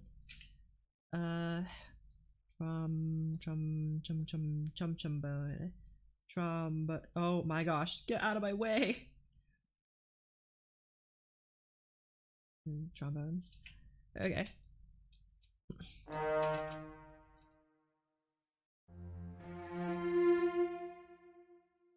Okay, so for this, again, F minor. I mean, this note is kind of sexy, I'm not gonna lie, but I think we should have something up high like that. And have a horn play this part. Or, no, wait, you're in... I forgot you're in bass clef. Be in treble clef. Clefs. See, you guys aren't in my cool order. Why aren't you guys in my alphabetical order? There you go.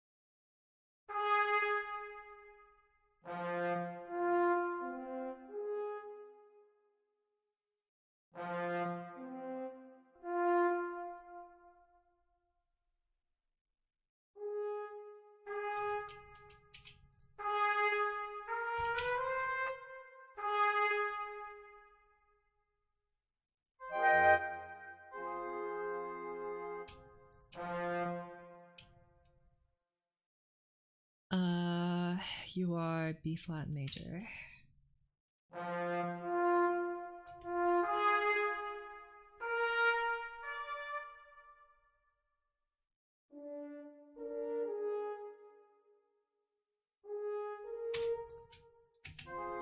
Okay.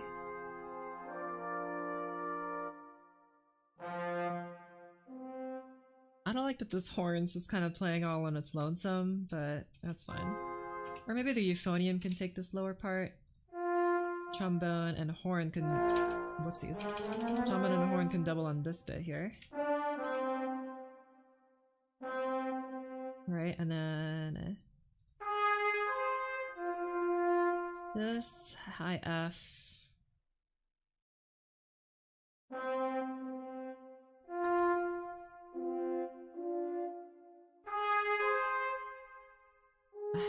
I'd like to have you double, but that's pretty high. I'm just gonna keep you like this.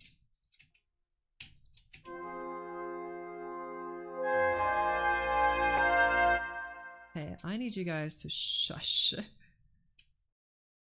Now that there aren't 5 billion instruments playing, you can shush.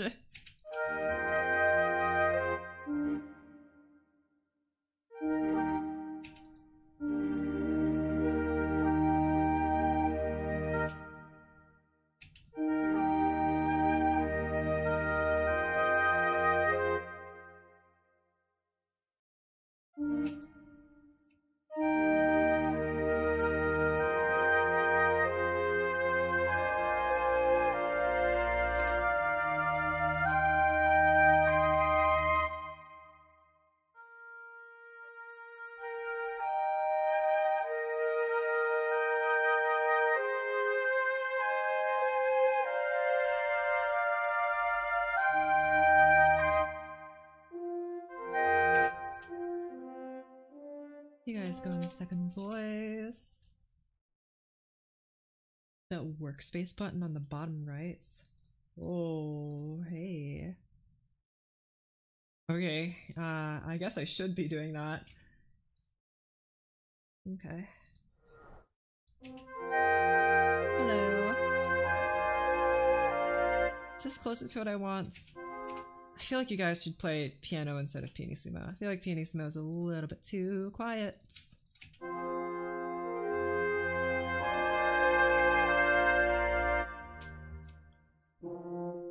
And then like this.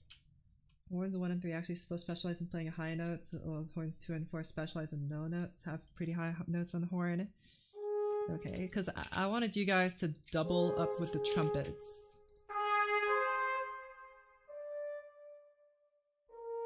Like that. Just so we have like the horns backing up the heavy brass.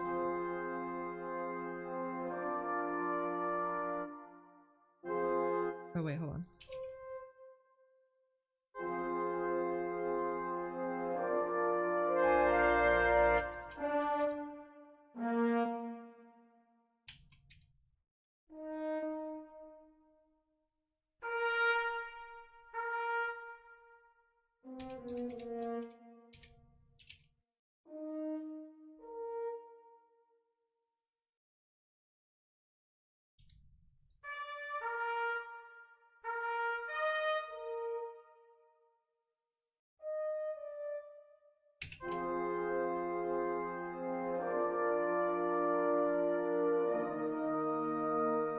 Oh, no one's playing G.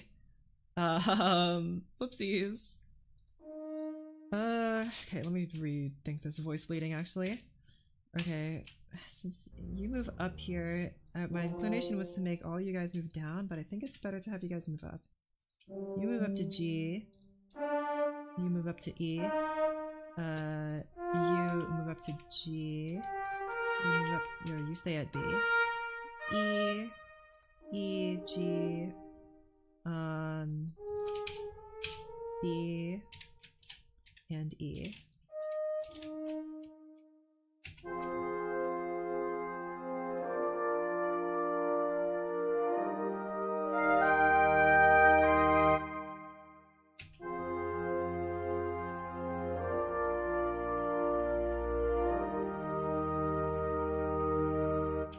For computer advice.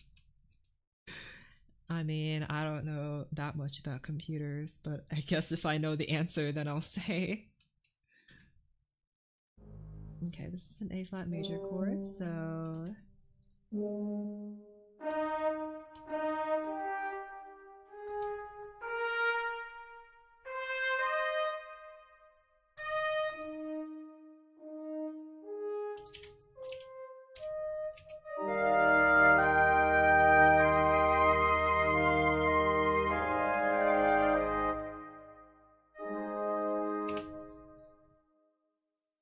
This is on a virtual machine and not the real deal. I can't believe you would say that. I'm not on a virtual machine. It's just Vista. Look, I can even open the NVIDIA panel. Yay! If it would show up. There you are. Yippee. Whoa, look at that. Very cool. Let me put you back. But I don't know anything about virtual machines. They sound spooky. Also, I'm now realizing that these horns are kind of interfering with these flutes almost. Like, they're getting kind of close to each other. I think these horns need to go. These trumpets can just stand on their own.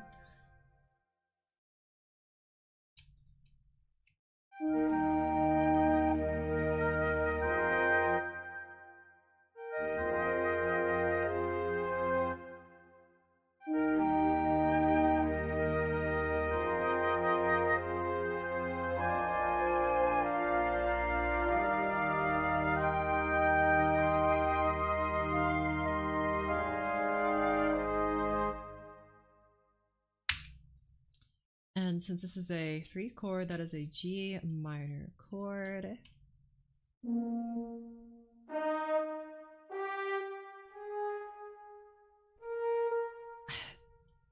I'm starting to not like this, but it's fine. It's fine, it's so fine, it's actually so fine. Trombonists are gonna hate me, but whatever.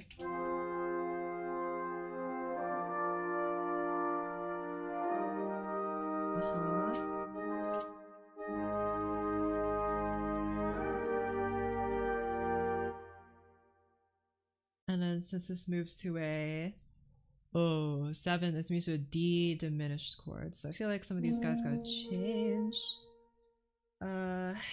You guys.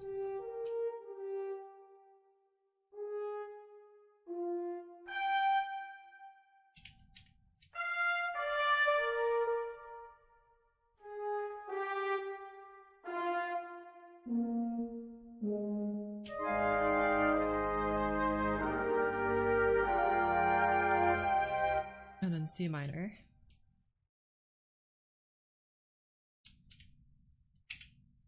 You typecast instruments? What do you mean by typecast?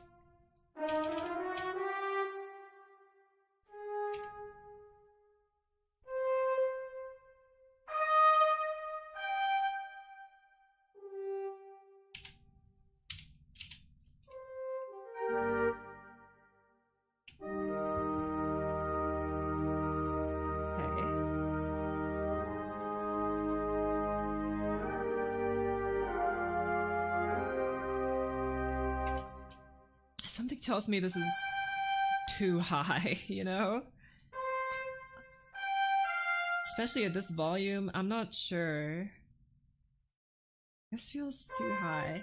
I might need to replace it with an oboe. Also I realized the oboes aren't doing anything. You be played by first oboe. I don't need 4 oboes anymore, believe it or not. I'm gonna replace this trumpet bit with an oboe, and maybe doubling with a clarinet. Never mind, not doubling with the clarinets.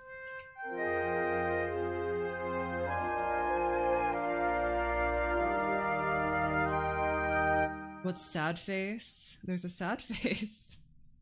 Do you not see the sad face? There he is, he's so sad. I think there's another sad face here too, yeah, look at maybe like this. Look how sad he is. They're so sad. This piece is very sad. It makes even the music cry. Very sad. But it's okay. It's just music. It can't hurt you, except for when it can.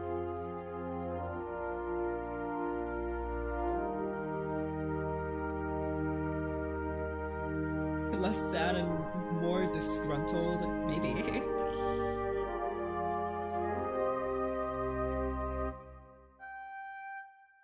Is this oboe loud enough? Do I need to...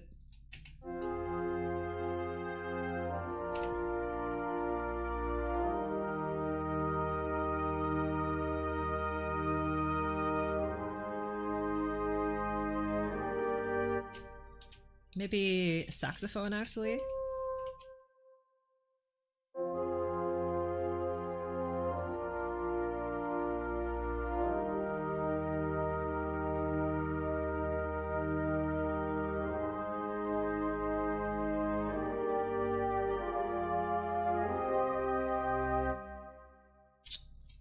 No, oboe is better. Get out of here, saxophones. I added a bunch of clarinets for this bit, but I'm not sure if I'm gonna need all of them. Oh well. Again, I kind of overwrote this when I wrote it for the first time, and now I'm realizing we don't need that. Hey, get out of here. No, no, get out of here. We need something like this.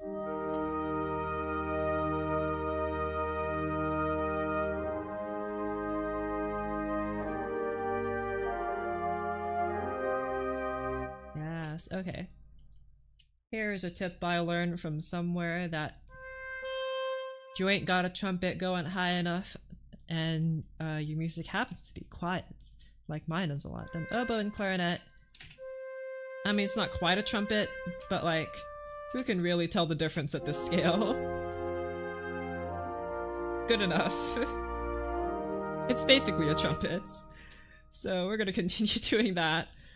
You need a B flat major chord here. It's moving from 6 to from 6 to 5, so this is gonna be a little tricky. Also, why aren't you playing for a whole notes?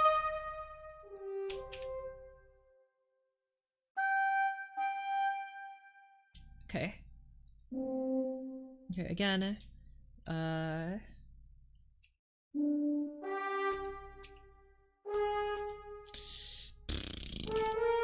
Those are such high notes. Oh wait, hold on.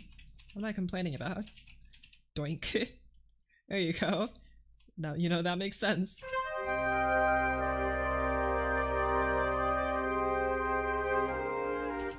Okay, again, 5.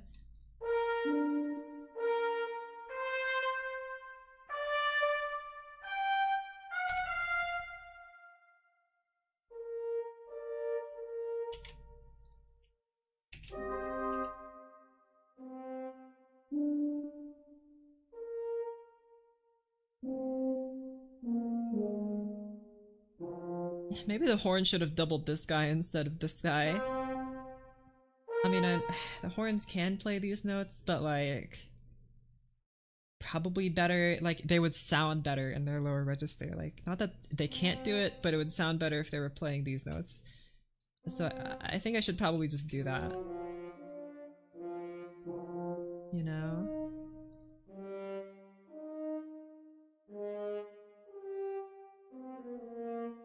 The euphonium kind of sounds like a horn already in the range that it's playing in, so, you know, good enough.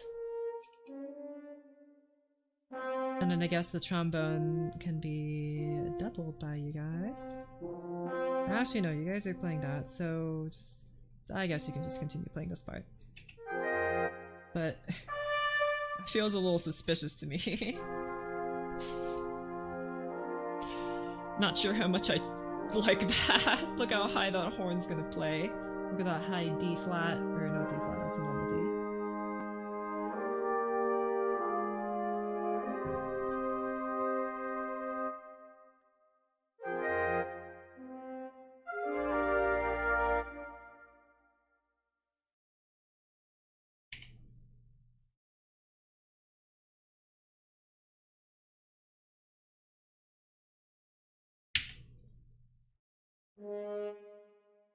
You know what? Just have the horns chillax for a second. I'll figure out what to do with them soon, maybe. Maybe they'll be in the next parts.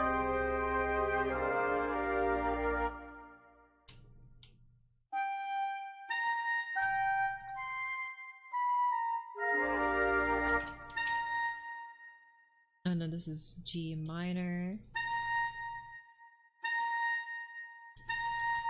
G minor modulates to G major through F major, but you know, that's just how music works. Right, G minor, so U. Probably makes more sense for you to be on first trombone now. And you stay here. It's just that F moves on to D. Or no, F moves up to G. So, one very minor change here.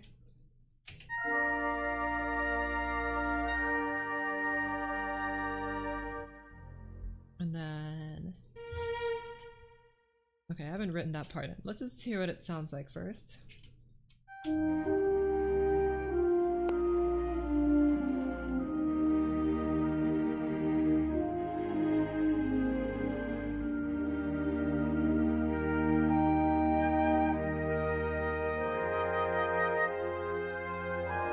Okay, I feel like, of course, this accompaniment needs to come in, like, now. So this is just a 1 chord, so you need to be E, G, and B. Yeah.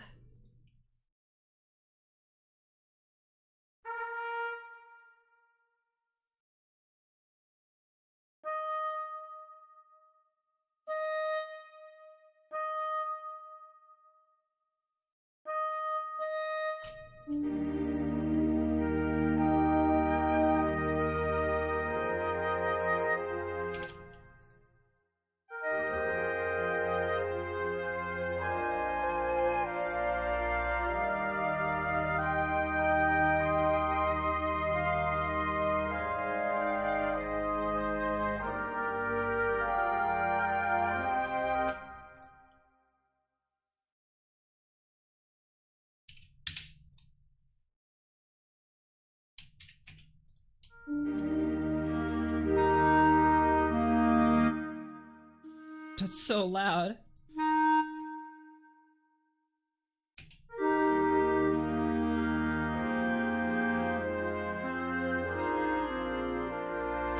Something tells me like this needs to be louder, you know?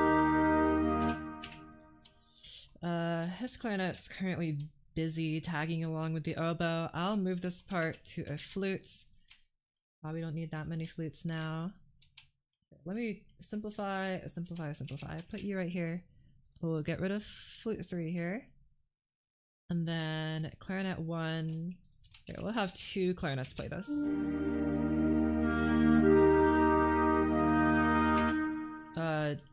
Different kinds of clarinets though. And that I mean different sound fonts for it. Just because I have them, but you don't need to have them, that's fine. There you go.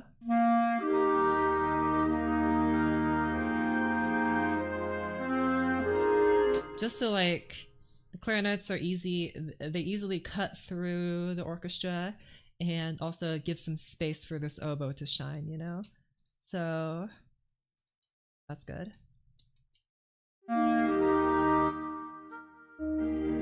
I just don't want the dynamic level to be too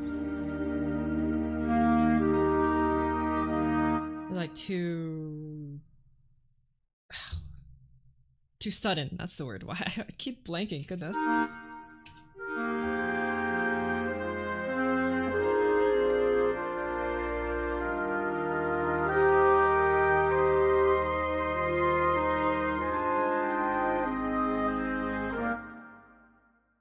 was thinking maybe one of you could be played on bassoon or something, but these notes might be a bit too high for bassoon to play nicely, so I guess English horn or oboe would do better, but bassoon could probably play this part though, maybe.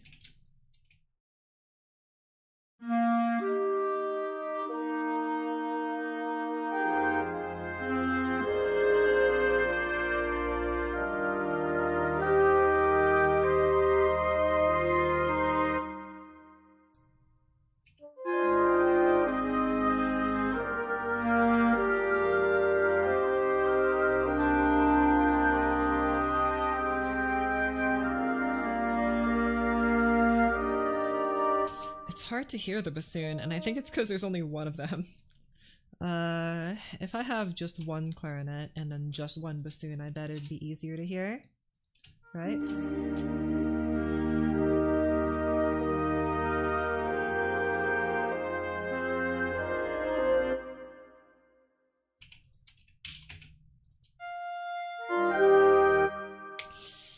I was thinking of doing something like that, but it couldn't run into the problem I had here. Okay, so I guess we'll do this. I'll take the contrabassoon, just turn it into the second bassoon. Kabam! And then I have you double, and then I'll have you double. Nope, have you double.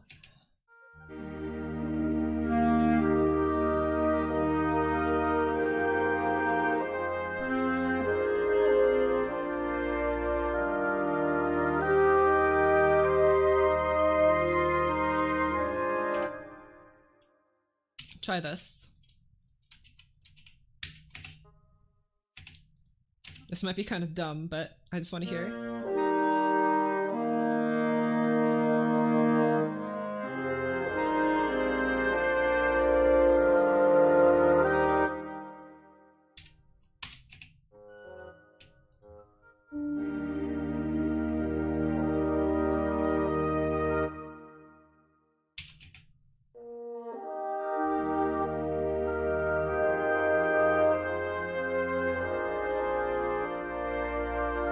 The bassoon sounds really pretty here.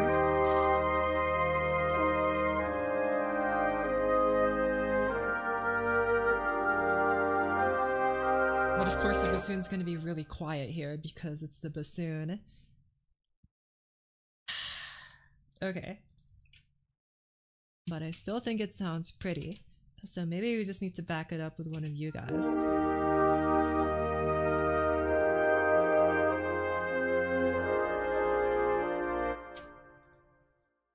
You're playing like something, just put it here, I guess.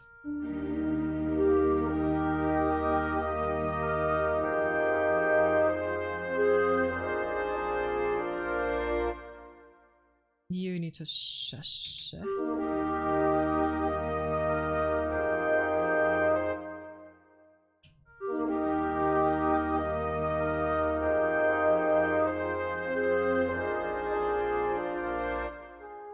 These notes are going to be hard to hear. So I guess in order to compensate, you guys are all going to have to be a little quieter, and that's okay. Here. Just so I can hear the bassoons be played, you know? And also same with you guys. And then also same with you guys. Or not you, but you. Or maybe not, actually.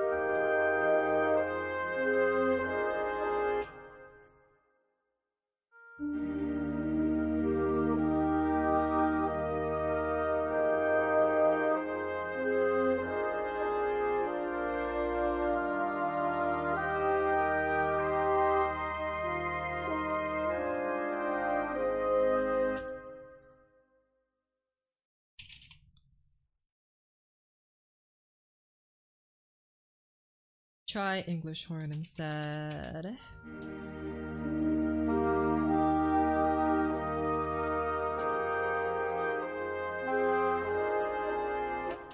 And then since bassoons are quiet, I'll have two of you play this.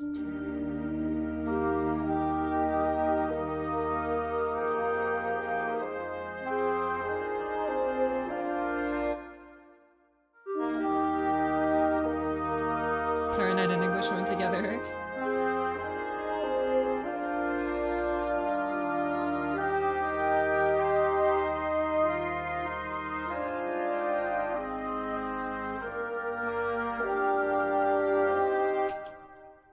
I feel like this guy is kind of obfuscating the melody.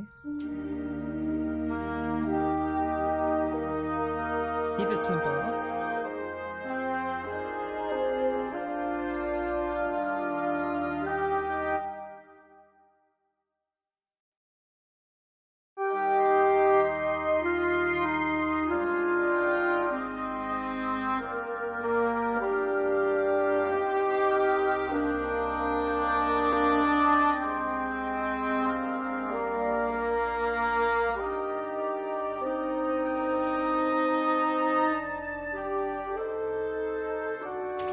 The other English one was better.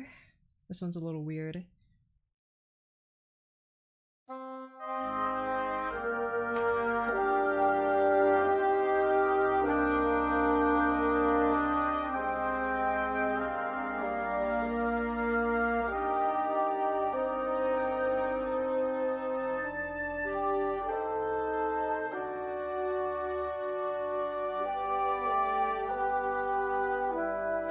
This is getting so quiet that it's not able to be heard. But also these chords don't exist yet. Okay. Oh well. It's nearly 7 o'clock for me, so oh whoops. I'm gonna go ahead and oh my gosh. I'm gonna go ahead and eat food. So I will see you guys next time. Thanks for stopping by. Make sure to subscribe and join the Discord and whatever. Whatever, bro. Do what you want. Alright.